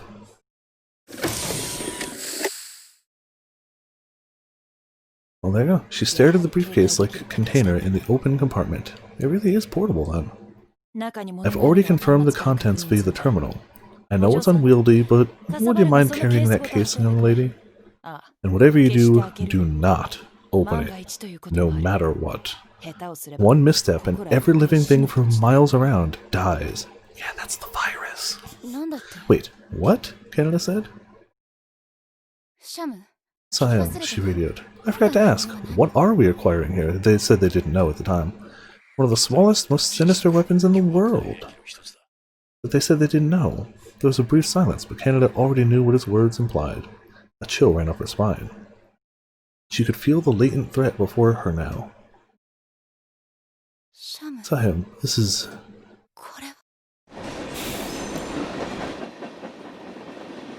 a virus designated Risk Group 4 by the American CDC, their highest risk rating. Abbreviation of Centers for Disease Control and Prevention. a multidisciplinary research institution under the jurisdiction of the United States Department of Health and Humane Services. Headquartered in Atlanta, Georgia, it is known as one of the world's foremost organizations in the field of virus and infectious agent research. Secret experiments were carried out to disseminate and infect people with it in order to demonstrate its lethality. And then its genetic code was tweaked to increase its efficiency as a bioweapon. They call it the UA Proto. That was it. That was the name of that fragment of hell that had brought ruin to her life 2 years earlier. Flashing back again. UA, a microscopic demon released by mankind. It was the year 2000. Oh, we're flashing back a ways then. Okay. A retrovirus awoke in the Drakensberg region of South Africa. A type of virus that reads genetic data and uses reverse transcripts in order to copy its RNA. Put more simply, it uses the cells of other organisms to make copies of itself. Because the retrovirus genome is made of RNA, retroviruses are thought to be more unstable and prone to sudden mutation than DNA viruses. A mountain range in South Africa that takes its name from the Afrikaans word for the Mountain of Dragons. Part of the range forms the national border of the Kingdom of Lesotho. The highest peak is 3,842 meters. It's to Abana Natalanya, which means beautiful little mountain in the Sotho language. Sorry, my nose is weird tonight.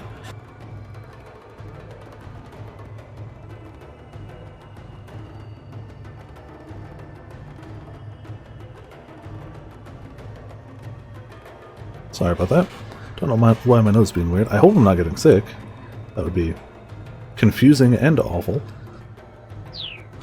Deforestation carried out in the name of advancing national development unleashed the pathogen upon the land, rapidly infecting a local village.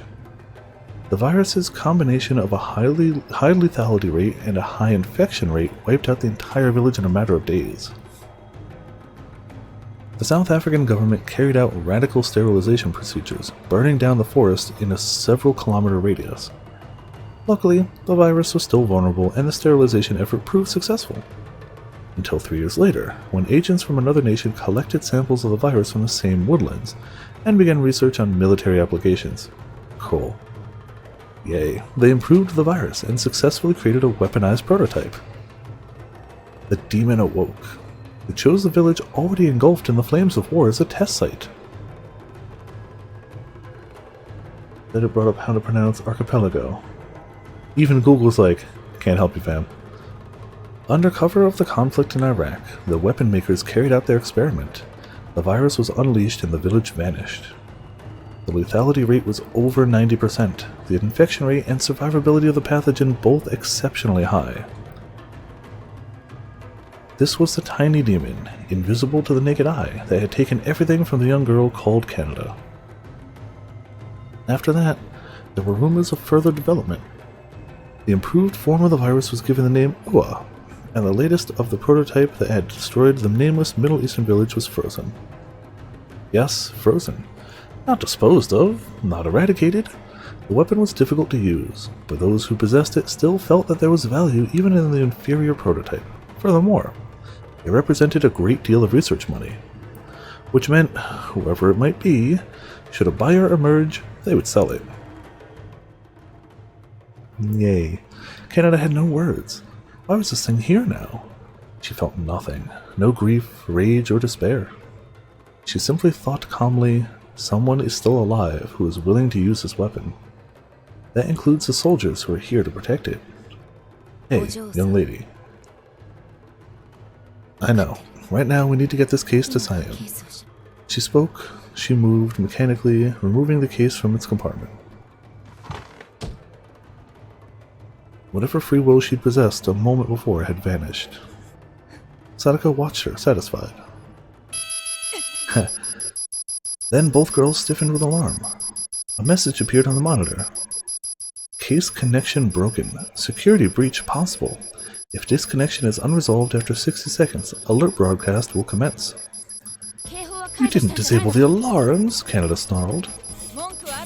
Complain later. We'll never get it reconnected in time. Call Saim now. Excuse me. The call was brief, and the conclusion was clear. The parameters of the job had changed. A fight was unavoidable. They would need to strike first. Saim, Just listen. I'll neutralize the guards in the rear car. While I do, keep pressure on the ones up front. Once I've secured the rear, I'll give you the signal to fall back. For the time being, Canada and Sadaka were trapped. There were 7 hostiles ahead of them and 7 more behind. All the girls could do now was set up in the freight car to buy themselves time. And yet, I think this calls for a more aggressive solution. More aggressive than, I'm gonna take out 7 guards of my own, give me a second. Canada, wait! She cut the connection. Her eyes gleamed with menace. This was no time for hesitation. This was time for battle. You? Alone? Sadaka was incredulous. Are you out of your mind? Having confidence in your skills is one thing, but be realistic. There are 7 soldiers out there. I know that, but these guys aren't as good as Saim. Canada was all action. There was no room for emotion. She had analyzed her problem, and now she was going to solve it. I feel like that's just the tagline, like, what, like, 3 sentences would you use to describe Canada? Canada was all action. There was no room for emotion, she'd analyzed her problems, and now she was going to solve it. There it is. I can't have you dying on me, Sadaka said. You're a very valuable asset to this organization, and... oh, never mind. Yeah, I know, Potions. It was clear that conversation wasn't going to be a thing right now. The gleam in Canada's eyes was that of a beast on the hunt. Give me the case. I'll get it to Saim. I'm used to working with him. If we can catch the guards in a pincer attack, we can end this quickly. Canada paused. Near as she could see, Sadaka's words didn't have the color of a lie. She was a codebreaker, forced by the situation to fight. Alright, she said. Try not to drop it. And just be careful not to get in his way. Same goes for you. Don't try to prove anything out there. If things get dicey, get out. No worries, Potions. Sleep's good. For sure. But yeah, I didn't expect this bit of the game to go on quite this long at all. She could smell combat. The sound of the wheels and the color of the wind were now both a frigid blue. Honestly, Canada murmured to herself. If it was going to come to this, what did we even need her for anyway? Sadaka's color bothered her far more than that of the forthcoming slaughter. Nothing good gonna happen here. Right then, Saim murmured. The car had devolved into chaos. Guards barked out orders, forbidding anyone to leave their seats. They brandished their guns as they interrogated one traveler after another. The passengers were quaking with fear. While the train was passing through a country, the local government held police authority on board. The soldiers bullying the passengers were Jordanian. Saim could tell, having come aboard during the freight car rearrangement. He counted them among the 14 hostiles. It was only a matter of time before they realized that Canada and Sadaka were no longer in their seats. Guess it's time to get started. Saim let out a sigh of resignation. Hey, you there, back in your seat. And he did. Now things were getting interesting. Saim walked wordlessly towards the front of the train. It was clear that wherever he went, death would follow. The other passengers scrambled towards the back of the car. No chance for another surprise attack this time. These soldiers were already ready for combat. They'd pulled the trigger as soon as they had a target. It was 1 against 6 now. If you played this by the book, Saim wouldn't stand a chance. This party is getting crazy, clearly. Rule 1. I was always shoot from cover. It was the first lesson he taught his students. Thing was... nope. Rules were made to be broken. So much for playing it by the book. Fastening the top button on his custom bulletproof coat, he strode forward. I am a wall. Walls feel no pain. Dick dictum number 1. He opened the door. Bullets ricocheted all around. He cased his enemies, assessed their firepower. He might get injured, but he was confident he wouldn't go down. Right now, there were only 2 guards in the dining car ahead. Time to improvise. I'm barging in on dinner like this. Where are my manners? His innards were hurting, his bones creaked, but he fought to keep his aim steady. He had some internal bleeding, but nothing he couldn't power through. Sorry, never was housebroken. He took another step forward. Reckless, maybe, but if he didn't deal with these before reinforcements came, well, no point in worrying about that now. Not when there were people left to kill. Yeah, geez, and just like that, he was down to 3. The worst was yet to come, and his body would bear the brunt of it. Still, Siam was unafraid. He was dead from the beginning, a walking corpse. He traded his courage, his passion, for an emptiness without fear. You know, as you do, Roman. Canada's heart beat in time with a blaring alarm, but her mind was clear. With mechanical coolness, she considered her orders, and the time she had available to carry them out. When you have a bulletproof coat, no, clearly. She inferred the position of her 7 targets, assessed the potential for strategy that could overcome 7-to-1 odds, and picked her moment. This she did by instinct. Canada didn't need to think. She let the hard soles of her shoes slap down on the roof of the train car as she ran. That should get their attention. Up top!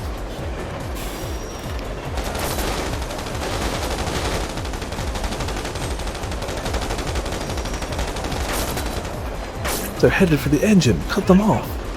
The soldiers sprung into action. One of the gangway doors opened. As the leading guard stepped through, a red-clad figure flashed into view from the roof of the adjacent car, her hair streaming in the wind as the train raced along at 80 kilometers an hour. And he did. She fired twice.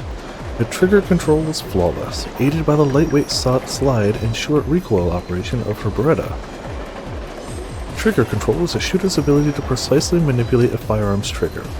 Although ostensibly a simple movement, it takes considerable skill to break a shot cleanly and quickly reset for a follow-up shot. Good technique is essential for shooting accurately at speed. A type of operating system used in most auto-loading pistols, as well as some machine guns. The mechanism uses recoil generated by the weapon firing to quickly load the next round into place. There you go. One instant, 2 targets, right between the eyes. They should have been 3. The strike should have worked.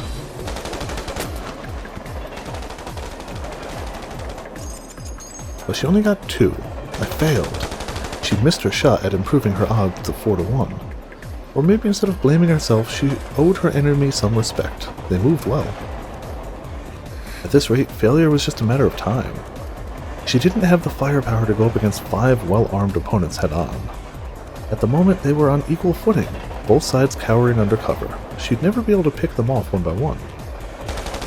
But sooner or later, the soldiers would realize that they could lay down enough suppressing fire to force her to stay down while some rushed to her position. And if she tried to rush them instead, the instant she emerged from behind her seat, she'd fall victim to a hail of bullets. Canada sighed. For the moment, it was a stalemate. She couldn't see the enemy and they couldn't see her. But then she heard one of the soldiers. No capture necessary, just eliminate. Cover me. The guards were using hand signals, but Canada could perceive them as sounds.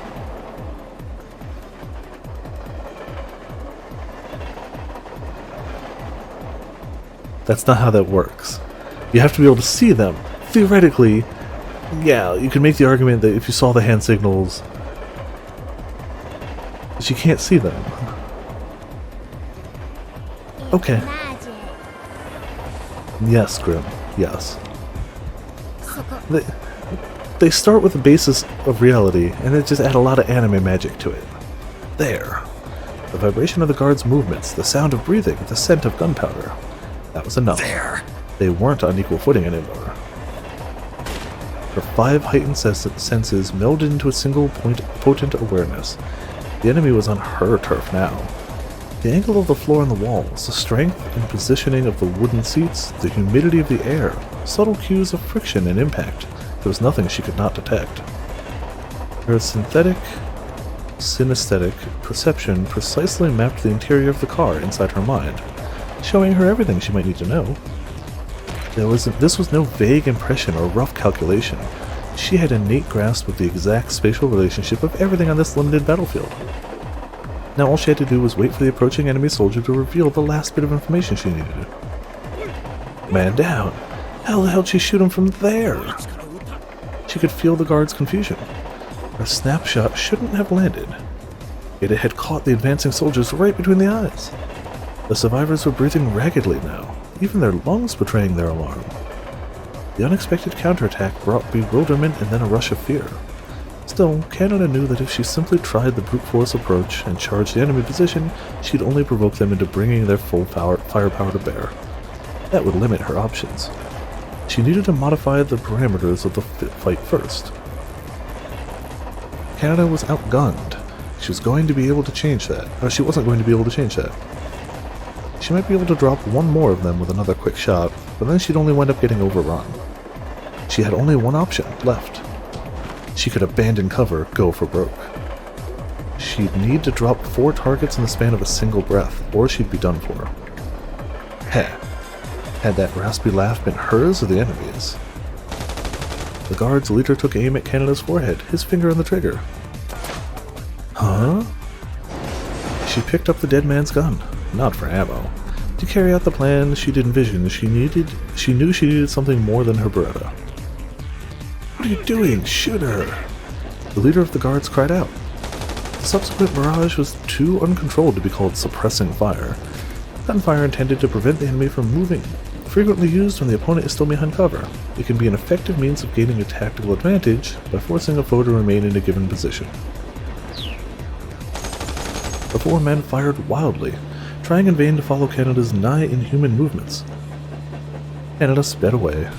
She could read the ripples of the air, could even predict the movements of the soldiers' muscles, the angle of their gun barrels, the trajectories of their shots.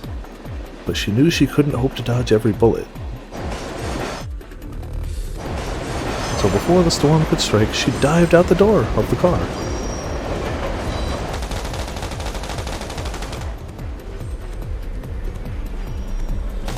Okay. Anime.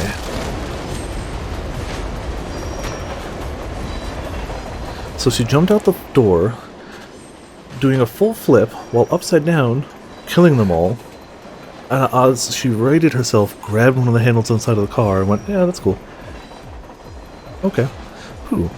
She let out a soft sigh as her combined senses became distinct once more. She needed to neutralize 4 targets in the span of a single breath. And that was precisely what she'd done. She's aimbotting, yeah. See, look at that, she said. Now that's what I call a circus. She landed with a flourish back inside the train car. All guys too? Probably. She had cleared out all the soldiers stationed in the forward compartment. See, that's what I'll be saying tomorrow when I play Fall Guys. Everyone who beats me is just clearly cheating. They'd successfully recovered the payload and wiped out the enemy force. Now her task was to evacuate ASAP. Are there already cheats for that? Well, it's been out for like a month and it's popular, so probably. She wanted to check in with Saeem, but knew she shouldn't risk breaking radio silence without knowing the situation on his end. He probably doesn't need me to bail him out anyway. Oh, Canada. She wanted to rush to him, but knew Saeem would be disappointed in her if she did. Cool, isn't that a fun way to play a game? Tee-hee, I've cheated. I win. That's fun. I hope that doesn't happen while I'm playing, but like... whatever. Whatever. Now she made it forward of the secure freight compartment, doubling back to the rear of the train, only to have to come forward again would be a waste of time. Maybe I should head for the engine and stop the train. With their cover blown, they certainly couldn't go to Oman. She and Saeem would need to get off the train en route to conceal their whereabouts. Probably the sooner the better. The scene shifted. She heard sharp footsteps. She spun around, ready to fire. There was a rustling of clothes, and a new sensation crashed against her skin.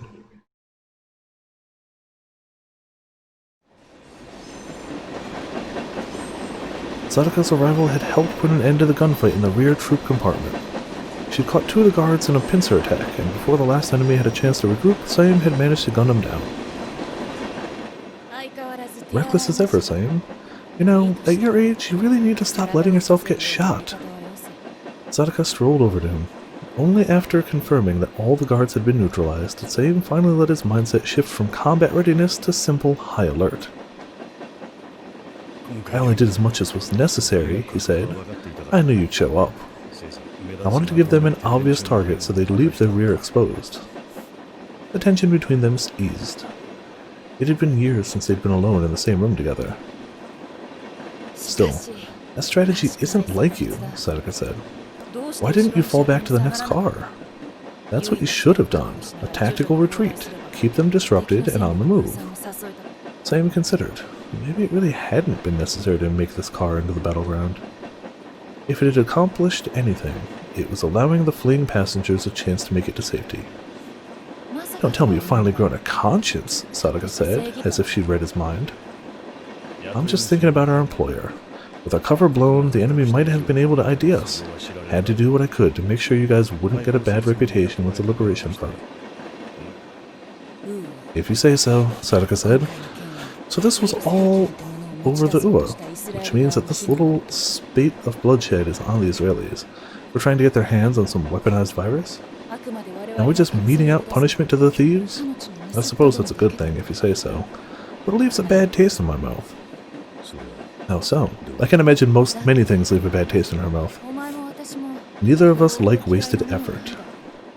And look at all the trouble I've put you through.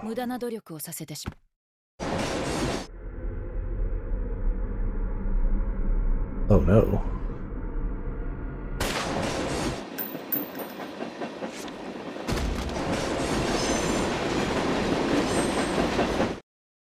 Oh no. Alright, Sayum, I'm going to tell you 2 things. First, I'm going to be taking this case. Second, I'm not going to leave anyone alive to know about it. No witnesses, including you. Gunfire and screams echoed from the back of the train. Someone was mercilessly gunning down the passengers who'd fled there for safety. Yay! The Liberation Front only sent 2 covert operatives. I brought more. That's who you're hearing going to work back there. And after you risk yourself to protect those people too. You're betraying the front? Sayum rasped. It's not betrayal. The Liberation Front was simply a patron to me. I was just doing Sadaka, really. Well, now the fundamentalists have been beaten at their own armed conflict game. I'd say it's high time we cut ties. One who believes absolutely in a particular religious doctrine, used here to refer to Islamic fundamentalists. These include radical anti-American and anti-Israeli factions who have repeatedly come into armed conflict with the Israeli military. The slaughter continued. Several passengers who hadn't managed to flee to the rear of the train still cowered, trembling in the car where Sayum had battled the soldiers. A survival that would take an ironic turn when the butchers doing their work further down the train reached this car. This doesn't make sense, Sayum said. If the Liberation Front gets this bioweapon, they'll become the danger that you've always wanted them to be. Indeed. If I hand this over to the Palestinians, the Israelis won't be able to stand by quietly. But your side is outgunned, and ultimately, you'd be forced to break the seal on this thing to even up the odds. And I can't have that. After all, I'm the one who prompted the US military to sell it off in the first place.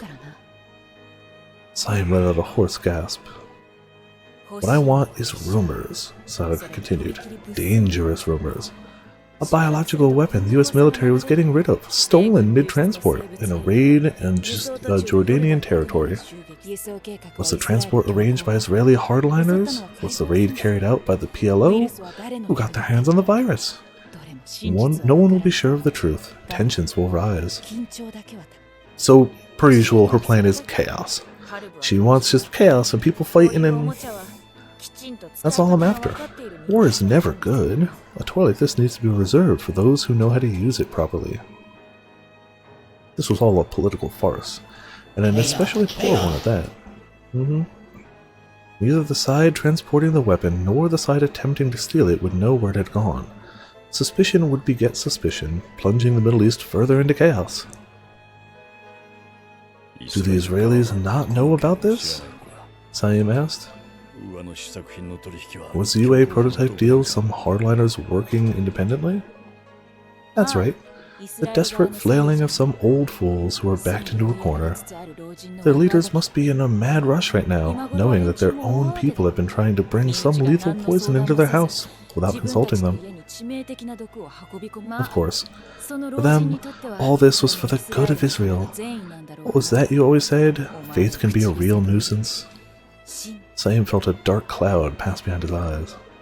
His operation had been doomed to failure from the start. The Liberation Front had been played like an oud? Ood? Played like an ood, yes. Played like an ood from Doctor Who. Key people had been, even though I'm pretty sure those are OOD, whatever. Key people had been handed the information they wanted. Also, if you haven't seen Doctor Who and you want to see a cool example of creature design, look up the ood. Key people had been handed the information they wanted. Like, they wanted it. After that... What? Key people had been handed the information they wanted, like they wanted it. Okay. After that, greed and anticipation had ensured that they'd acted predictably. Seeking only chaos and confusion, the instigator had used one of the oldest tricks in the book. One who controls and dispenses information in order to achieve political or military goals, or chaos. As skillfully executed, agitation can sometimes be more effective than deploying a major force. Both military and political organizations around the world regularly employ such methods.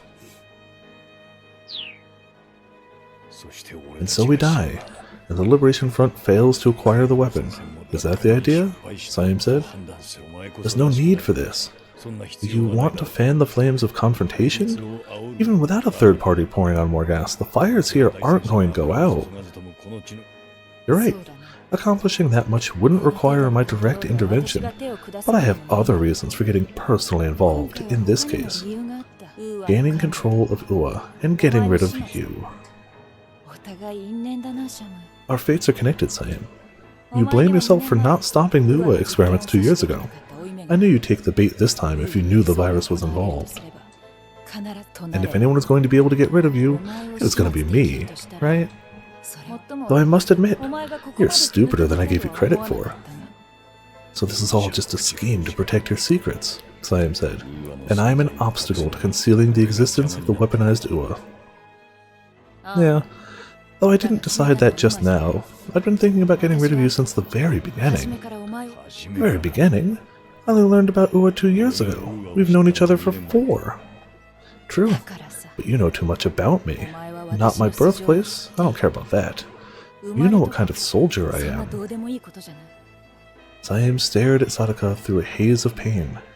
Any secret weapon becomes less effective once its true capabilities are known. And she sees herself as a weapon. She'd kill me to maintain her effectiveness. Sounds like I underestimated your need for privacy, he said. So once you're done with me, Canada's next? She is. I know that she's an Ua survivor. She poses the same problem you do. And she survived a viral weapon with a 100% lethality rate. Why and how is she still alive? She'll be able to provide some valuable data. When she'd first arrived on the train, Sadaka had said something cryptic about looking into personnel. And looking into a flaw with a weapon. And now it was clear that what she'd meant was that she wanted to gather information about an Ua survivor, and how the weapon had affected her. From the start, this job had been about nothing more than getting the most she could out of Ua. So, you want to use the virus, and you wanted to personally examine the one person who survived it, Saim asked. Is that really all there is to this? That's it, Sadaka said. I'd hoped to be able to bring her back as a live specimen, but oh well, she's a little too exceptional. She wouldn't make for a very convenient sample. She's too caught up in hatred, and now she's going to die in vain. Sadaka's radio crackled to life. The rear section is now secured, a masculine voice declared. Should we prepare to withdraw once we're done with cleanup? Negative. Hold off on that for now. Our people in the forward section are late for the rendezvous. Contact the helicopter and let them know. The sound of gunfire told of more passengers being cut down. Helicopter? Siam croaked. That's right. This train's going to be derailed, and I sure don't plan on walking home. The Israelis aren't incompetent. I plan on getting out of here as fast as I can. She'd been very thorough. In all likelihood, she'd planted explosive further along the track. That would have been much simpler than tampering with the train directly. Yeah, probably remote detonated too. A crash might not completely destroy the train, but it would be enough to eliminate any remaining passengers. If the engine wasn't stopped before it derailed, there would be no hope of saving anyone who remained alive on board.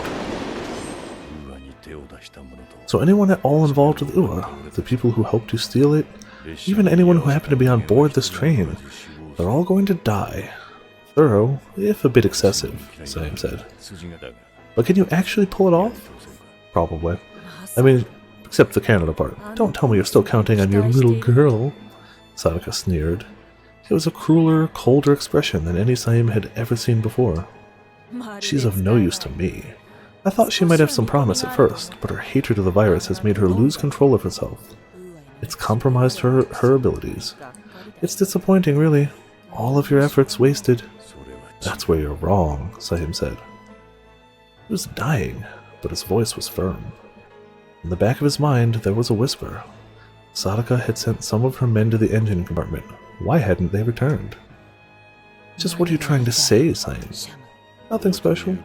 Just the obvious. People who know fear don't act out of hatred. Canada. She's not like you or me. The chill between them became acute. She lifted up her gun, taking aim at Siam's forehead. Her expression said it all. This man before her had fallen from grace, and her disappointment had turned deadly. Let me just make one thing clear. I'm not like you, she said. You're right, because you know what you are? For one fleeting moment, their old connection was renewed. He spoke. She listened, saying nothing, as she had often done so long ago. I've changed my mind, Sadaka said. I think I am going to finish you off. Why don't you just shoot me in the head to begin with? Or why didn't you just shoot me in the head to begin with? Because of the jinx. You've been shot so many times. Yet by some miracle you've never taken a bullet to the head. Her voice was hollow, as if she'd already put this all to an end. She raised her gun. It's not a miracle, he said. Not getting shot in the head is just why I'm still alive. You and I, we're both just ordinary soldiers. Solitude, anime, maybe? In the selection screen for Canada here, there's another figure with question marks, and I'm wondering if we might not see part of it from her point of view, but that would also make sense because this is set up for the anime. They still want to leave stuff for that. So it could be either or, really. I know that, Sadaka replied. It's just, well, it's just this image I have of you, that's all.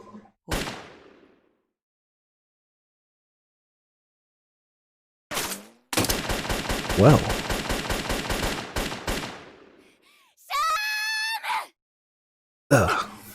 Canada came charging from the adjacent car. In the heat of her fury, she fired wildly, but still managed to knock the gun from Sadaka's hand. Sadaka instantly retreated.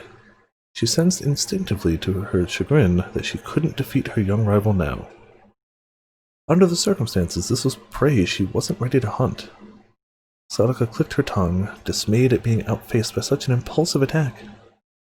The girl had been so calm and collected before. Somehow she'd been transformed into a creature of pure emotion, a warrior, undefeated, and clearly beyond Sadaka's capabilities.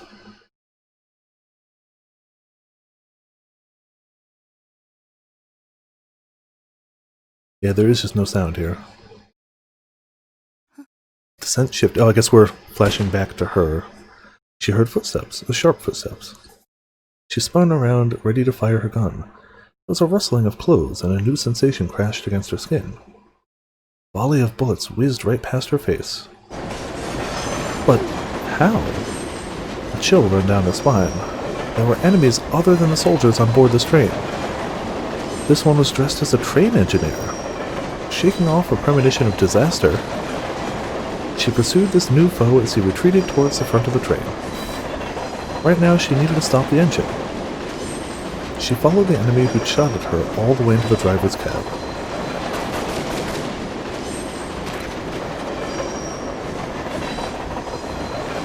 Whoever the fake engineer was, he was defiant to the last, finally collapsing without a word. Looking around the cab, Canada saw the murdered bodies of the real engineers, as well as a smashed control panel, which was now clearly useless. If this guy was wrecking the train, Canada thought, he must not have been in league with the soldiers protecting it. And if there was some third party that they hadn't been aware of, Canada broke into a sprint. If she'd had a better understanding of how the train functioned, she might have found some way to stop it by force by destroying something in the engine room. But she had no time to ponder such things now. Her instinct spurred her into motion. The priorities of the situation had changed. As she raced back toward where she had left Saim and Sadaka, she reflected that she hadn't liked this job from the start. Something about this train just felt wrong, and its mottled colors had boded ill from the beginning. Saim. She ran as fast as she could. The sight of her previous battle and everything beyond reeked of the thick stench of death. Her dread of what she would find was almost overwhelming as she headed into the compartment that had held the second group of soldiers.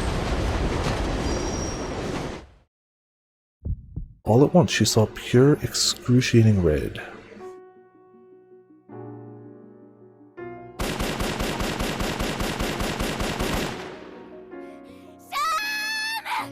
That's why she saw blue on some of the passages earlier. Also true. And she didn't even think about that? Like it was important? Violent emotions surged through her as she cut loose with a wild barrage. It was the first time since she'd first picked up a gun that she fired without certainty that she'd hit her mark. The bullets found their marks, and several of Sadaka's men fell dead. But how many moments had this bought Saim? Sadaka had vanished towards the rear of the train, carrying the case with her.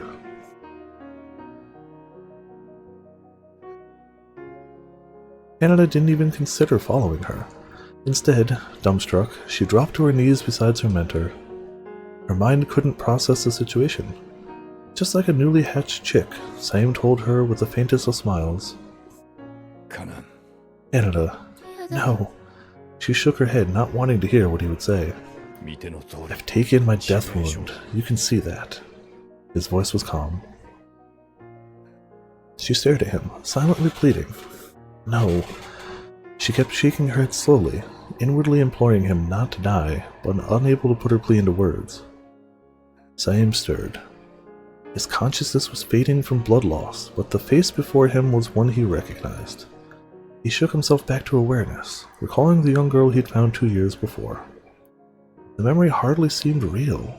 Those days of mundane, everyday life hadn't really been his to live. Canada, you need to accept this. No, I can't. I won't. She knelt, still shaking her head, as Saim calmly told her why my hiccups are happening now, what had happened. Sadaka had betrayed them. She had stabbed him and had stolen the case with the bioweapon. The train would soon be derailed and destroyed. The train crew and passengers had been murdered, though there might still be a few alive. They'd failed miserably, and the situation was only getting worse. Sadaka was getting away. I don't care about Sadaka, Canada wailed. We need to get you medical attention. If we can just stop the bleeding, we can still... That'd be a waste of time. There are other things you need to do. Open your eyes, Canada. There's nothing special about this. Me and her, soldiers, nothing more. Soldiers toss away their humanity. Soldiers get shot. Did I ever teach you to seek some meaning in that? No, you're wrong. You're not like her, saying. I don't know what she's like, and I don't want to know, but you're different. You're a good person. Maybe you can be cold, but you're not a monster like her. He had no response for that. Wasn't he a monster? Well, perhaps not. He had recovered enough emotion to feel guilt at what she said, at least. Though that hardly made him human. You need to focus, Canada. Assess the situation and form a plan of action. Remember, our job is to get the case back, stop this train, and eradicate the Ua virus. It wasn't fair. He knew how to press her buttons. Eradicate the Ua virus. The very words that would transform Canada from girl to soldier. Canada, tell me, what happened at the head of the train? I took down all the guards. The engineer was one of that woman's companions, and he wrecked the control panel, so now we can't use it to stop the train. We'll have to destroy the engine room itself, or maybe use the brakes on each of the individual cars? Were there any other survivors? Nobody ahead of the secure freight car. The only ones alive are you and me. Good. I'll stop the train. You go after her. No discussion. Canada held her breath. Leaving Saim here, wounded as he was tantamount to letting him die. And why should he worry about stopping the train when they were the only passengers still alive? Canada couldn't imagine leaving him to spend his final moments alone. Canada, look around you. How many survivors? His soldier's edge wiped away her sentimentality. Tell me, Canada, how many are there? She lifted her downcast eyes. In all their time together, he had never once relied on her exceptional nature. He had never shunned her for being different, always accepted her together with her curse, her gift. Now he needed her help. There are 3, she said, gazing around, reading the colors of the fallen. Only 3 people alive. Only 3? Yes, only 3. Amidst the sea of blood that surrounded them, 3 of the passengers still clung to life. Yes, that's right, she said. She doubted they had any chance of survival. Even with medical care, probably none of them would make it. But that wasn't how Saim saw things, or how he wanted her to see it. No, she corrected herself. There are 3 people we can save. At that, he nodded. And maybe, just a little, he smiled. I'll handle the train. I'll undo the coupling so that we're able to apply the brakes. I'm pretty sure I've still got enough strength to pull that off. Your job is going to be a bit more difficult. I know, but I'll be right back. Her voice, her emotions, under control at last. She was a consummate warrior now, just like he trained her to be. Canada, you were victimized, your past stolen from you by war. She was defeated, her past swallowed up by her power struggles beyond her control. Your paths as warriors began in similar places, but you have walked them in different ways. Saim's gun slid from his hand. It seemed in that moment like a symbol of his life. A hard and deadly weapon, a killer of many, now abandoned. Soldiers born of destruction make hatred into a weapon, Saim said. That's what made her and me so empty inside. The hatred just burns us inside until all else is burned out. Do you remember what I told you? I do. You said that hatred must never be used as a means of fighting back. Even if the power it gave you let you destroy your opponent, if you cultivated such power, it would destroy you too in the end. Well done, he thought. Perhaps he really had managed to pass on all that he could. His lips curled in the ghost of a smile. He'd once said that death was the great equalizer, that it came the same for everyone, no matter who they were. Now Saim's time had come, and Canada realized with a sudden and surprising calm that she'd accepted it. My last request, he said. Don't let Sadaka get away, and save whatever lives you can. Yes. Good fortune on you, Saim. There was no grieving. They simply parted ways, each reflecting on the past 2 years and needing nothing more than that. I mean, she's gonna grieve for the next, 3, 4, 5 years, whatever. Sadaka stood atop the train. The scenery, a uniform brown for much of the journey, was now dotted with green in places. They were drawing close to their destination, the destination she had chosen. Very shortly, the train's usefulness would come to an end. There were less than 2 minutes to go before the rendezvous with the Black Hawk, an assault helicopter manufactured by Sikorsky Aircraft. First saw combat with the U.S. Army during the invasion of Grenada in 1983, and in more recent years had seen service in the Iraq War. It is used by over 20 nation-states, including Japan, Australia, Egypt, and Israel. Sadaka carried the case in her left hand, handcuffed to her wrist, and gripped her gun in her right. The FN-57, a semi-automatic pistol produced by Bulgarian manufacturer FN Herstal, uses 5.7 by 28mm cartridges with high penetration power, typically sold only to law enforcement and military agencies. However, there are less powerful versions that have been made available to the civilian market. Alright, Grim, no worries. Hopefully you enjoyed Canada, the backstory, and flashbacks. This is still a flashback. She's on the plane to Japan to be in the game. This is still a flashback. But yeah, see you around, Grim. The preparations had been flawless. The helicopter pilot was highly skilled. He would lower a ladder to her at her position, and she would simply ride it right on up. She accomplished most of what she'd wanted, and now her retreat would be swift. I'm shocked this is taking the whole stream. I didn't expect it.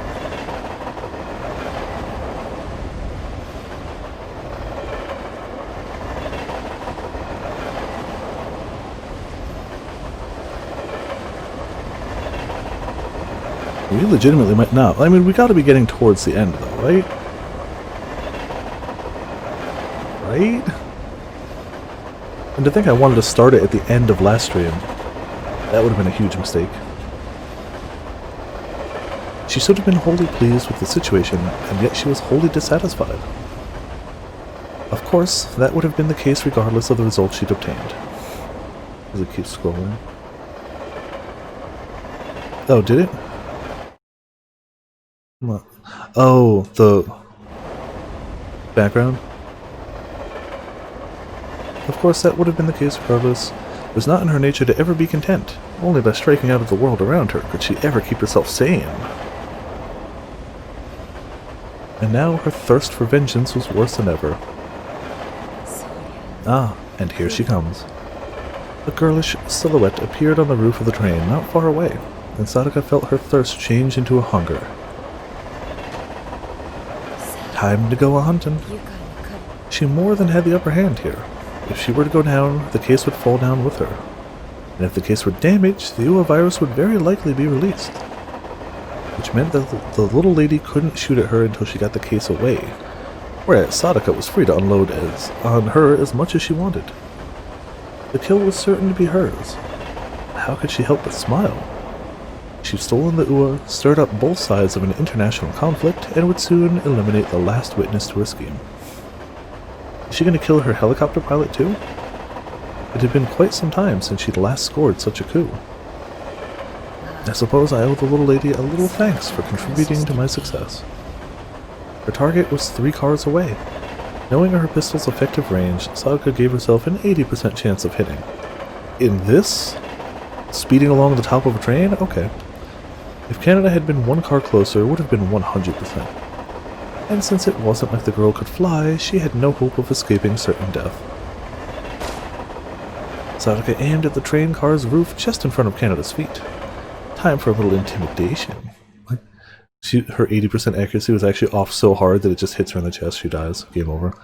Let's show this upstart what real skill looks like. She needs to understand that a step closer to me is a step into certain death. Alright, little lady. Let's see how well you dance.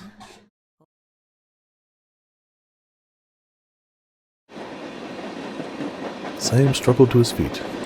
He had a final job to do. There were 6 meters and a door between him and the coupling that linked this car to the next.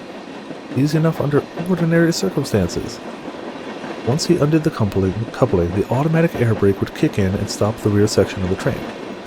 A style of brake used by railway cars that utilizes air pressure. All of the train cars, include sections of a brake pipe linked to each other down the center of the train's undercarriage.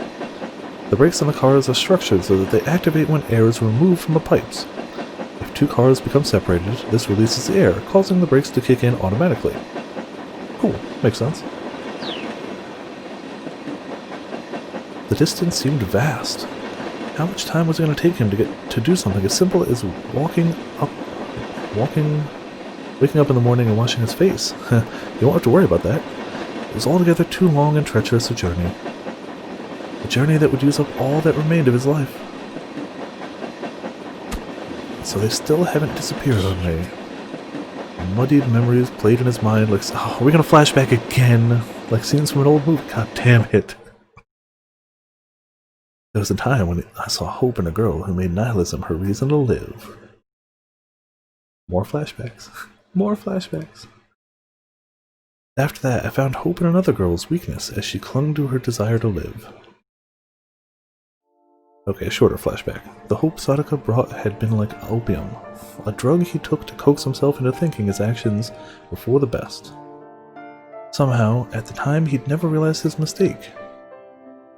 And then there was Canada, a victim of war.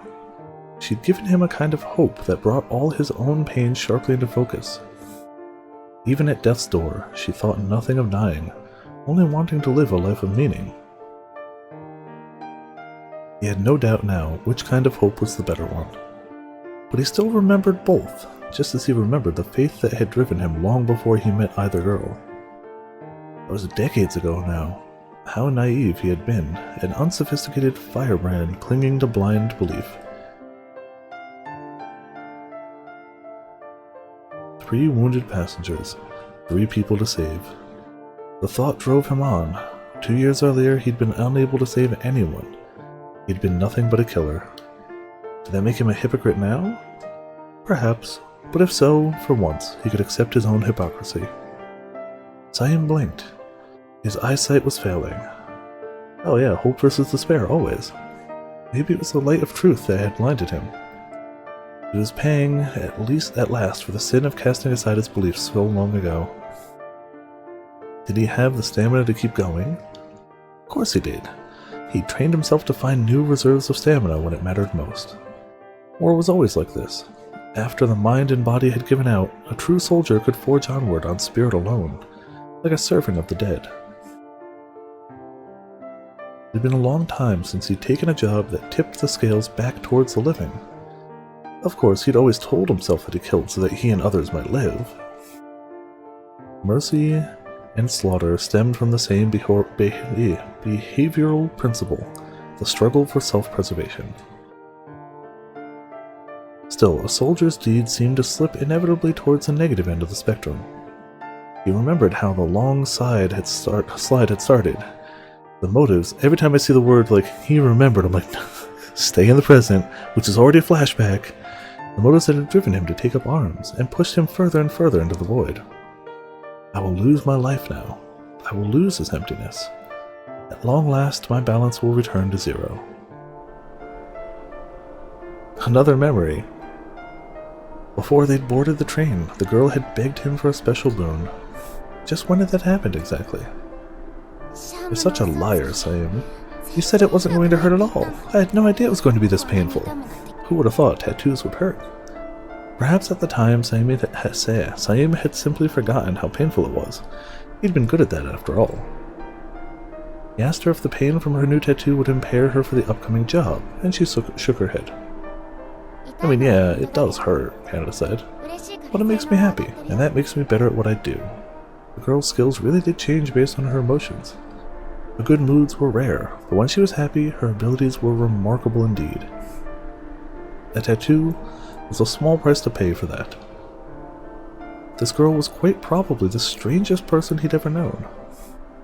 Meeting her was an honor for him, in a way. Even while her training made her into a soldier, she never truly let go of her feelings. Maybe she'd been a free spirit the whole time, or maybe her feelings are what helped her through in part. It didn't matter which it was.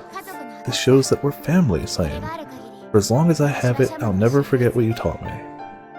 Remembering it now, he felt a vague sense of fulfillment. For a monster, he'd done a pretty good job.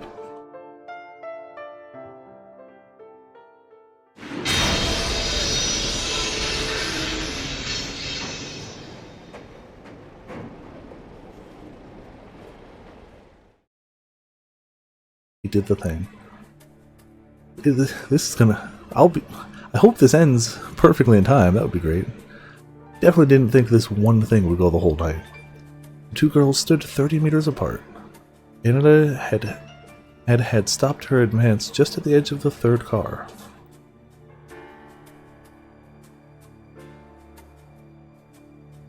Sadaka waited, silent. Her rival could never hit her from there. Canada took one more step. Yeah, this was crazy. Considering the anime took us 8 hours to get through, and this is taking us 4? Mind you, there have been breaks and sidebars and stuff, you know. Canada, one more and the real fun would start. The curtain had risen on the final act of the drama. The violent drone of a helicopter sounded in the distance. In a matter of moments, the chopper would arrive. Lowering the ladder, Sadaka would then ascend in triumph. "What are you waiting for?" she called out. So the smart move here is obviously shoot the helicopter pilot, right? Right? Don't tell me you came up here just to watch me go. I thought you were sworn to destroy the virus. Her challenge was a hiss upon the wind. Canada glared. She knew she could reach her enemy in 5 seconds or less. But Sadaka would need only one of those seconds to aim and fire. Canada would be killed 5 times over if she charged. It was a risk she couldn't afford to take. She couldn't hope to win, not under these conditions. "You really think I'd just let you go?" Canada called back. "Don't be a fool." Sadaka's taunt had stung her nerves. Her rival's voice was like a jagged claw, a filthy talon scratching at her temples. Canada ground her teeth in frustration. She had no fear of charging in without a plan. That wasn't going to work this time. That would give too much of an edge to her opponent. "This is such a letdown," Sadaka said. "But no matter whatever you do, I'll be able to put the contents of this case to good use." "Did you know, young lady, this Ua is a flawed weapon? More a negotiation tool than anything I'd actually use. And why is that, you ask? Because it's too powerful." The ladder swayed down from the helicopter above. Sadaka could make her escape in a moment if she chose, and yet she hesitated, savoring Canada's defeat. "The fact is, it's too early to use the virus as a weapon," she said. "It'll take the world's top researchers 2 years, at least, to fully understand what they're up against. You know, only if we set the top researchers to maybe look for a vaccine and an antidote, then the UA will have some real value in my catalog. A pity you won't be there to see that. Your deaths here are really going to accomplish nothing.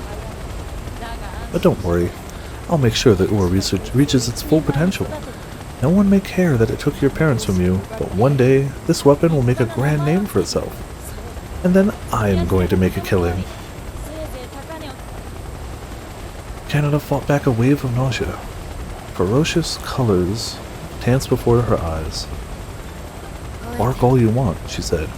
"It's not going to happen." She heard a dull clang from somewhere ahead and felt a faint shudder through her feet. The train began to slow. Strength filled her limbs. She shifted her posture, ready to spring into action. "I guess I didn't need to provoke you," Sadaka sneered. She could see it in Canada's eyes. The girl was ready to run right to her death. Everything was falling into place. The bleak scenery was opening up out into a fertile landscape. Canada was about to die. One step forward and there would be a resounding gunshot. But instead of moving, Canada spoke. Her name. What is it really? Sadaka smiled inwardly. So that's what's been gnawing at her. "Alpharad," she said. "Sam wanted his promised land, but all he was able to make me into was just another terrorist." And at her words, the race began. Huh? Sadaka Alvarad stared in surprise. The instant that she realized that her first shot had missed, she pulled the trigger again. This time her eyes went wide with shock. How could I miss at this range? The red-clad figure sped along the train car roof, zigzagging as she moved like a bolt of lightning. On she came, heedless of the death in the air around her. There's no doubt about it. The girl was dodging bullets. For a master markswoman like Alvarad, it was a nightmare come to life. No, this is ridiculous. It can't be. What Canada was doing simply shouldn't be possible. Yeah, anime magic, it's fine. Just before each shot, she would change her trajectory unpredictably, shifting out of the bullet's path. Evasive movement was a standard tactic, but knowing precisely when and where to dodge, that required an inhuman ability to predict the future. It's like she can practically see the bullets. That simply wasn't possible, was it? Alvarad's mind raced. She fought a rising wave of panic. The girl had almost reached her now, but Alvarad still held one advantage, the case in her left hand. The girl would have to go for the case before attacking her directly. Alvarad would just have to kill her before that. It was simple, just pull the trigger. And yet, she'd begun to doubt that she could hit Canada. She struggled to comprehend what she was up against. Her mind recoiled as she began to understand the full extent of this demon's powers.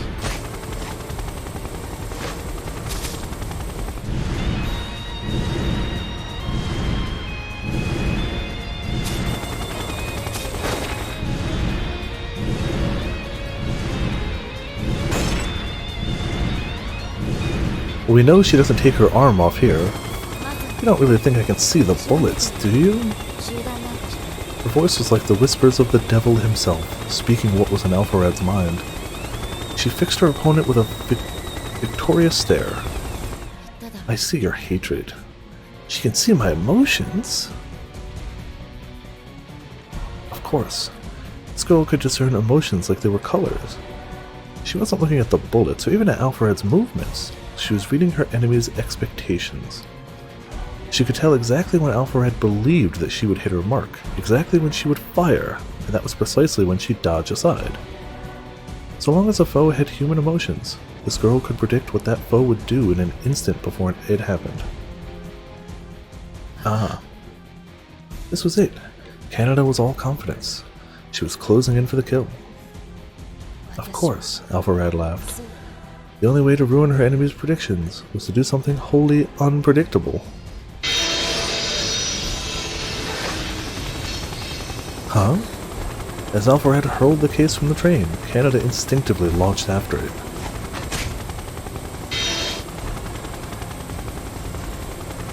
That's gonna be a harsh landing.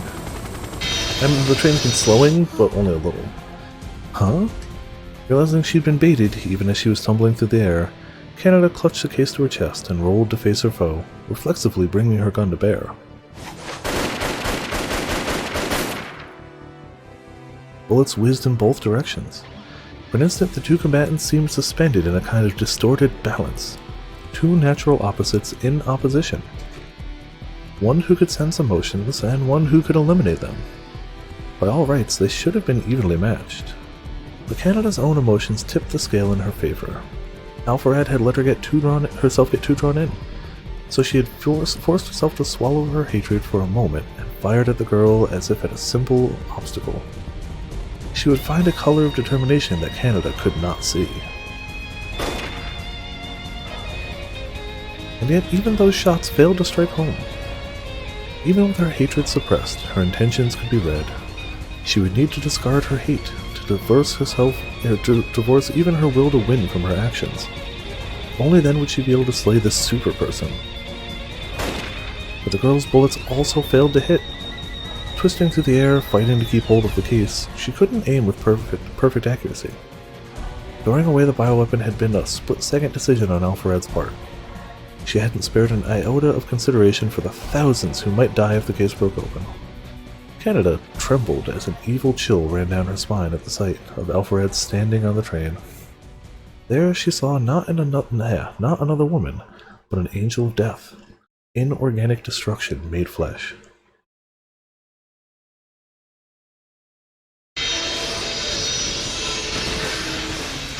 She rolled as she struck the ground, safeguarding the case with her body. The impact scattered her senses. She struggled to remain conscious as she bounced along, focusing on protecting her precious burden. If it broke open now, everything she and Saim had done would be for nothing.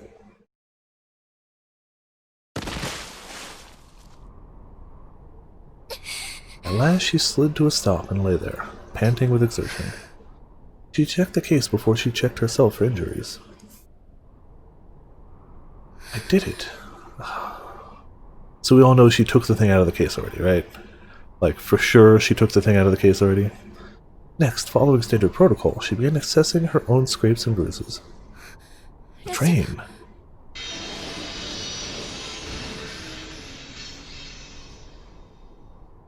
Oh hey, the grating screech of brakes filled the air. The wheels threw up a shower of sparks along the rails as the train receded. Already, the last battlefield they had shared was withdrawing into the unreachable.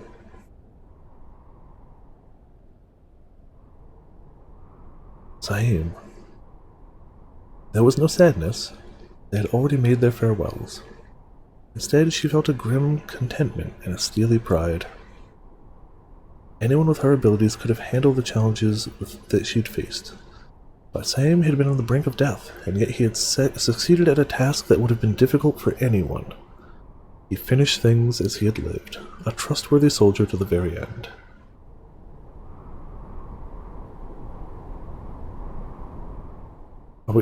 Are we actually back on the plane finally? Nope.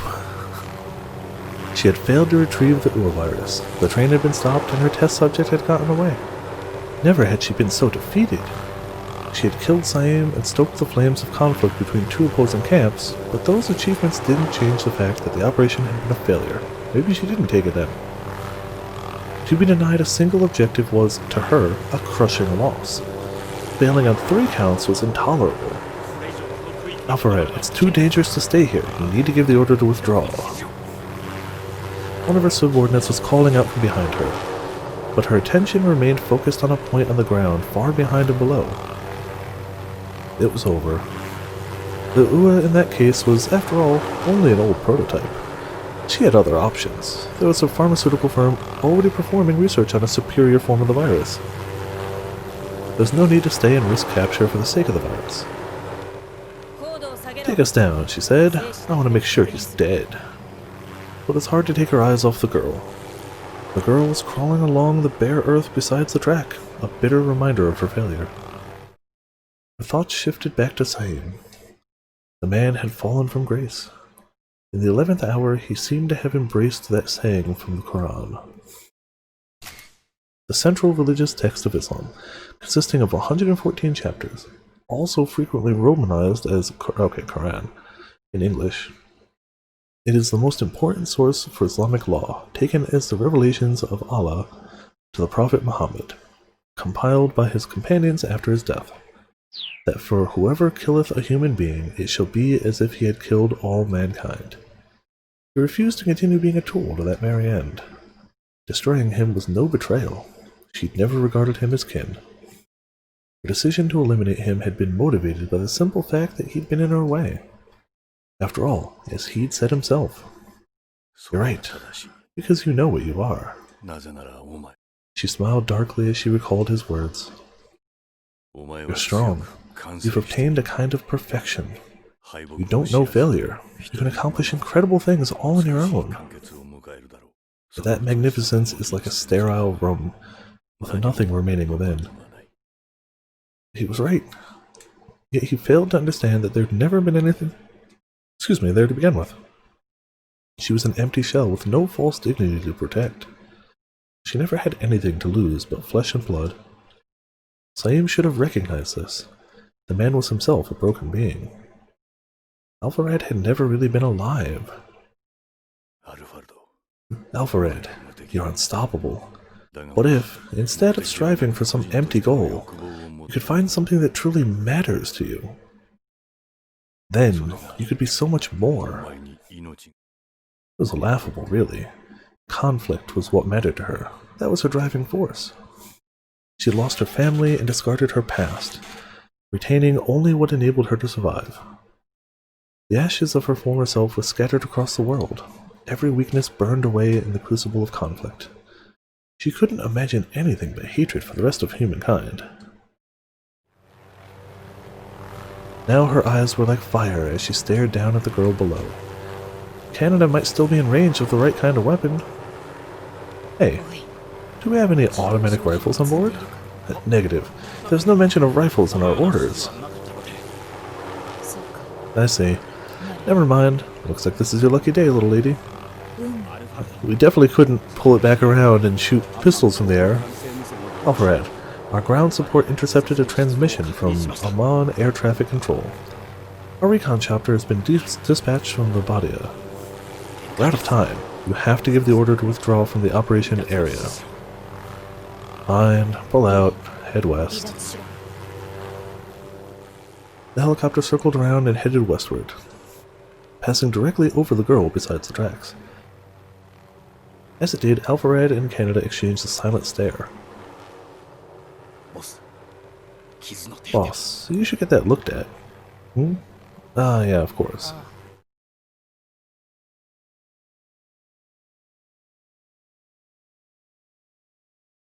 Oh, she didn't know she had the tattoo till now. Down below, Canada continued to stare, seeing in her face a dark reflection of herself. Their origins were so similar. Two serpents born from the same twisted nest, guided by the same mentor, and yet they had followed a very different path. They had no familial ties, yet they were sisters all the same, bound by a fate thicker than any blood. I'm hoping this ends very soon. I'm gonna try and get to the end of it, but Canada didn't take her eyes off the helicopter until it had disappeared over the horizon. Her hatred was a potent force, but even stronger now was her sense of duty. She would stop that terrorist. The girl who had possessed no goals had finally found a sense of determination born within her.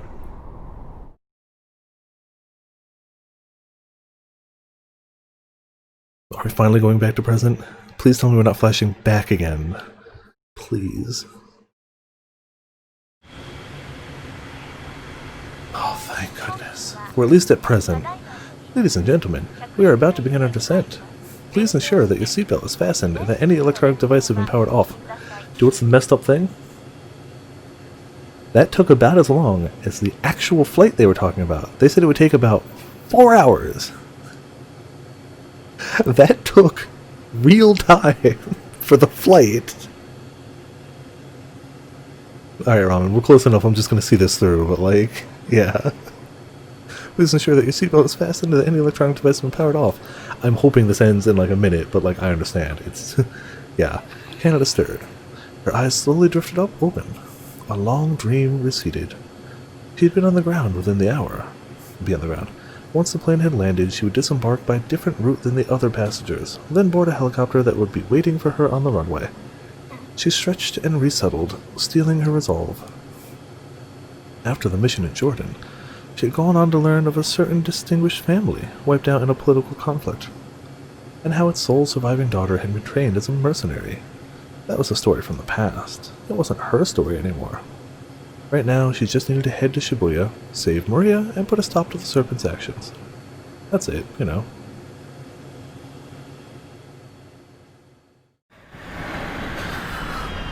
Come on. 7:57 p.m. Okay, still a ways, but she's clearly not in Shibuya yet. Maria. She resisted the urge to hurry to her destination. Taking out her cell phone,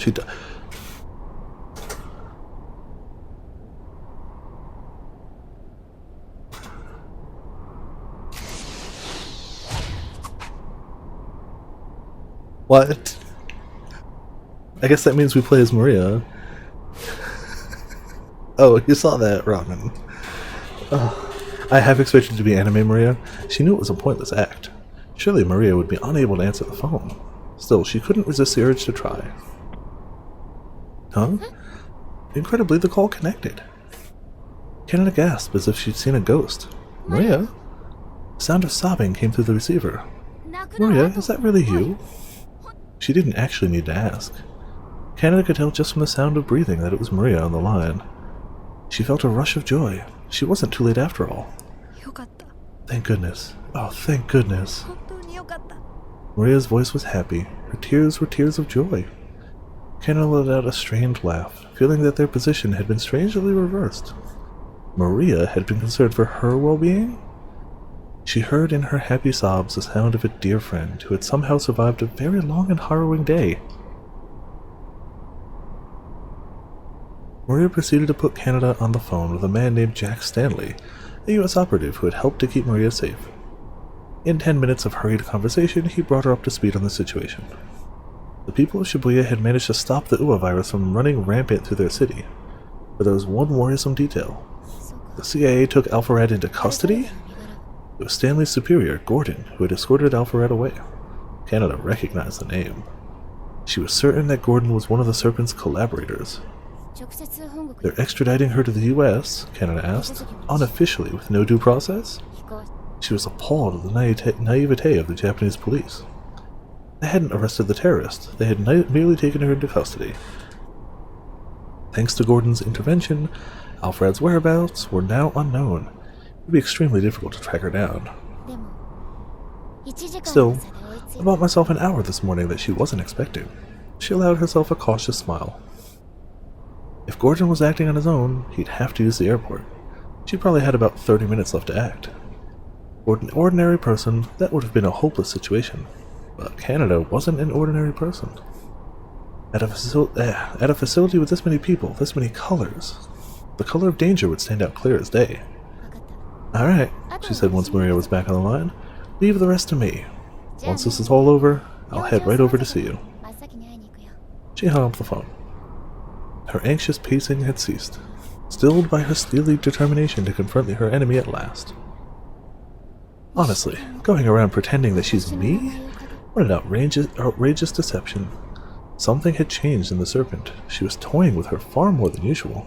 いいよ Alright, そういう that's how she's gonna do things. I'll just have to pay her back in してや full. ろうじゃないか It went against Canada's own sensibilities, but trickery seemed like the perfect tactic to use against these foes. Maria and her companions had been played like puppets. It was time to return the favor.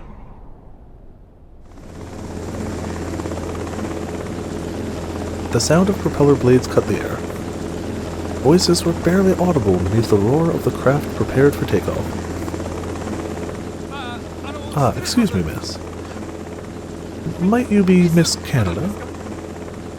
The agent, obviously a last-minute deployment, looked like a nervous wreck. His scent was startlingly harmless. He hardly seemed suited for the job. That's right. Are we ready to go? Ah, yes, of course. I just, well, I mean, I'm ready to fly, miss. Is this your first time doing this sort of thing? Yes. My first mission. Thank you, miss. She decided to ignore his bumbling. Her first impulse was just to kick this dolt, but obviously that wouldn't do. Since befriending Maria, she'd become far less inclined to casually strike out at fools who got in her way. Do you have my firearms ready? She asked. Well, right, the guns. They've been prepared for you, of course, but, well, how do I put this? Canada stared at him. Is there a problem? She asked. Yes. It's kind of difficult to say. The situation you see, just a little earlier, I heard that it was all cleanly resolved. She held her tongue, all part of the act. Resolved? It seemed best to feign ignorance, just to be on the safe side. This man's color was trustworthy enough, but the hue of the copter pilot on standby was harder to read.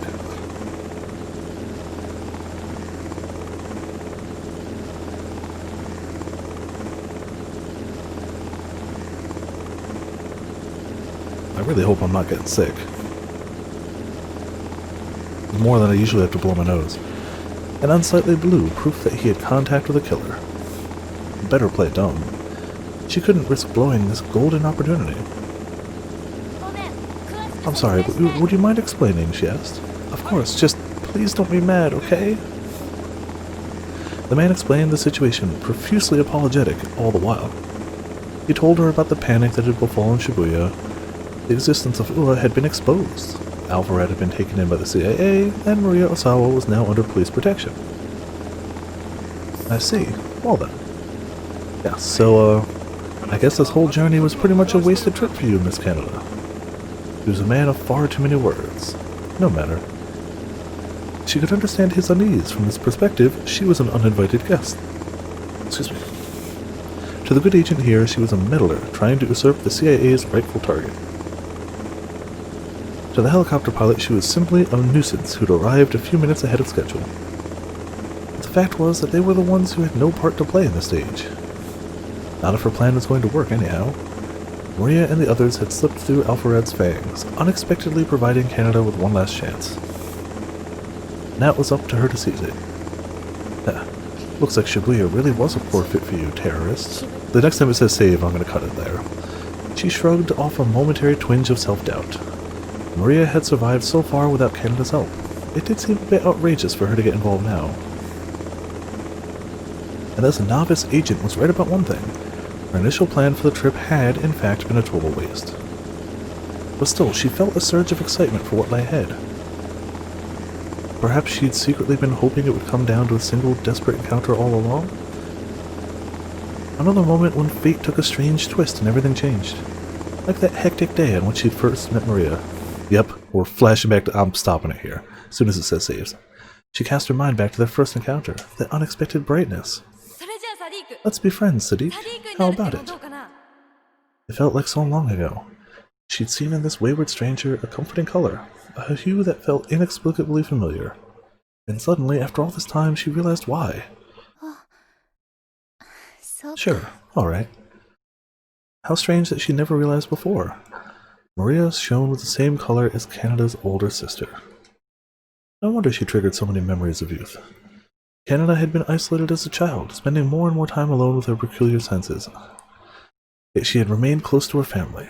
It was their warmth that had tied her strange self to the world around her. Maria didn't literally resemble her lost sister, but she had brought her warm color back into Canada's life. Give me a save point, game. There, in the prop wash of the waiting helicopter, Canada giggled despite herself. She felt ridiculous for only realizing something like this now, but she was glad that it had happened nonetheless. Huh? Are you okay, ma'am? The novice agent stared at her in confusion. Canada nodded reassuringly. Maria was safe, for now, but she still had one last job to do. I came here to save my friend, but since she's okay, I guess this will just be a regular visit. Canada took the gun she'd been provided, then flashed the agent a girlish smile. And really, isn't that so much better? Turning away from the hired chopper, she headed for the main concourse like an ordinary tourist. Either save point or finish it. Or neither. Her long journey was over now. She had finally found something stronger than hatred. Isn't that right, Cyan? The parting seemed ages ago now. But she lived up to the training he had given her, to be a warrior, to live for something greater than revenge. Well, that training had gotten her to where she was now. She would not be something hollow like the serpent. She would hold her head high, strive to meet Cyan's ideal, and fight for her future. We have one last game to play, Alpharad.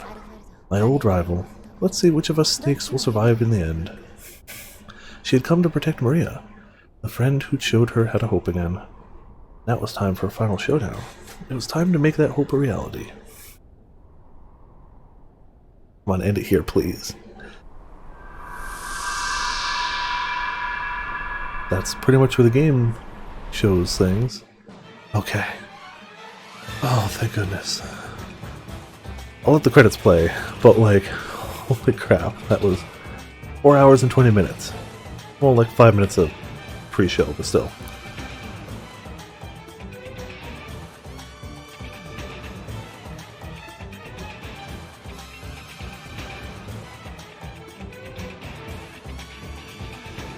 Definitely worried about my nose. Don't like this. Don't like this at all. Barring... Enjoy the lurk, ramen. Barring, like, going to the grocery store once every 2 weeks, barring ordering takeout occasionally, and barring my family, who doesn't always respect quarantine, I've had no contact with the outside world. Like, I'd really try to respect the quarantine as best I can, as best as humanly possible. I'm not going out, I'm not wandering everywhere. Anytime I leave this house, I wear my mask. I hope I'm not getting sick. If I'm getting sick, I hope it's not something awful. I hope it's a head cold, but like, I shouldn't be getting a head cold. It shouldn't be.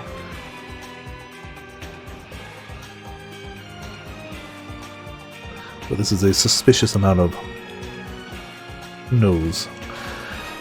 Glad you stuck it through to the end. I hope you sleep well. I hope you get lots of sleep. Sorry to cut into that. I didn't expect this to be like this, but like now I gotta let it go, obviously.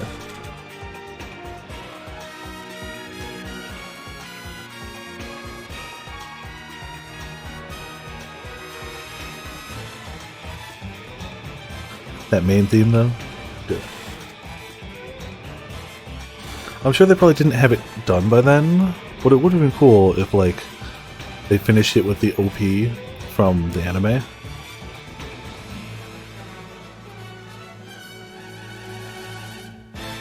The end. Holy moly. Hey! But we got a trophy. We got a trophy. I did want to check one thing. We're not starting it now, but I just wanted to see. There was another character on this list. And it was shadowed out before. Guess we're not checking it now. Thanks, game. Cool. That's where we'll end it then. Cool. Whatever. We got a trophy, we finished the story. It was cool, I just wish it didn't go on quite as long as it did. But it was cool, and we got a gold trophy. So yes, I'm not going to worry about hosting tonight. We already went way overdue. Thank you all for tuning in. Thank you all for watching. Been a great night. We had Ask Animator with a resubscription, correct? Yes, a 25-month resubscription from Ask Animator. Much appreciated. Everybody sticking this out for any amount of time. Hopefully you enjoyed. Tomorrow is Fall Guys, my first attempt at it ever. We're playing on PC. Tuesday's Monster Hunter World. More trophy progress, hopefully crowns. I don't know past that. We're getting closer to Wednesday. I'm going to have to eventually decide what to play. For now, we've got ourselves a monster, a quote, a Discord, and chaos. There you go. This has been Viper S for Viperland. I'll see you all next time.